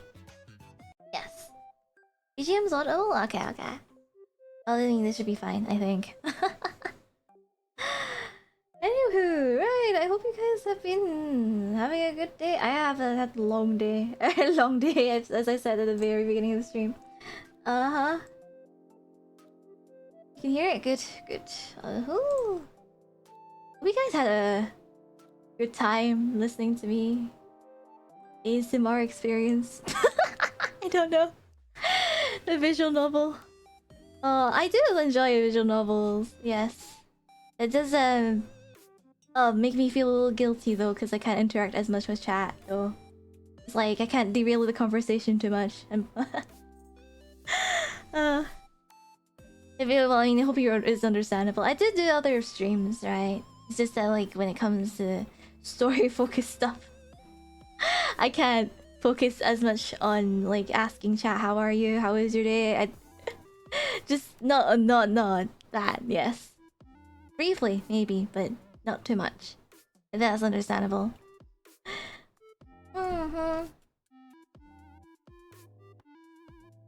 What else? I feel like I was gonna say something else about the ASMR thing. It is. Kinda. Is anyone else? I don't know. I tried to make it a pleasant experience by using my narrator voice mostly. Kinda. Did I succeed? Not sure if it's something like you can fall asleep to though, given the contents is horror. It's horror. It's a horror game. A horror visual novel game. Well, not something people typically listen to for pleasure, is it? Kinda, but then again, there's like a lot of yandere boyfriend experience ASMR content on YouTube too. Right? Kinda. I see a lot less of the female equivalent though, I feel like. How many of you guys listen to ASMR videos? Well, with the narrative stuff, story stuff. I have once. Oh, once upon a time, I used to listen to them to sleep, actually. I thought they were pretty fascinating, actually. Yes. Story-wise. And they would also have nice voices to listen to as well. I know it's like not everybody's cup of tea though, that sort of like breathy, personal kind of experience. I get that. Not to everyone's cup of tea. I think I see women do that a lot less often, no? I mean, like the female. For example, there's a lot of yandere boyfriend experience ASMRs, but not so much yandere girlfriend experience ASMR stuff.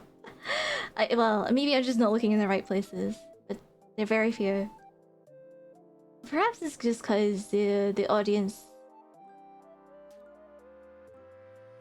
prefers a story more, or yeah, story thing. People are weird. I think it's just a matter of taste, really. I think it's good though, right?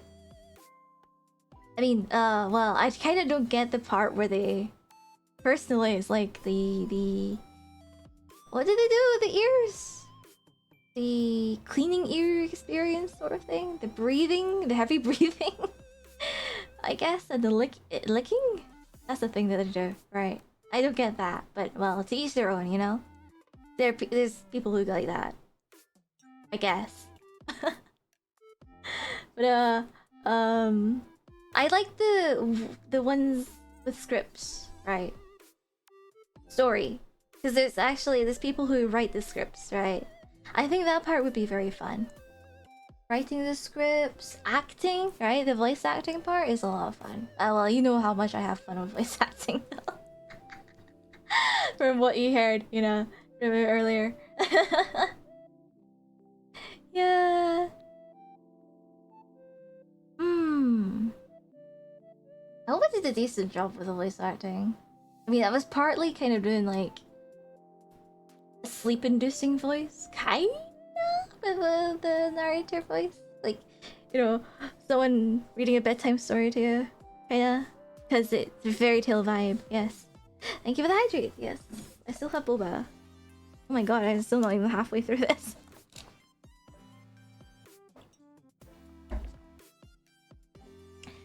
So focused on reading and the story, I forgot to eat my boba. Drink my boba. How much water do I drink a day? I try to drink a decent amount, right? I don't really keep track though. But the general recommended is like 2 liters per day, right? At least for women, I think. Well, I tried to do that, but I don't really keep track of it exactly. Well, drink whenever you need to, I think is the general consensus, right? I think there's a trick where if you like pinch the skin on the back of your finger, right? If it stays up for a prolonged amount of time, you're dehydrated, you need to drink something. You get a bottle that has a measurement, it'll help you drink enough water. I kind of do. I have like a bottle that's about 900 milliliters. So if I drink 2 of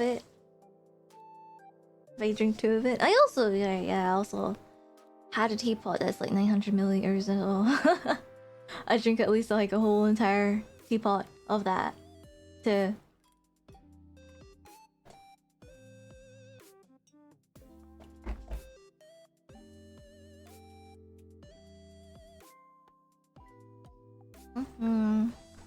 Tea is, after all, basically water.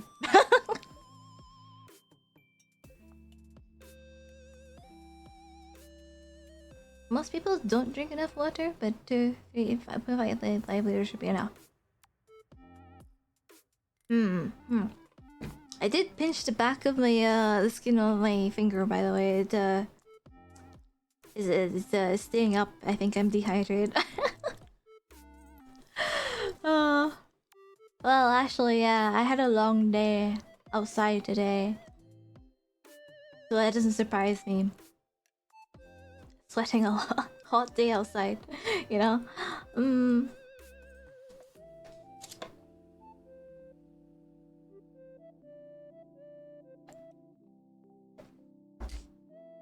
But yeah, I was very busy, unable to drink as much.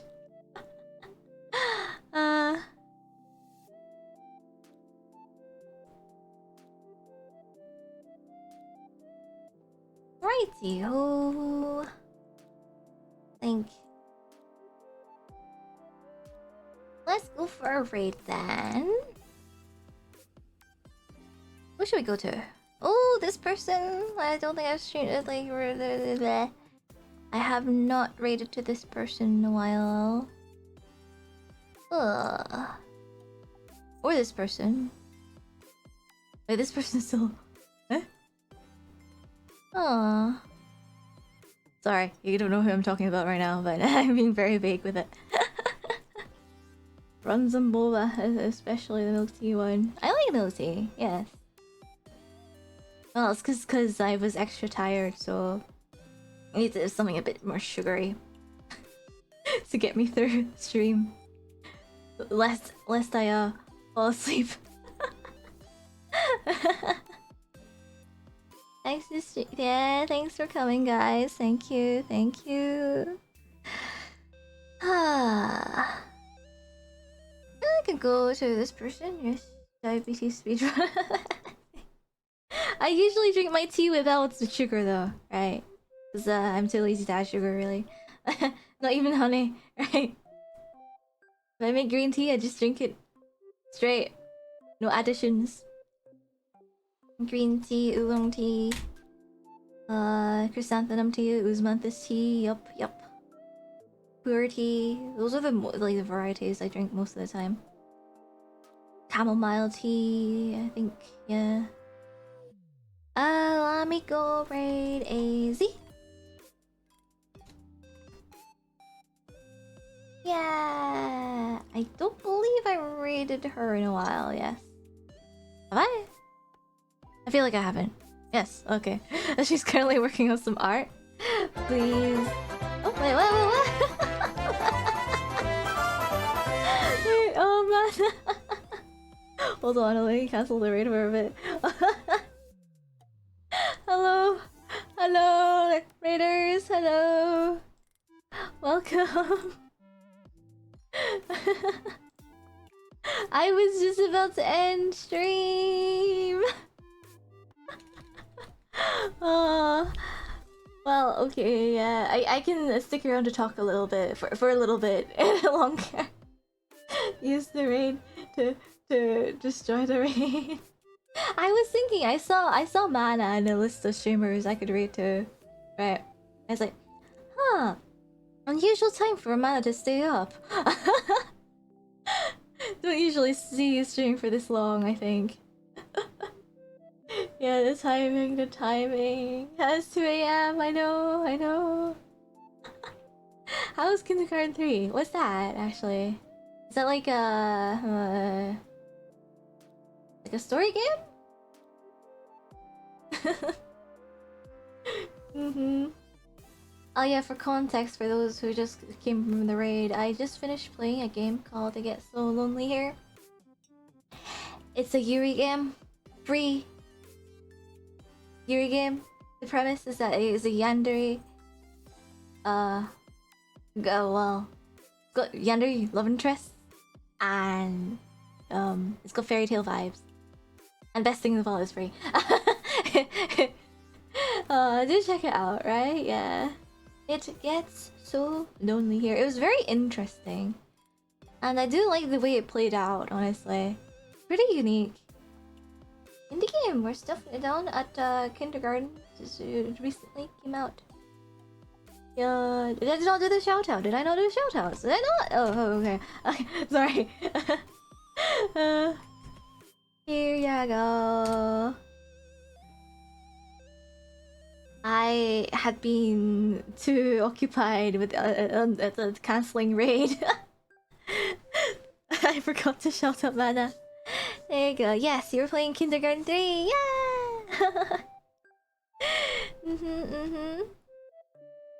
I'll give you the other one as well. I still remember. It was easier for people to follow you. Ta-da.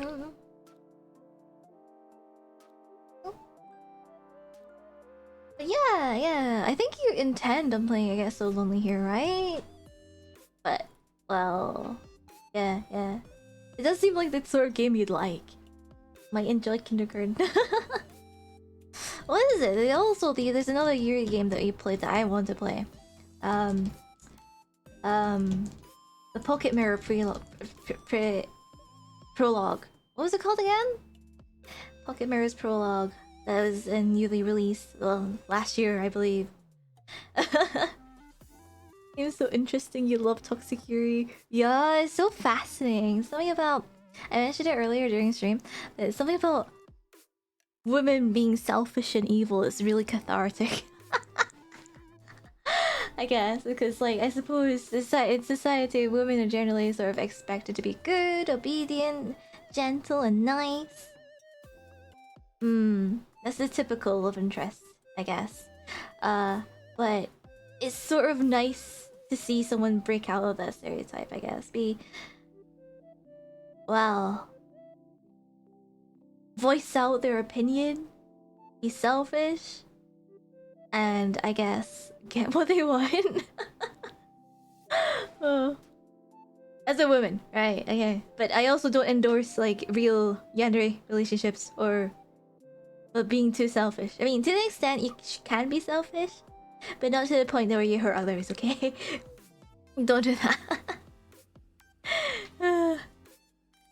Like if you come across a yandere in real life, kids, ladies, gentlemen, everyone in between, do not date them. You should take them to a therapist or the police, depending on what they've done already. But yes, might need that after playing yandere. You love yandere is fictional. Yes, I need to emphasize.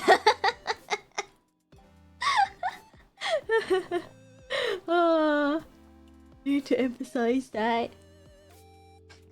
What was the Pocket Mirror prologue called again? It looked very fascinating. Has it like 19... Was it 1980s or 1990s sort of art style?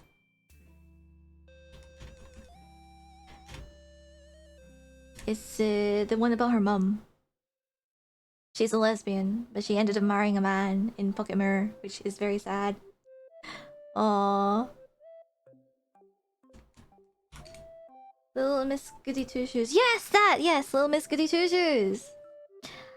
I believe, yes. That's the story about Goldia's mum, who ended up marrying a man for money. But she's actually a lesbian, so she was not really all that happy in her marriage. At least that's what was implied in the game, right? In Pocket Mirror. So it quite fascinates me, right? I haven't had the chance to play it though. Little Miss Goody Two Shoes, I mean. I played Pocket Mirror. I really enjoyed that. But I believe it's got different gameplay though. You've got different routes and different girls you can pursue in Little Miss Goody Two Shoes. Well, I actually wished for it. You didn't realize it's not all that glitters and gold. Oh.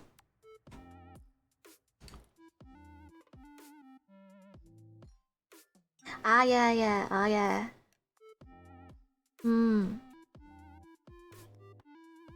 Sad story. I kind of want to go back to looking at Pocket Mirror.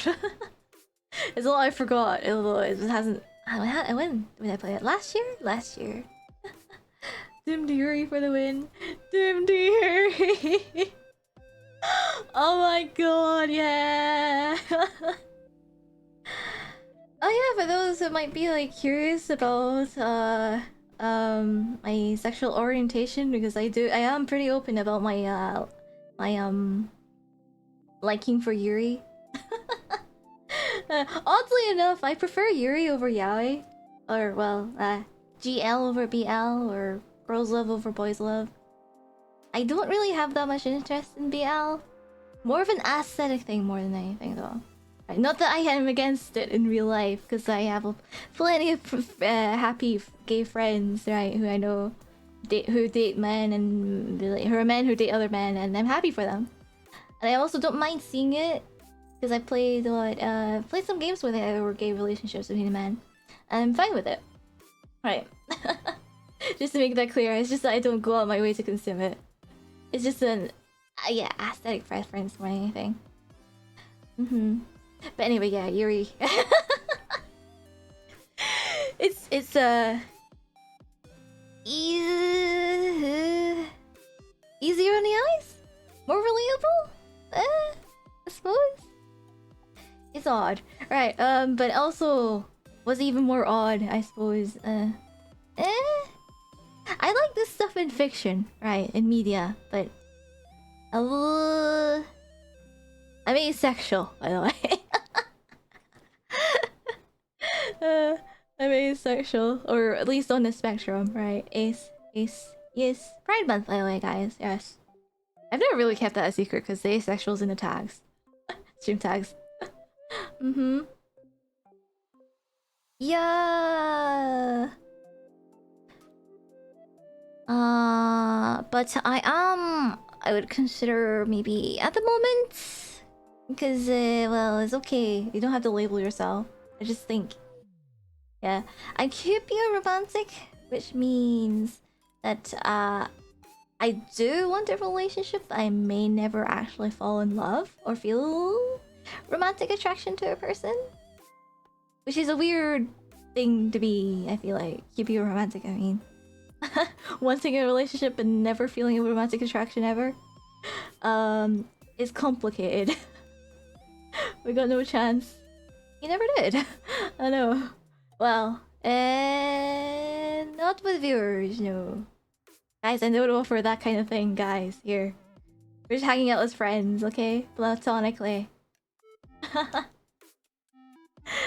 Well, yeah, that wasn't obvious enough already? Eh? Eh? Eh? You watched me play a Yuri game?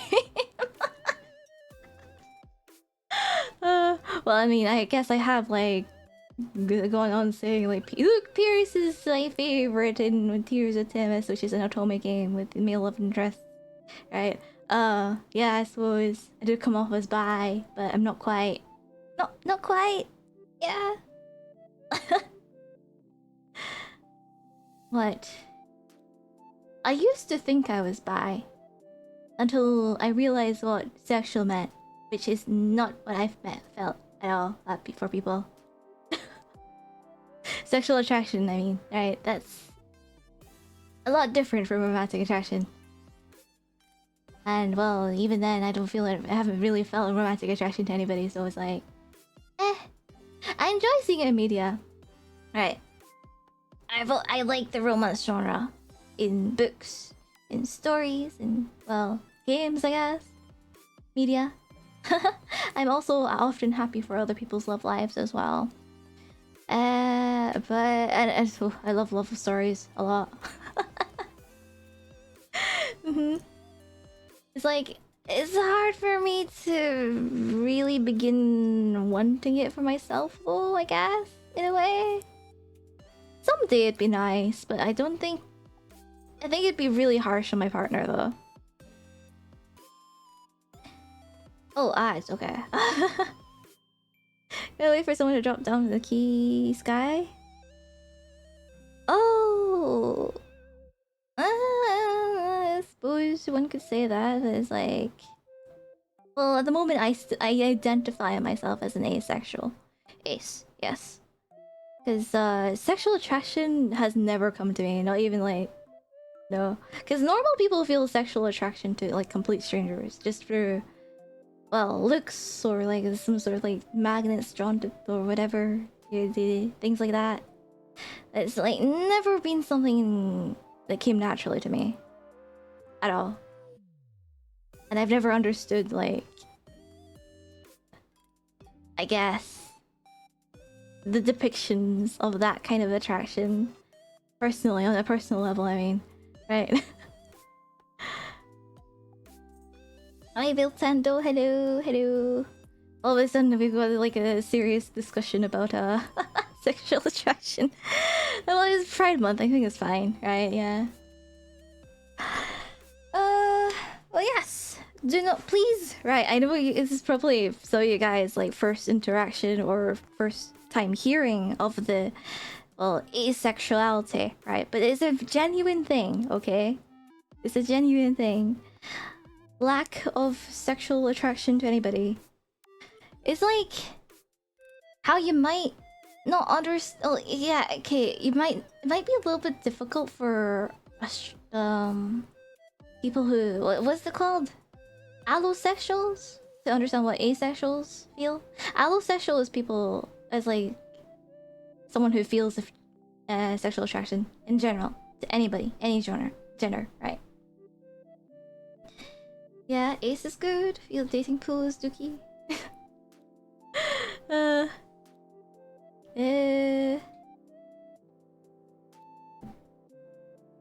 One classmate used the word asexual jokingly to describe you, but that was insensitive to say too. Aww. It's like, I feel like there's a lot of people who mistake asexuals for being celibate, but that's not the same. Not the same. Celibate is someone who chooses not to be in a relationship, right? But that's not got nothing to do with their own feelings, right? About it. What's it finishing? Gotcha. Ooh. But yeah. Celibacy and asexuality is not... Yeah. They're not the same. Someone who does not have Riz IRL. Oh. I think, right, just... well, you don't have to focus on the Riz part, but focus on your own, right? Your own good qualities. Or generally character development on your own. Someone will see those good aspects of yourself, right? And well, feel attracted to that. They got 10k points. Nice. Nice. So yes. You don't have to focus about like other people, but yourself in that case. That's what I think. I used to get 50k points, but I took them all. You redeemed the song thing, okay? What was I saying? Right. Probably there's right, about asexuality, right? It's probably very common for them to hear other people say, "You've just not met the right person yet." And it does, it probably it hurts some of them, right? Yeah. I know my mod is pretty open about being aro ace, which means they're asexual, aromantic, and they don't want a relationship. Well, I think it depends on the person. It's like the whole spectrum thing. Labels is sort of not a wholly completely necessary thing, but it does help some people understand. Right. How could I? Well, you picked it. You like used your mouse, clicked on the cashews and went down, picked that. It asks if you're sure and you press yes. So there we go. All choice. All choice.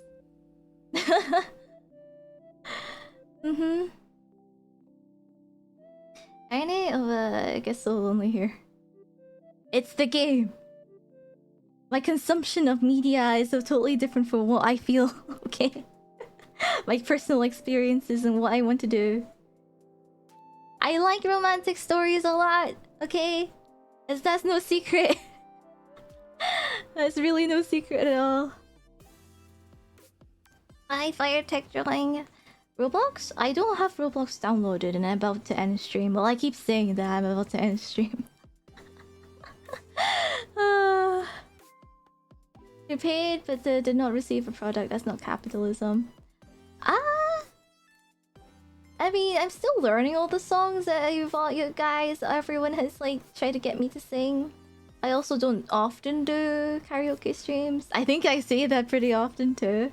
See, it says next karaoke stream, not that it's soon. Not that it's redeeming it like makes me do a karaoke stream in the next week or so. It's also like, if I like the song enough, I will continue to sing it in subsequent karaoke streams. Did that make sense? Once I've learned it, you know, I've learned it. It's something I can do. One more raid, you may touch 3 AM. Oh my god.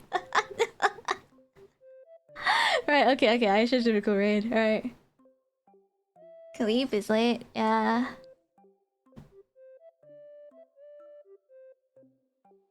Okay, but I hope, right, with that being said, right, I hope none of you have been like, I don't think you have, right?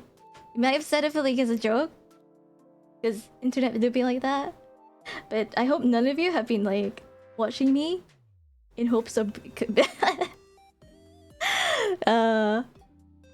becoming wait, was it attaining a romantic relationship with me, because that's not gonna happen. I am asexual, and well, it's not something I'm looking for when streaming, right? I think that sort of goes to that's true for a lot of people. Yeah, raiders, yes, raiders, let's go. You know, yeah, I know, you know. Just to make that clear, right? Yeah. I mean, it's kind of a thing that a lot of people watching streamers on Twitch tend to expect. I have not, thankfully, I have not garnered that kind of audience. Lucretia, no. Yeah, I say ew, and well, given all I've said, right? Yeah, it shouldn't surprise you. Ew.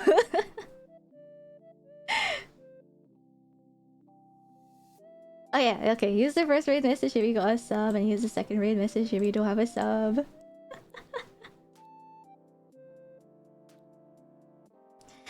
Okay, 80% you get that kind of audience because you deliberately go for it. Yeah, I guess. Well, I've been voice acting, right? I've been saying stuff like "I love you," but that's just because I'm speaking as the voice of the characters today. Today, not for you guys. Ew. All right, see you next time. Bye bye.